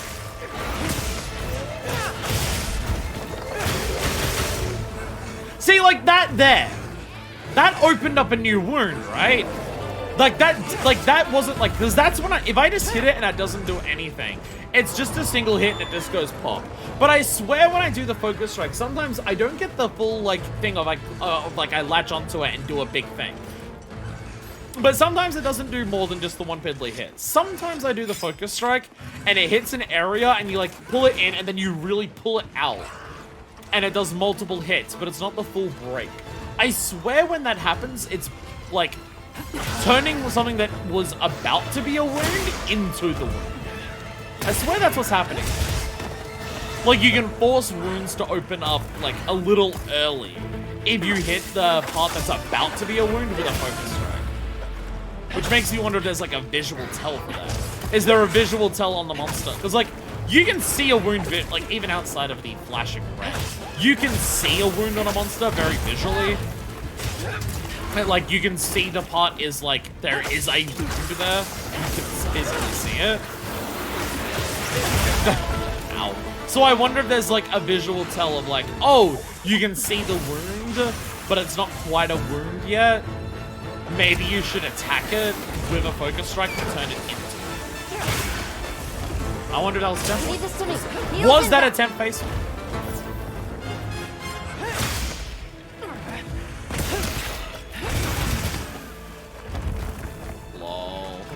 Oh no! Rombo's been fully deflated. Head bash. It somehow looks more menacing when it's not inflated. When it's not inflated, it looks like more menacing the way like the flaps come down around the face. Make it look even more Plague Doctor-y and make it look more horrifying. But it's literally weaker in this stage because it doesn't have the gas. And then it gasses up and then it just looks ridiculous. Which is very Xanthias, actually. Looks more menacing when it's like not in its inflated state. But its inflated state is actually the more dangerous. Hey! There we go. There we go. Then have the Ice Armor look more menacing for a while and then the bloat and becomes the goofy. I completely forgot Xanthias with the Ice Armor, yeah. And honestly, Xanthias' Ice Armor looks better than Volcana's Ice Armor.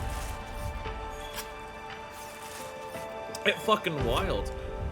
Oh, Auric Oil.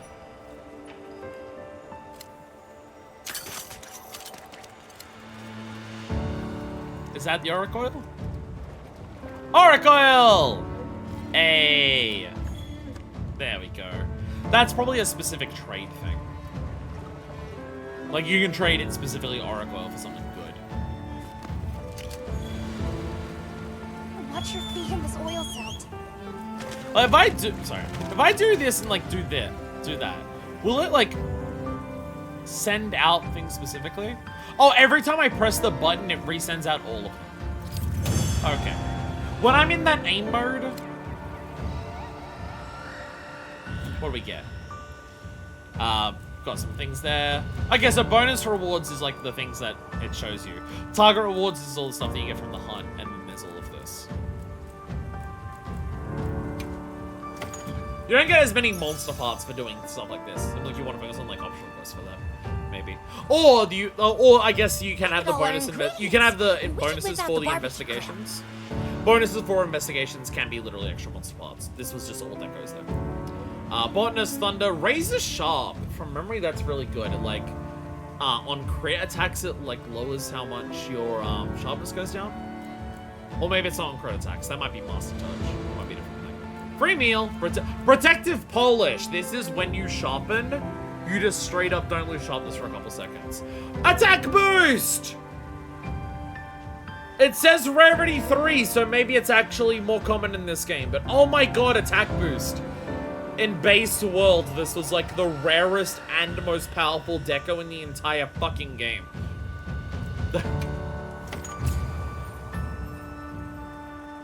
So many people would play for hundreds of hours and have 1 or 2. It's a skill that goes up to 7 I ranks. received word from Fabius. It seems he has something for us. She's just gonna tell me that He's after. asked us to meet him in Suja. Let's go and hear what he has to say. You're just gonna tell me that after every single thing that I do, aren't you? Oh, but yeah, no, so when I aim like this, it seems to be when I press the, every time I press the D-pad to like change which one of these I'm aiming at, it resends out the scout flies to be like, oh look, there's the scout fly, because I selected, like, oh, I've selected chill, that goes to there. It seems to resend out all of the scout flies when you do this. So if you're unsure of where something is, aim and do this, and the scout flies will resend out to it. So you can find stuff in the environment, like, because obviously it glows a little bit, but the glow is like, it's the, like, the little things around it, which in the middle of combat, or just like the amount of environmental detail everything has, can be a little hard to notice. But if you do this and then press up and down, it will resend out the scout flies. So, like, oh, that's where the Vigor Mantle is. And also, if it's something that you can grab with your slinger, you can literally just auto-lock onto it. You don't even need to find it. And then it'll just like, there we go, I now have Chill Mantle. And now, if this place is lava, I won't even be hurt by the lava.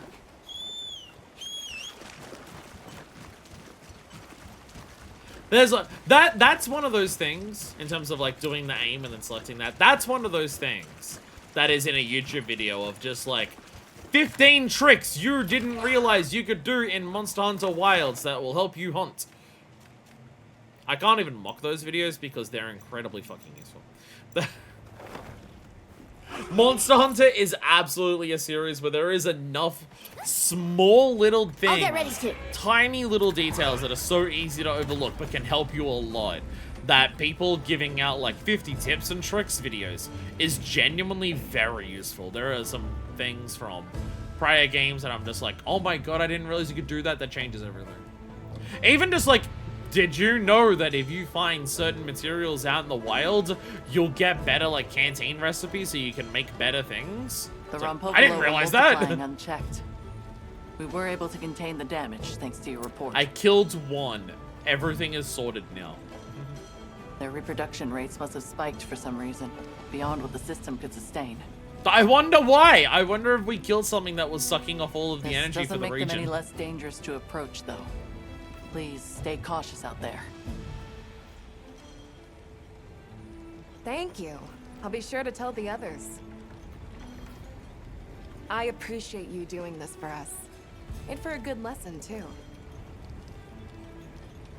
If something about the monsters changes, we need to change on our end, too. Same as changing materials means you need to change the way you work them. Metaphors about our village. Oh, right. Everyone is incredibly grateful. Yay. I want to help you out as thanks. Humor them. Probably I'm sure I'll have cause to take them up on that. Probably the material gathering thing. Alright, it's apprehensions. Ooh! We got a shrimp, turbot shrimp, and a quality bone. Oh, you're telling me I met up with Ada and then we had a quality bone? Who's it? Material collection request from Saber. There we go. An explosion of nitro toads has been spotted. Alright, there you are. Material retrieval. There we go. Follow! Follow! Yeah, yeah, the whole new system they have. It's falling. How do you have an upsurge of falling stalactite? I'm questioning it. No, I'm lying. I'm explicitly questioning it. What the fuck? Yeah, the whole approach to optionals in this game. Some of them are quests, some of them just go out into the world to it.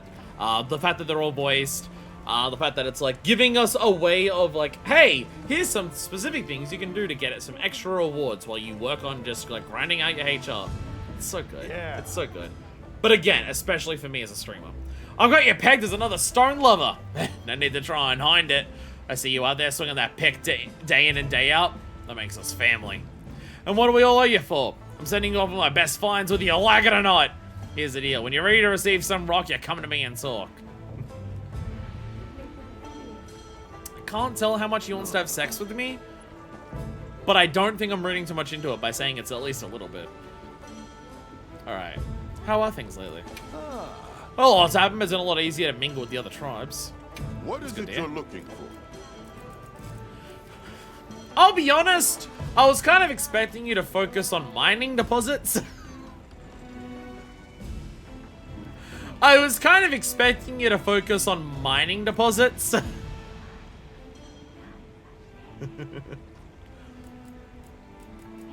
But apparently not. Honey too. More honey. Why is Murderback's honey now nothing? Why is the chance of Murderback getting honey nothing? All right, leave it to me. Let's go see Nada. I want to talk to Nada. Because saying the chance, unless he, did he either get some honey and now there's like, the chance of getting more honey is like less? Yes. I can help you source materials.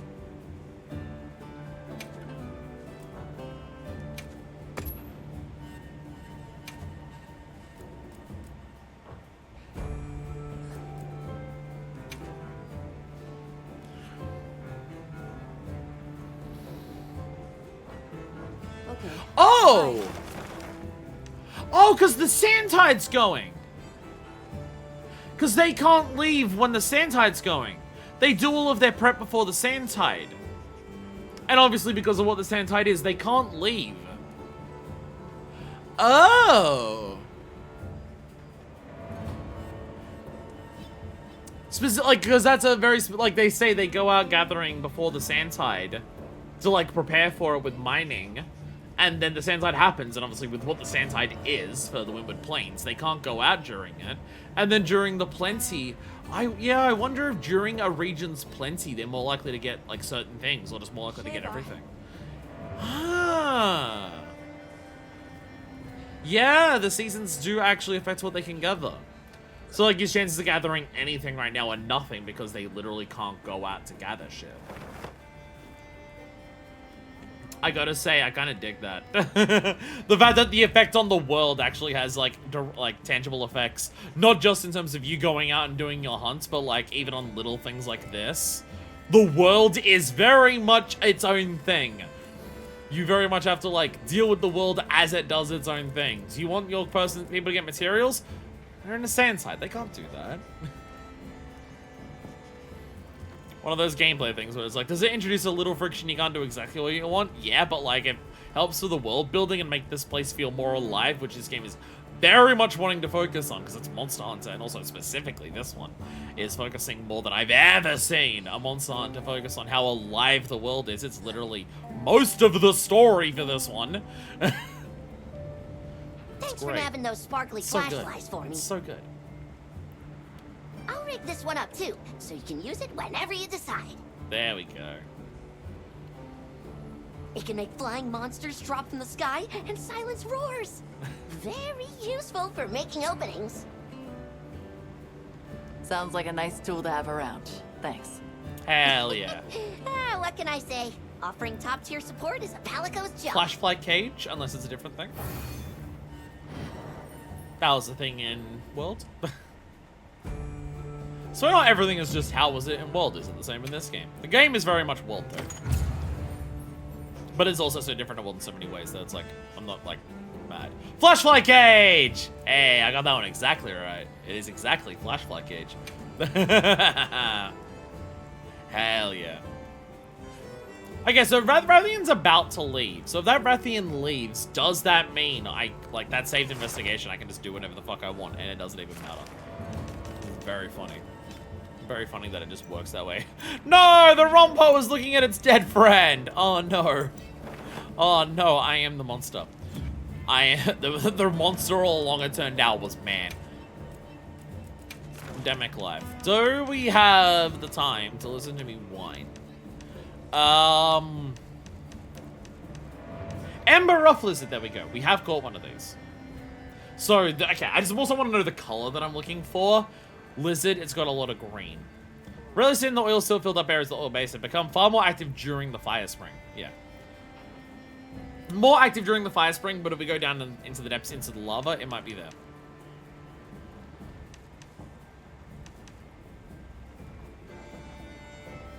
I've not caught one of these. It said it's a new thing. When? It's got a dot next to it, which I think means I've killed one. That's a frog bird. I don't remember seeing a frog bird. I must have, like, in the forest or plains at some point, just while stabbing a monster, accidentally killed one. That looks like a frog bird. I remember seeing that. I don't remember seeing that. And there's Rumpo. And now Rumpo will tell us, like, there we go. High rank and low rank materials is like a specific button that we can press to be like, hey, that's what it does. Oh, right. Yeah, there's titles. Yeah, the game wants us to hunt like 50 of every monster to get all the titles. Hellhound, Sentry, Cursed Claw, Kick, False Usurper. Yeah, the game wants us to hunt 50 of every monster to get all of its unlockable titles. I'll be honest, with how fast you can like go between hunts in this game, but just open world shit, might be something I'm tempted to do for some of the monsters. Like, I gotta hunt this to get Rose. Get every title 100%. I have yet to 100% a Monster Hunter game, and I'll be honest, I kind of want this one to be one. Because if I go to my Hunter profile, we can see achievements here.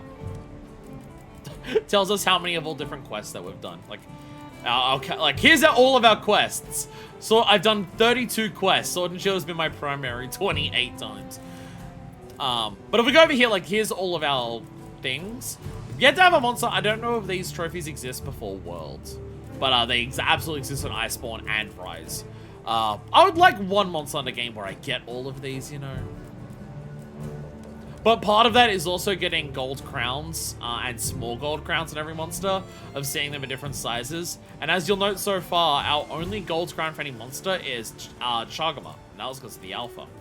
And also that one fish that we caught.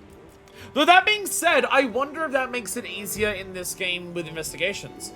I wonder if investigations save the size. So you could just, like, talk to your friends and just be like, hey, I have investigation that gave me a gold crown. I saved it. Because investigations in the prior games, I don't think they saved the size, but investigations in general had a higher chance of small and large gold crowns. But because if they're saving, like, the rewards here, they might also save the size. Because that would make getting, like, if talking to other people and joining in their saved investigation that guarantees a gold crown, if that's a thing that this game is doing, that'll make the actual process of getting all the gold crowns way more reasonable, which would make it a lot more reasonable to get all of these, because usually get all gold crowns is a part of that. Yeah, see, like giant crown. Obtain your first silver crown or higher in the hunting log. Silver crown is just when it's big enough for a crown, but not a gold crown. It's in between size. But yeah. I haven't yet to again, 100%ing a Monster Hunter game is like one of those nebulous. Some games are nebulous in terms of like, what does doing everything count as? Like, to what extent is it ridiculous to say do everything? But I would say at least like for a Monster Hunter game, I'd like to get every achievement in one Monster Hunter game at some point. And this game might be the like least frustrating, because I tried to do the gold crown hunting in Iceborne and I just got sick of it. I didn't get every other achievement. I got close, but I didn't get all of the others. I mean, I never killed Fatalis in that game, so, you know, there's also that. I've also never finished a Monster Hunter game, if you count beating every monster as a monster. That's the thing. I've also not done that. I've not started Sunbreak. I've not started G rank in GU, and I've not beaten Fatalis in World. I've not actually killed every monster in any Monster Hunter game yet. I'm bad at these games, as it turns out. What was the other thing we're doing? Catching the fucking fish. Catching the fucking fish is what we're doing. Okay. So let's just, where's some lava that's like in here? There's lava. So if we just go down here, this zone is always lava. So if we just say fuck it and go down here, we might be able to find one. So let's just mark this bomb beetle. And let's just have a fucking run. And see if we can find one of those birds. May not be reasonable every time, but I feel like the idea of just like boot up the game, do like the next bit of the main story that we unlocked with our HR increasing, go and do like every side quest that is currently available between that. What am I looking at over here? I'll ride with you. Was this thing carrying this? I think that thing killed this one, was carrying it over. Where am I going? I'm going this way. Oh, I didn't see this pathway. Trying to work out where I'm going. Yeah, it may not be possible every time because sometimes it might get super long. But I feel like the idea of just like our next like main progression that we got because we increased our hunter rank, start the stream with that, go through, try to work on HR by doing a bunch of side quests and a couple other things that we feel like as we do it. Get to the point where we finish all the currently available side quests and also have our HR increased. That might be a reasonable goal per stream. It might get really long. I mean, today's stream is almost 5 hours again. But, you know, that might be a reasonable goal over time. We'll have to see. Is this one of them? Hey! Ember Rough Lizard. There we go. Bomb beetle. I've not got a bomb beetle yet. Got even this shit down here. This looks so cool. Like, this is like this lava area. Because they've built like, because of just like the natural lava here. But then you see like shit like this and it's just like, oh man. Like, the Ice Shard Cliffs is explicitly, this is an old-ass building. But even here, just seeing, like, oh my god, look at all the old-ass pipes and everything that were, like, this natural lava cave, but also this, like, very much manufactured shit here. It's so good. It's so good. I love the locales in this game. I love the locales in this game. That looks like somewhere. I guess I was gonna say, that looks like somewhere I can go down, and you end up just walking on actual lava over there. Probably not. Probably not as much. Okay, so we have a fish to catch as well.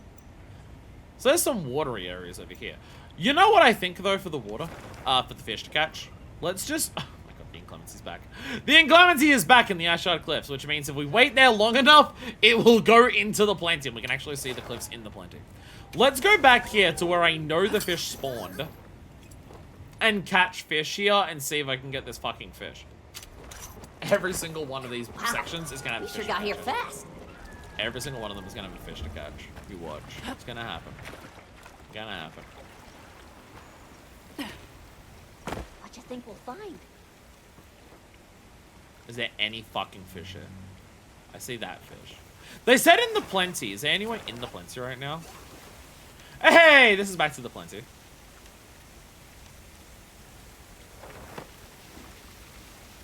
Oh! The plenty has started here. Yeah, we're now in the plenty here. Sorry, fuck the fish. Sad people who played Breath of the Wild. Oh! Massive mounds of snow.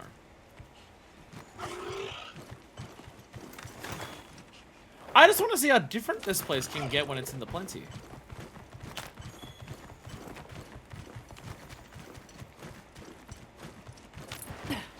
It feels like this is the area that changes the least. Between the different things. I mean, like, the inclemency is definitely the blizzard. Like, actively blizzarding. We could set up camp there. I guess it's yeah, it's a lot of snow here. A potential target has appeared. Check your map when you're ready.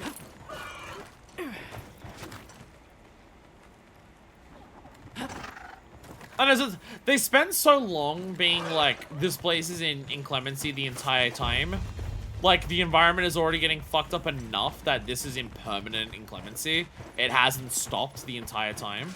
Like, throughout the story, and they did, like, Let's a big... not go that way. Oh, is that to... Oh, that's the Wyveria. That's the Wyveria. I didn't even mean to go there. Lol. They spent so long being like, this is the place in inclemency permanently. And then, like, the end of the game had a big show of just like, oh my god, the ice is melting from it. That I was just like, how does the place change? And it seems to be, it's snow. The difference in, oh my god, that's like 3 of them. The difference seems to be that it's snow. You go from, like, ice to blizzard to snow. It doesn't seem to be drastically different. Yeah, this is very snowy. Try dispersing the path by firing a large dung pot. I'm not trying to fight them. I'm trying to explore. Yeah, this place seems to have the least changes as stuff happens. This place is not drastically different because of this. Oh yeah, there's also the Blangunga. Never actually fought one of those today.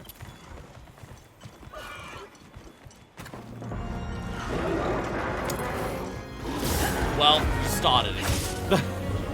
Blangunga! Ow, fuck. It's Ice Monkey. He has a giant, like, lump on his head. We did see another monster today that we didn't actually fight, so Blangunga! Every stream is over 5 hours now. Let's go! Let's go!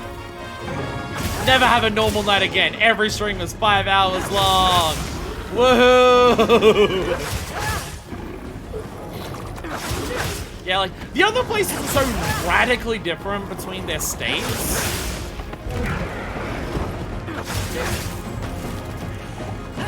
The Ice Shard Cliffs just kind of feels the same for all three.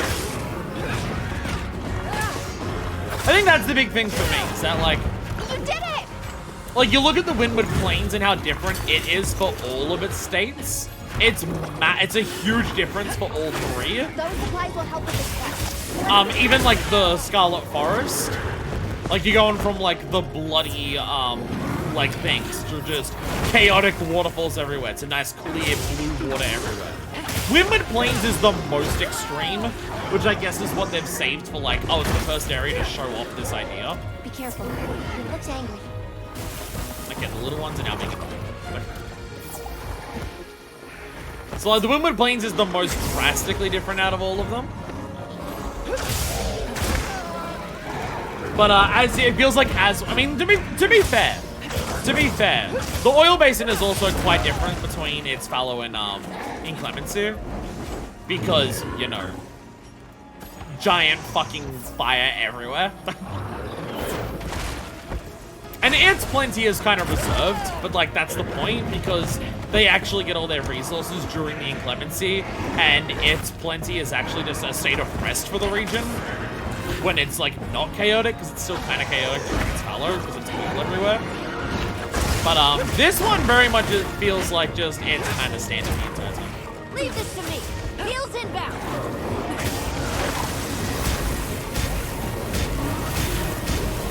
Okay, calm down! Calm down, Blangunga.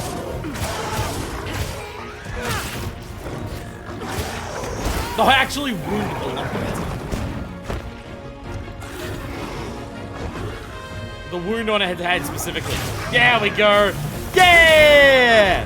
Yeah!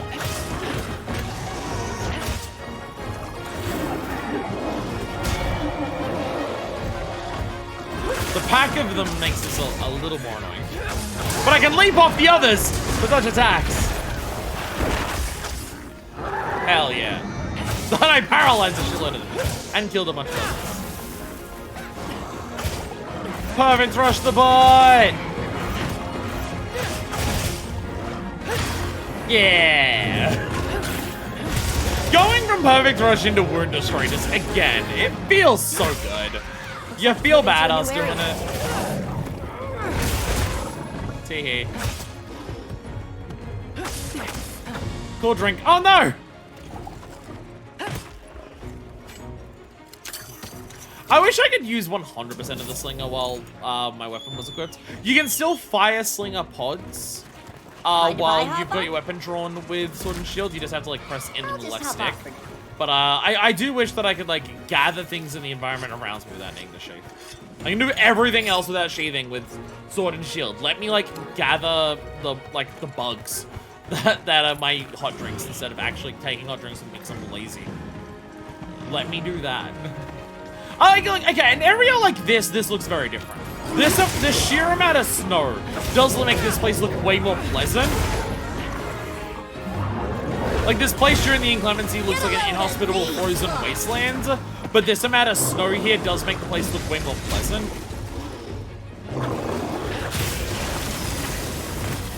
I think part of it might also be the fact that the entirety of the Ice-Shot Cliffs is basically a building, which is a very cool detail, but I think it also means that because there's, like, less natural, like, ice-shield glaciers or ice-shield plains or anything like that, that's part of the reason why it's harder for it to look very different.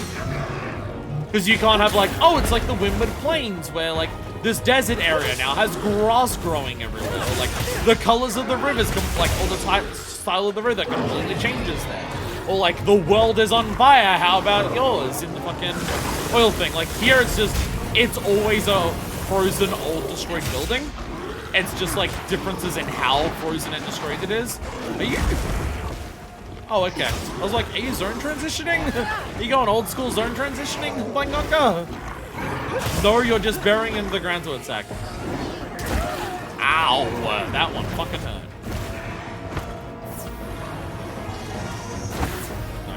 Don't hit me.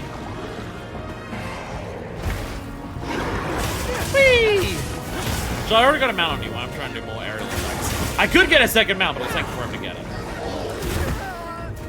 Very much a thing you learn about Monster Hunter is that all of your procs, your stun procs, mounting procs, elemental procs, well, not elemental, status procs, all of those are like the barrier for the first one is really low.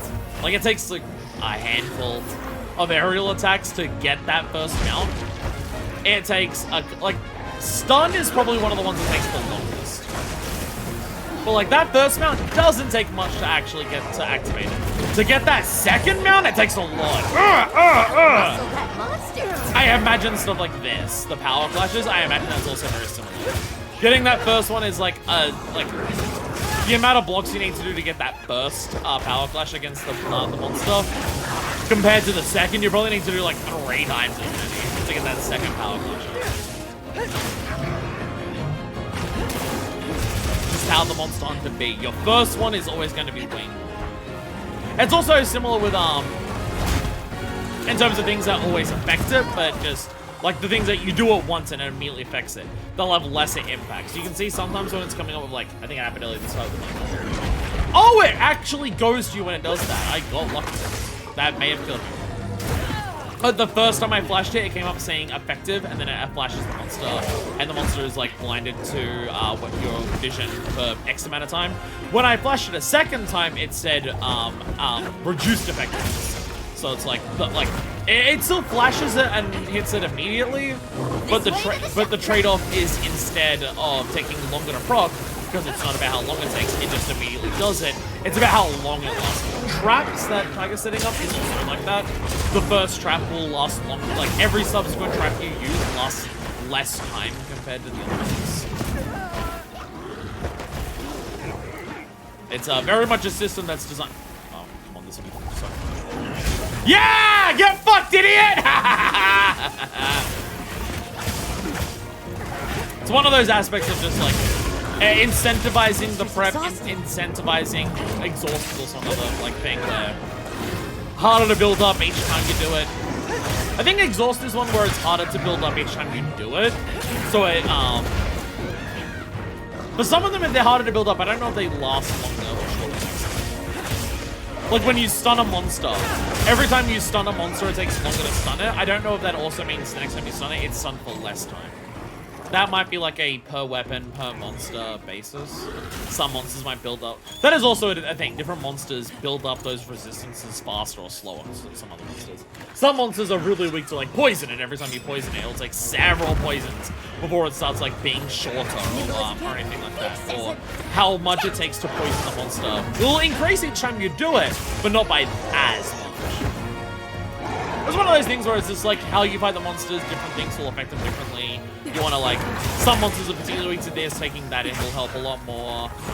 You also just want to like try and do a lot of different things to the monster. You don't want to focus on just trying to like, I'm going to poison the monster all the time because it will just be less effective as time goes on. You don't want to focus on, oh, I'm always going to stun the monster because it will become less effective as time goes on.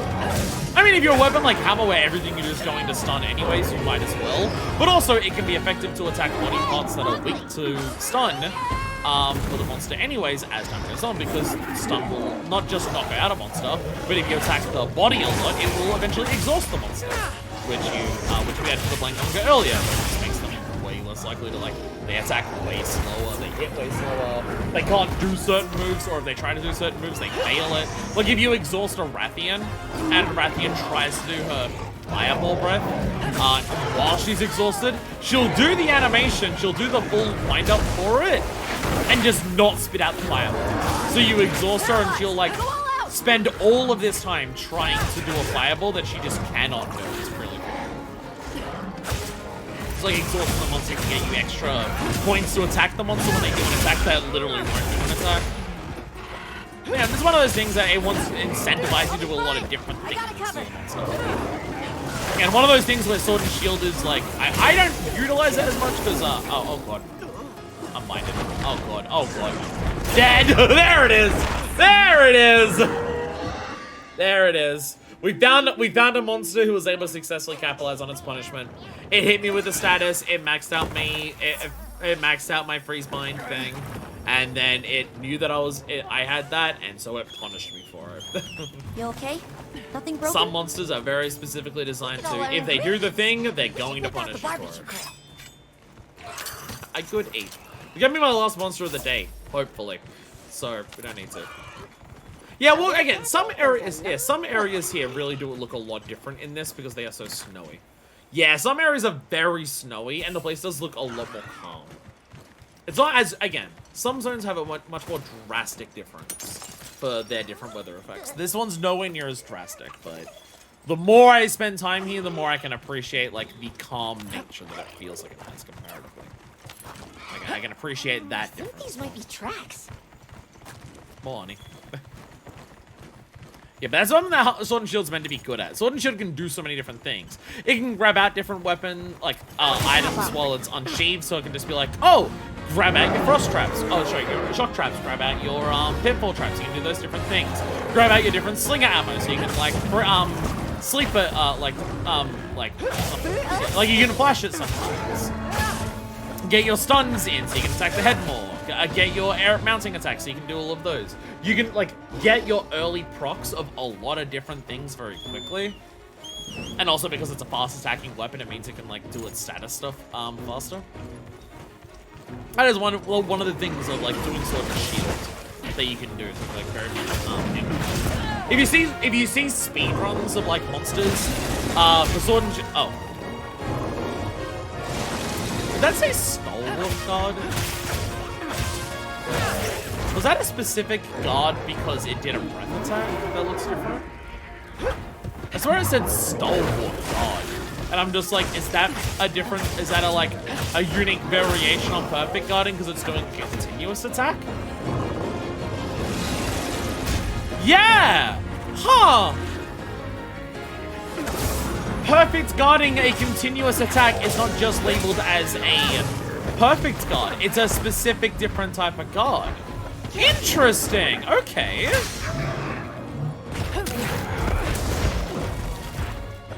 Because you saw before when I blocked the breath attack, it was like multiple hits. I went bang, bang, bang. I got knocked back a little bit several times over. But I guess if you Perfect Guard a continuous attack like that, then that's what it does instead. You do one consistent guard for the entire motion. So therefore it just like lowers your impact instead of being hit for a little bit up multiple times over. Hey, get out of there! Fine, I'll eat the steak. Steak is also max potion. I will eat game steak. Ah, no! No!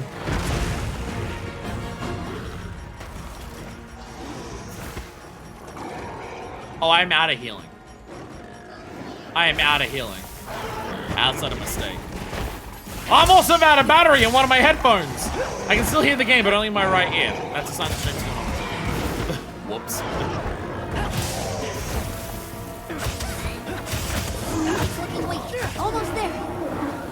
It's looking weak, but I also just messed it up. Also, hey, Get a load of these. I did a thing here. Run up the wall with advancing slash. And I do this. Hey! You see that? That looks familiar, right? The plunging down with the sword. Yeah, that's like our combo finisher. I can do it right there. This move originated with this in World, I believe.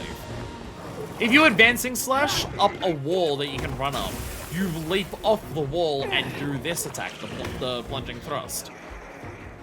Wasn't very useful, but like situationally there might be, because like also walls you could run up were not that common in World. But, you know, sometimes you could do it, and it would be, like, a cool thing to do. I like how, like, that's, like, where that move started, and they've now just turned it into, like, a core part of Sword and Shield by being, like, an extra combo finisher on top of the combo finisher that it already got in, Rise with the Spinning Reaper. Like, what if it had another combo finisher, and it was, like, that mount move that it did? Anyway, Blangonga. Blang. Motherfucker! Hey! I don't know if the initial hit of like the plunging thing like that does more damage than the perfect.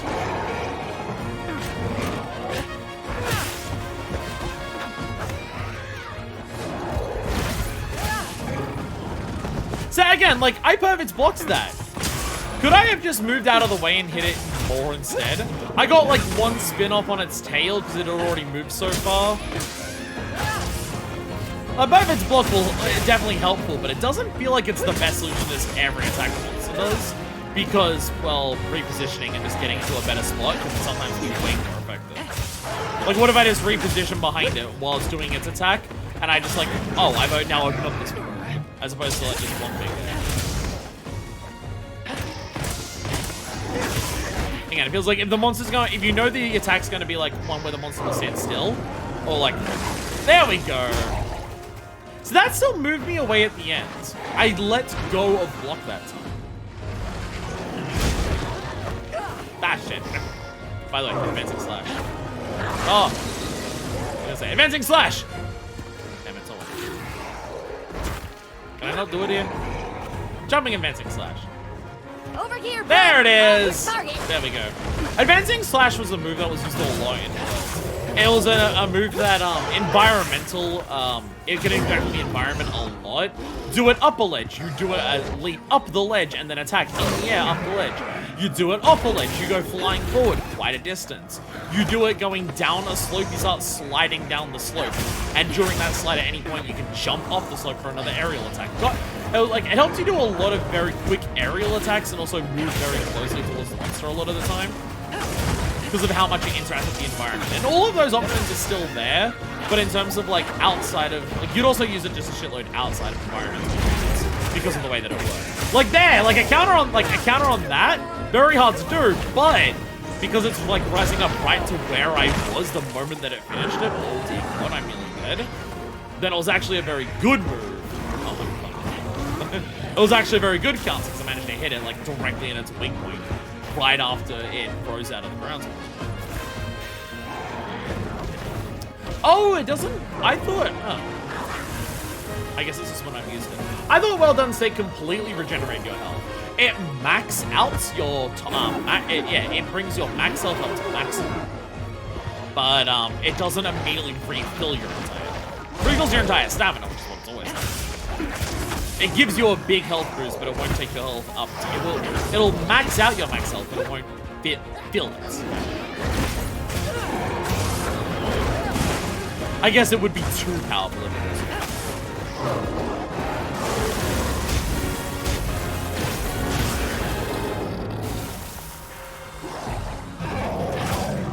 Just die already!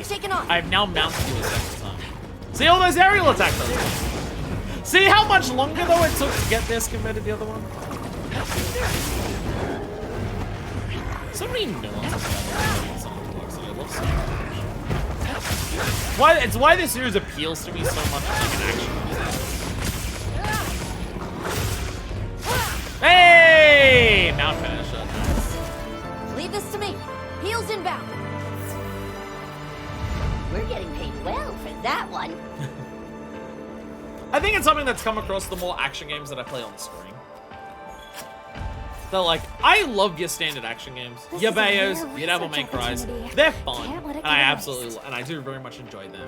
But like in terms of my specific preferences for action games, I'm always just like leaning into I prefer the stuff that most people would expect to not be the things. I like my management systems in there. I like my de-emphasizing of like perfect timings and more so like unique defensive options, of having a lot of different ways to do defensive options, positioning and everything like that. Like my favorite action games are like Monster Hunter, Wonderful 101, and FF7. Like I love, like get me wrong, like I love your Devil May Cries, I love your Bayonetta style ones, but they're like not my favorites. Like my favorite one of any of those styles is Hi-Fi Rush, because Hi-Fi Rush cuts out the bullshit and turns what those games truly are into the truest version of those, which is rhythm games.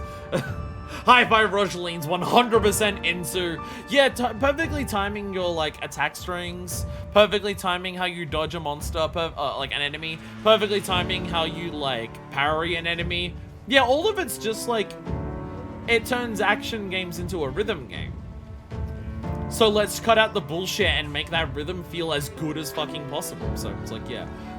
I think that's why Hi-Fi Rush for me succeeds way more than like anything that is a Bayo DMC-esque style combat, because it just is completely upfront about just like what those games eventually become, which is rhythm games. And then Hi-Fi Rush is just like, what have we turned it into? Just being a really fucking good rhythm action game.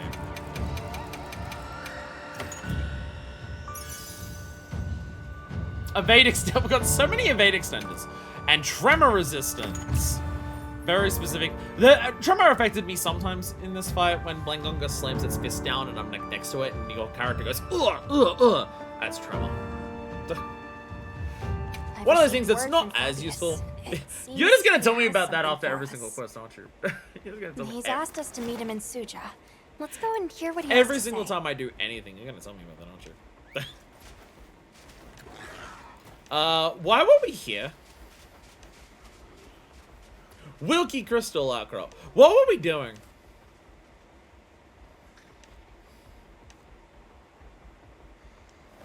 Catching a fucking fish. Right. Catching the fucking fish. We can go back to Daryl. Back at base camp. We're trying to catch a fucking fish. We're trying to catch a fucking fish. That's what we were doing. Okay. Go back down to the lower levels. Flying back here. Going back over here and seeing the fishes over here. We are in the plenty. Hopefully it should fucking be here. It's the one thing that we have left to do other than turning in quests today. We have to catch a fucking fish. A fish that I caught before, but apparently it doesn't count if you catch it with a net. A little gathering goes a long way. I don't remember what it looks like. Hey, exquisite puzzle. What did it look like? I don't think it's that. It said it had a plate on its head. Could it be that over there? The long boy?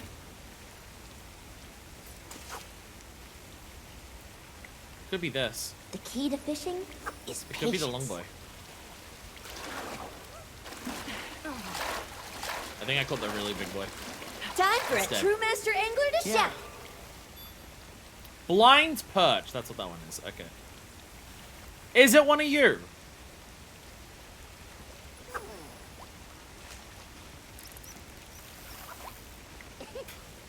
Really have to catch it when it's like that close to me. Don't you go away. Oi! Slow down. Slow down.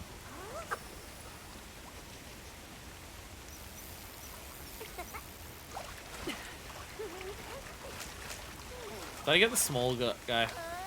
Mm-hmm. That's a Gloss Paraxis. God damn it.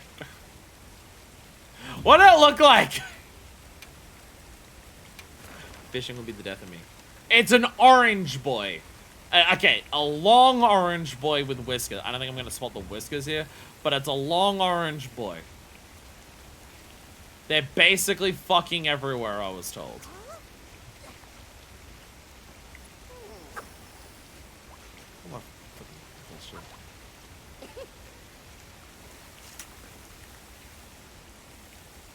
I'm mad. I'm mad. Sorry. Okay, here's what we're gonna do. Go to the Windward Plains. There's the one. There's that little fishing section that we saw with, like, the water here. Let's see if it's here. It's where we caught the gold thing last time. We dive through the water here. And as we swim through here, we grab shit. We can apparently grab shit while we're here because, yeah. Also, our hunter can just breathe forever underwater.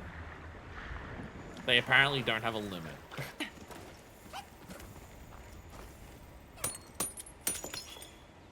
Time-honed Wilk Gem.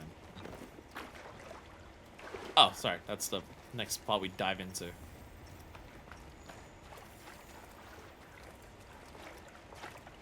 No, these are just the goldfish again. These are just the gold ones again, aren't they?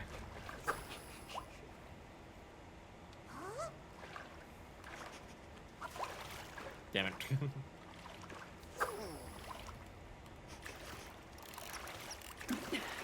Pretty sure these are the gold ones again.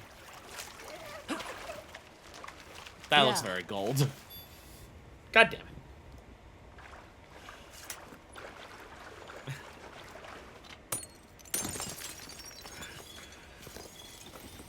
They said basically everywhere. Actually, to be fair, is this place in the Plenty? Oh, it is in the Plenty. There's like a lot of water over here, but it's like a river, so I don't know if they'd be quite the same. The Oasis, we don't have any teleports near. Okay, go over this side, swim through here.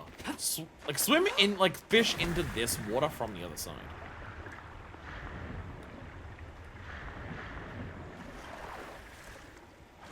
Oh no, this is just a big watery area. Never mind, not quite the same thing. Grumble! A little gathering goes a long way. Oh, this should be relatively close to... No, never mind. Where the fuck is this? Okay.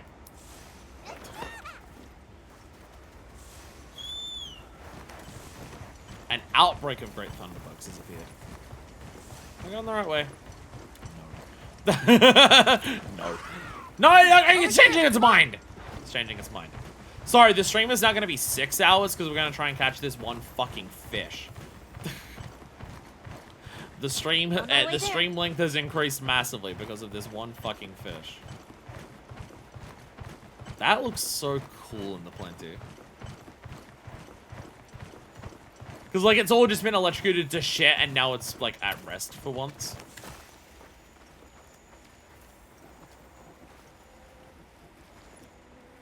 My whiskers are awfully sensitive. Are there any fish in this little thing? I want to touch them, but I'll refrain. I gathered some materials, too. Alma, what are you trying to touch? Alma, what are you touching? I think that's on there.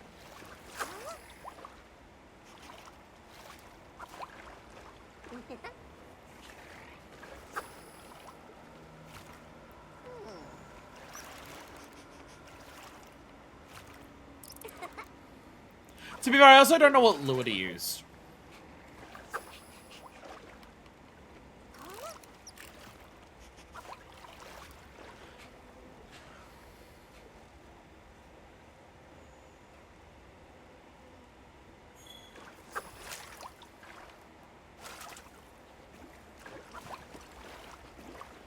Can y'all go away? I'm trying to fish.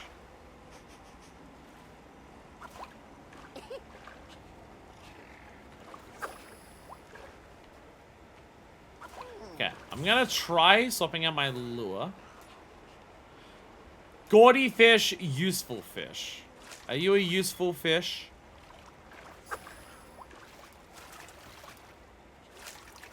Hey, there we go. Is this one? Looks orange. Time for a true master angler to shine. Yay! It's a rare one. Yay! There we go.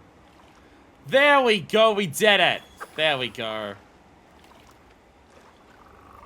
Turns out this oasis is filled with fish fucking everywhere.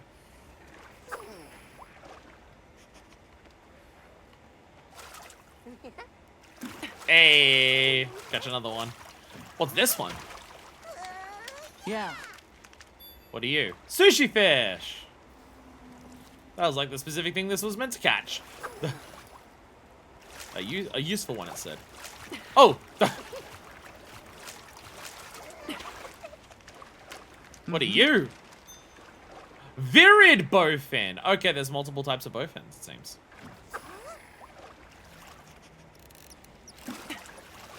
Get in here. Yeah, yeah, yeah.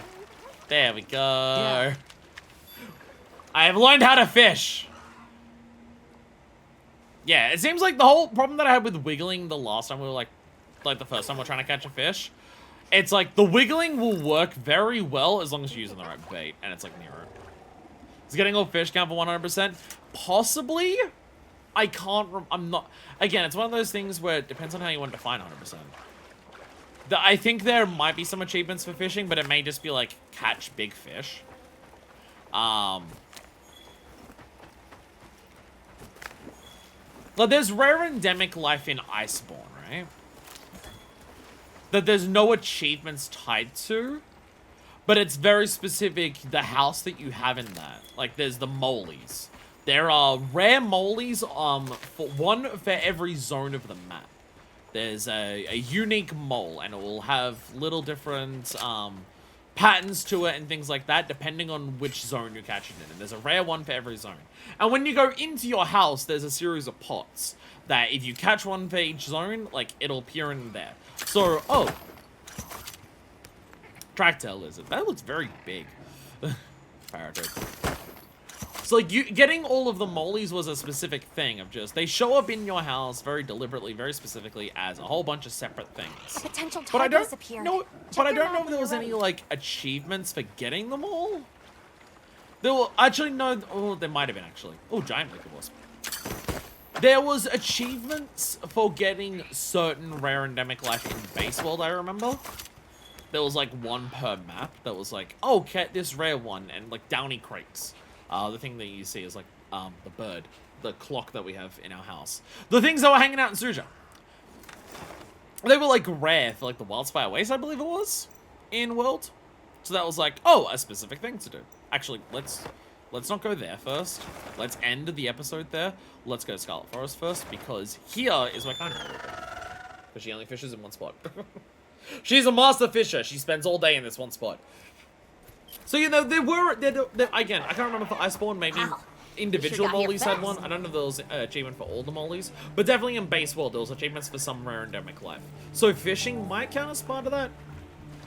Again, it's one of those nebulous things of just like, what do you count as 100%? Because you could say do absolutely everything in the game, but for some games, that is actually hard to determine. So, yeah. The intrepid angler returns, and with a fish to offer up in tribute. How very gracious. But again, like little moments like this are for me the thing that turned Monster Hunter from a very good game into like an all-time one. Yours to enjoy as you will. It's an ingredient almost tailor-made for camp grilling. You're hungry, aren't you? There are other fine cooking fish as well. Drop a line next time you crave culinary adventure. Oh. Oh, they're straight up, if you catch certain fish, they are their own ingredients. Jeweled mullet roe. Oh, that was the eggs. Yeah, that she was saying. This is another finishing touch. So the thing that we sprinkle on at the end. Yeah, can we straight up catch certain fish and they will give us ingredients? I mean, we do use fish for ingredients for some of it. Fish, meat, or vegetable. That's like the base. use fish, meat, or vegetable. So it might be like certain fish are like that, where they are the finishing touch. Is that a one-word? No, it's a pelican. Never mind. Never mind. Okay, double checking.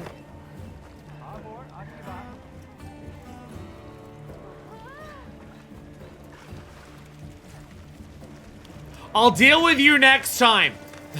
We're not doing that one today. She has another fish for us. We will do that next time. We will do that next time. That's not happening now. We're almost at 5.5 hours. That will happen next time. We're turning in this quest and we're ending it for the day.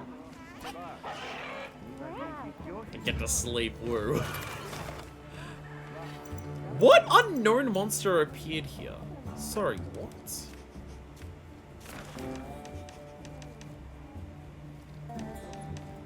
I thought it said an unknown appeared. Maybe that may have been a notification from the Scarlet Forest. Or it just disappeared. I don't know. I don't know. I am uncertain. I am uncertain. I think it was. The real! Splendid work once again, Hunter. This concludes my work here. Bet he can't say the same. He can worry about it next time, I sir. cannot express my gratitude for your help. One fish helping one of these chuckle fucks per day. Continue to enjoy your fruitful That's the partnership. rules that I am now imposing. I help one of you per stream. I catch one fish per stream. That's my limit. I'm curious what our hunter rank is gonna do once we do the next bit of story. I feel like we've now capped it with side quests like 5 or 6 times, especially with monsters that we have hunted. You are also next time. So next time we come back into it, next time we're going to Suja. We are speaking with Fabius about whatever he's doing here. This is part of MSQ to like continue the story of high rank and to uncap our HR. I appreciate it. After that, I think this works pretty well as like a structure for this game. Maybe the side quests were very front-loaded. We might get to a point where there's not as many side quests after like continuing the story. They may be front-loaded. We may have like, because of how quickly we hit 15 and how many quests were done since then, we may have done a shitload of those then. Do next MSQ in Sage Hall, QFET, next MSQ, bunch of side quests. That could, to be fair, that could happen. We might get multiple sections of MSQ done because we've already capped it so quickly. But yeah, doing this, every side mission is part of stream because they're voice acted. There's cool character details or lore details or anything inside of those. It gives us a focus for the stream. I think this works really well for just a kind of, we can do whatever the hell we want and that we only have an overall goal of do a lot of things to increase our HR. But this gives us like some specific things that we can do, and as we explore we can also just be like, oh, here's the plenty. Wow, there's a Bangonga. Let's go kill it. We also just like did a number of those things today where it's just like, let's just go and fight a thing because we fucking saw it. I think this works pretty well for a structure for high rank. We've got a lot more freedom to do what we want compared to low rank, but if we want to be a little more guided in terms of what we do, we also have that option. We can just ignore the side missions. We don't have to do them. We could just fight fucking monsters and work on building parts until we're like getting our gear sets done until we are ready to like go into the next thing. We could do that. I remember saying that we were going to do weapons at the end of each stream. Today's stream has been long enough. We'll worry about it next time. Today is, we're at 5.5 hours. We'll worry about it next time. Thank you all so much for watching. Next time we continue our journey through high rank and do a bunch of missions and fight a bunch of monsters. This is what Monster Hunter is. Again, this is, for me, people just be like, I just want to play Monster Hunter. I just want to fight monster. And then once I finish it, go back and restock and fight another monster. Again, that's the casuals. That is the casuals for Monster Hunter. The diehards for Monster Hunter enjoy these moments. And that's not like saying you're not a true diehard if you don't, or like, it's not a judgment in terms of like, you have to enjoy this, otherwise you don't truly enjoy it. And I'm not saying it's just like, you don't truly enjoy Monster Hunter if you don't enjoy those. that's what makes you a casual. It's more so the mindset of people who are super deeply invested into Monster Hunter, I've happened to notice are also the people who care about the side stuff. The people who think and live and breathe Monster Hunter all the fucking time. The people who put hundreds of thousands of hours into each entry. Those people also care about all of the other things. They're the people who care about the story, the ecology, the world building, the doing the little side quests of seeing unique things to gather or fish to catch, or doing little side missions to do unique little things. They're the people who care about that are also just naturally the people who put a shitload of time into it. Where the people who say, I'm just like, I want to fight things. All I want to do is fight things because I'm a hardcore Monster Hunter player. I just want to fight a bunch of things. They're the people who play Monster Hunter and drop it after like 100 hours, which is still a lot, but it's not thousands. Like, it's not to say you don't truly enjoy Monster Hunter unless you enjoy those side things. It's more so just a natural diversion that I've noticed. Like, amongst a lot of people. Both, like, people online, people I've spoken to in person, people that I, like, see talking in various things online, content creators. It's just a very natural pattern that I've noticed. But yeah. Thank you all so much for watching. I'll see you next time, where we just play more of the game. So until then, this is version 2, signing out.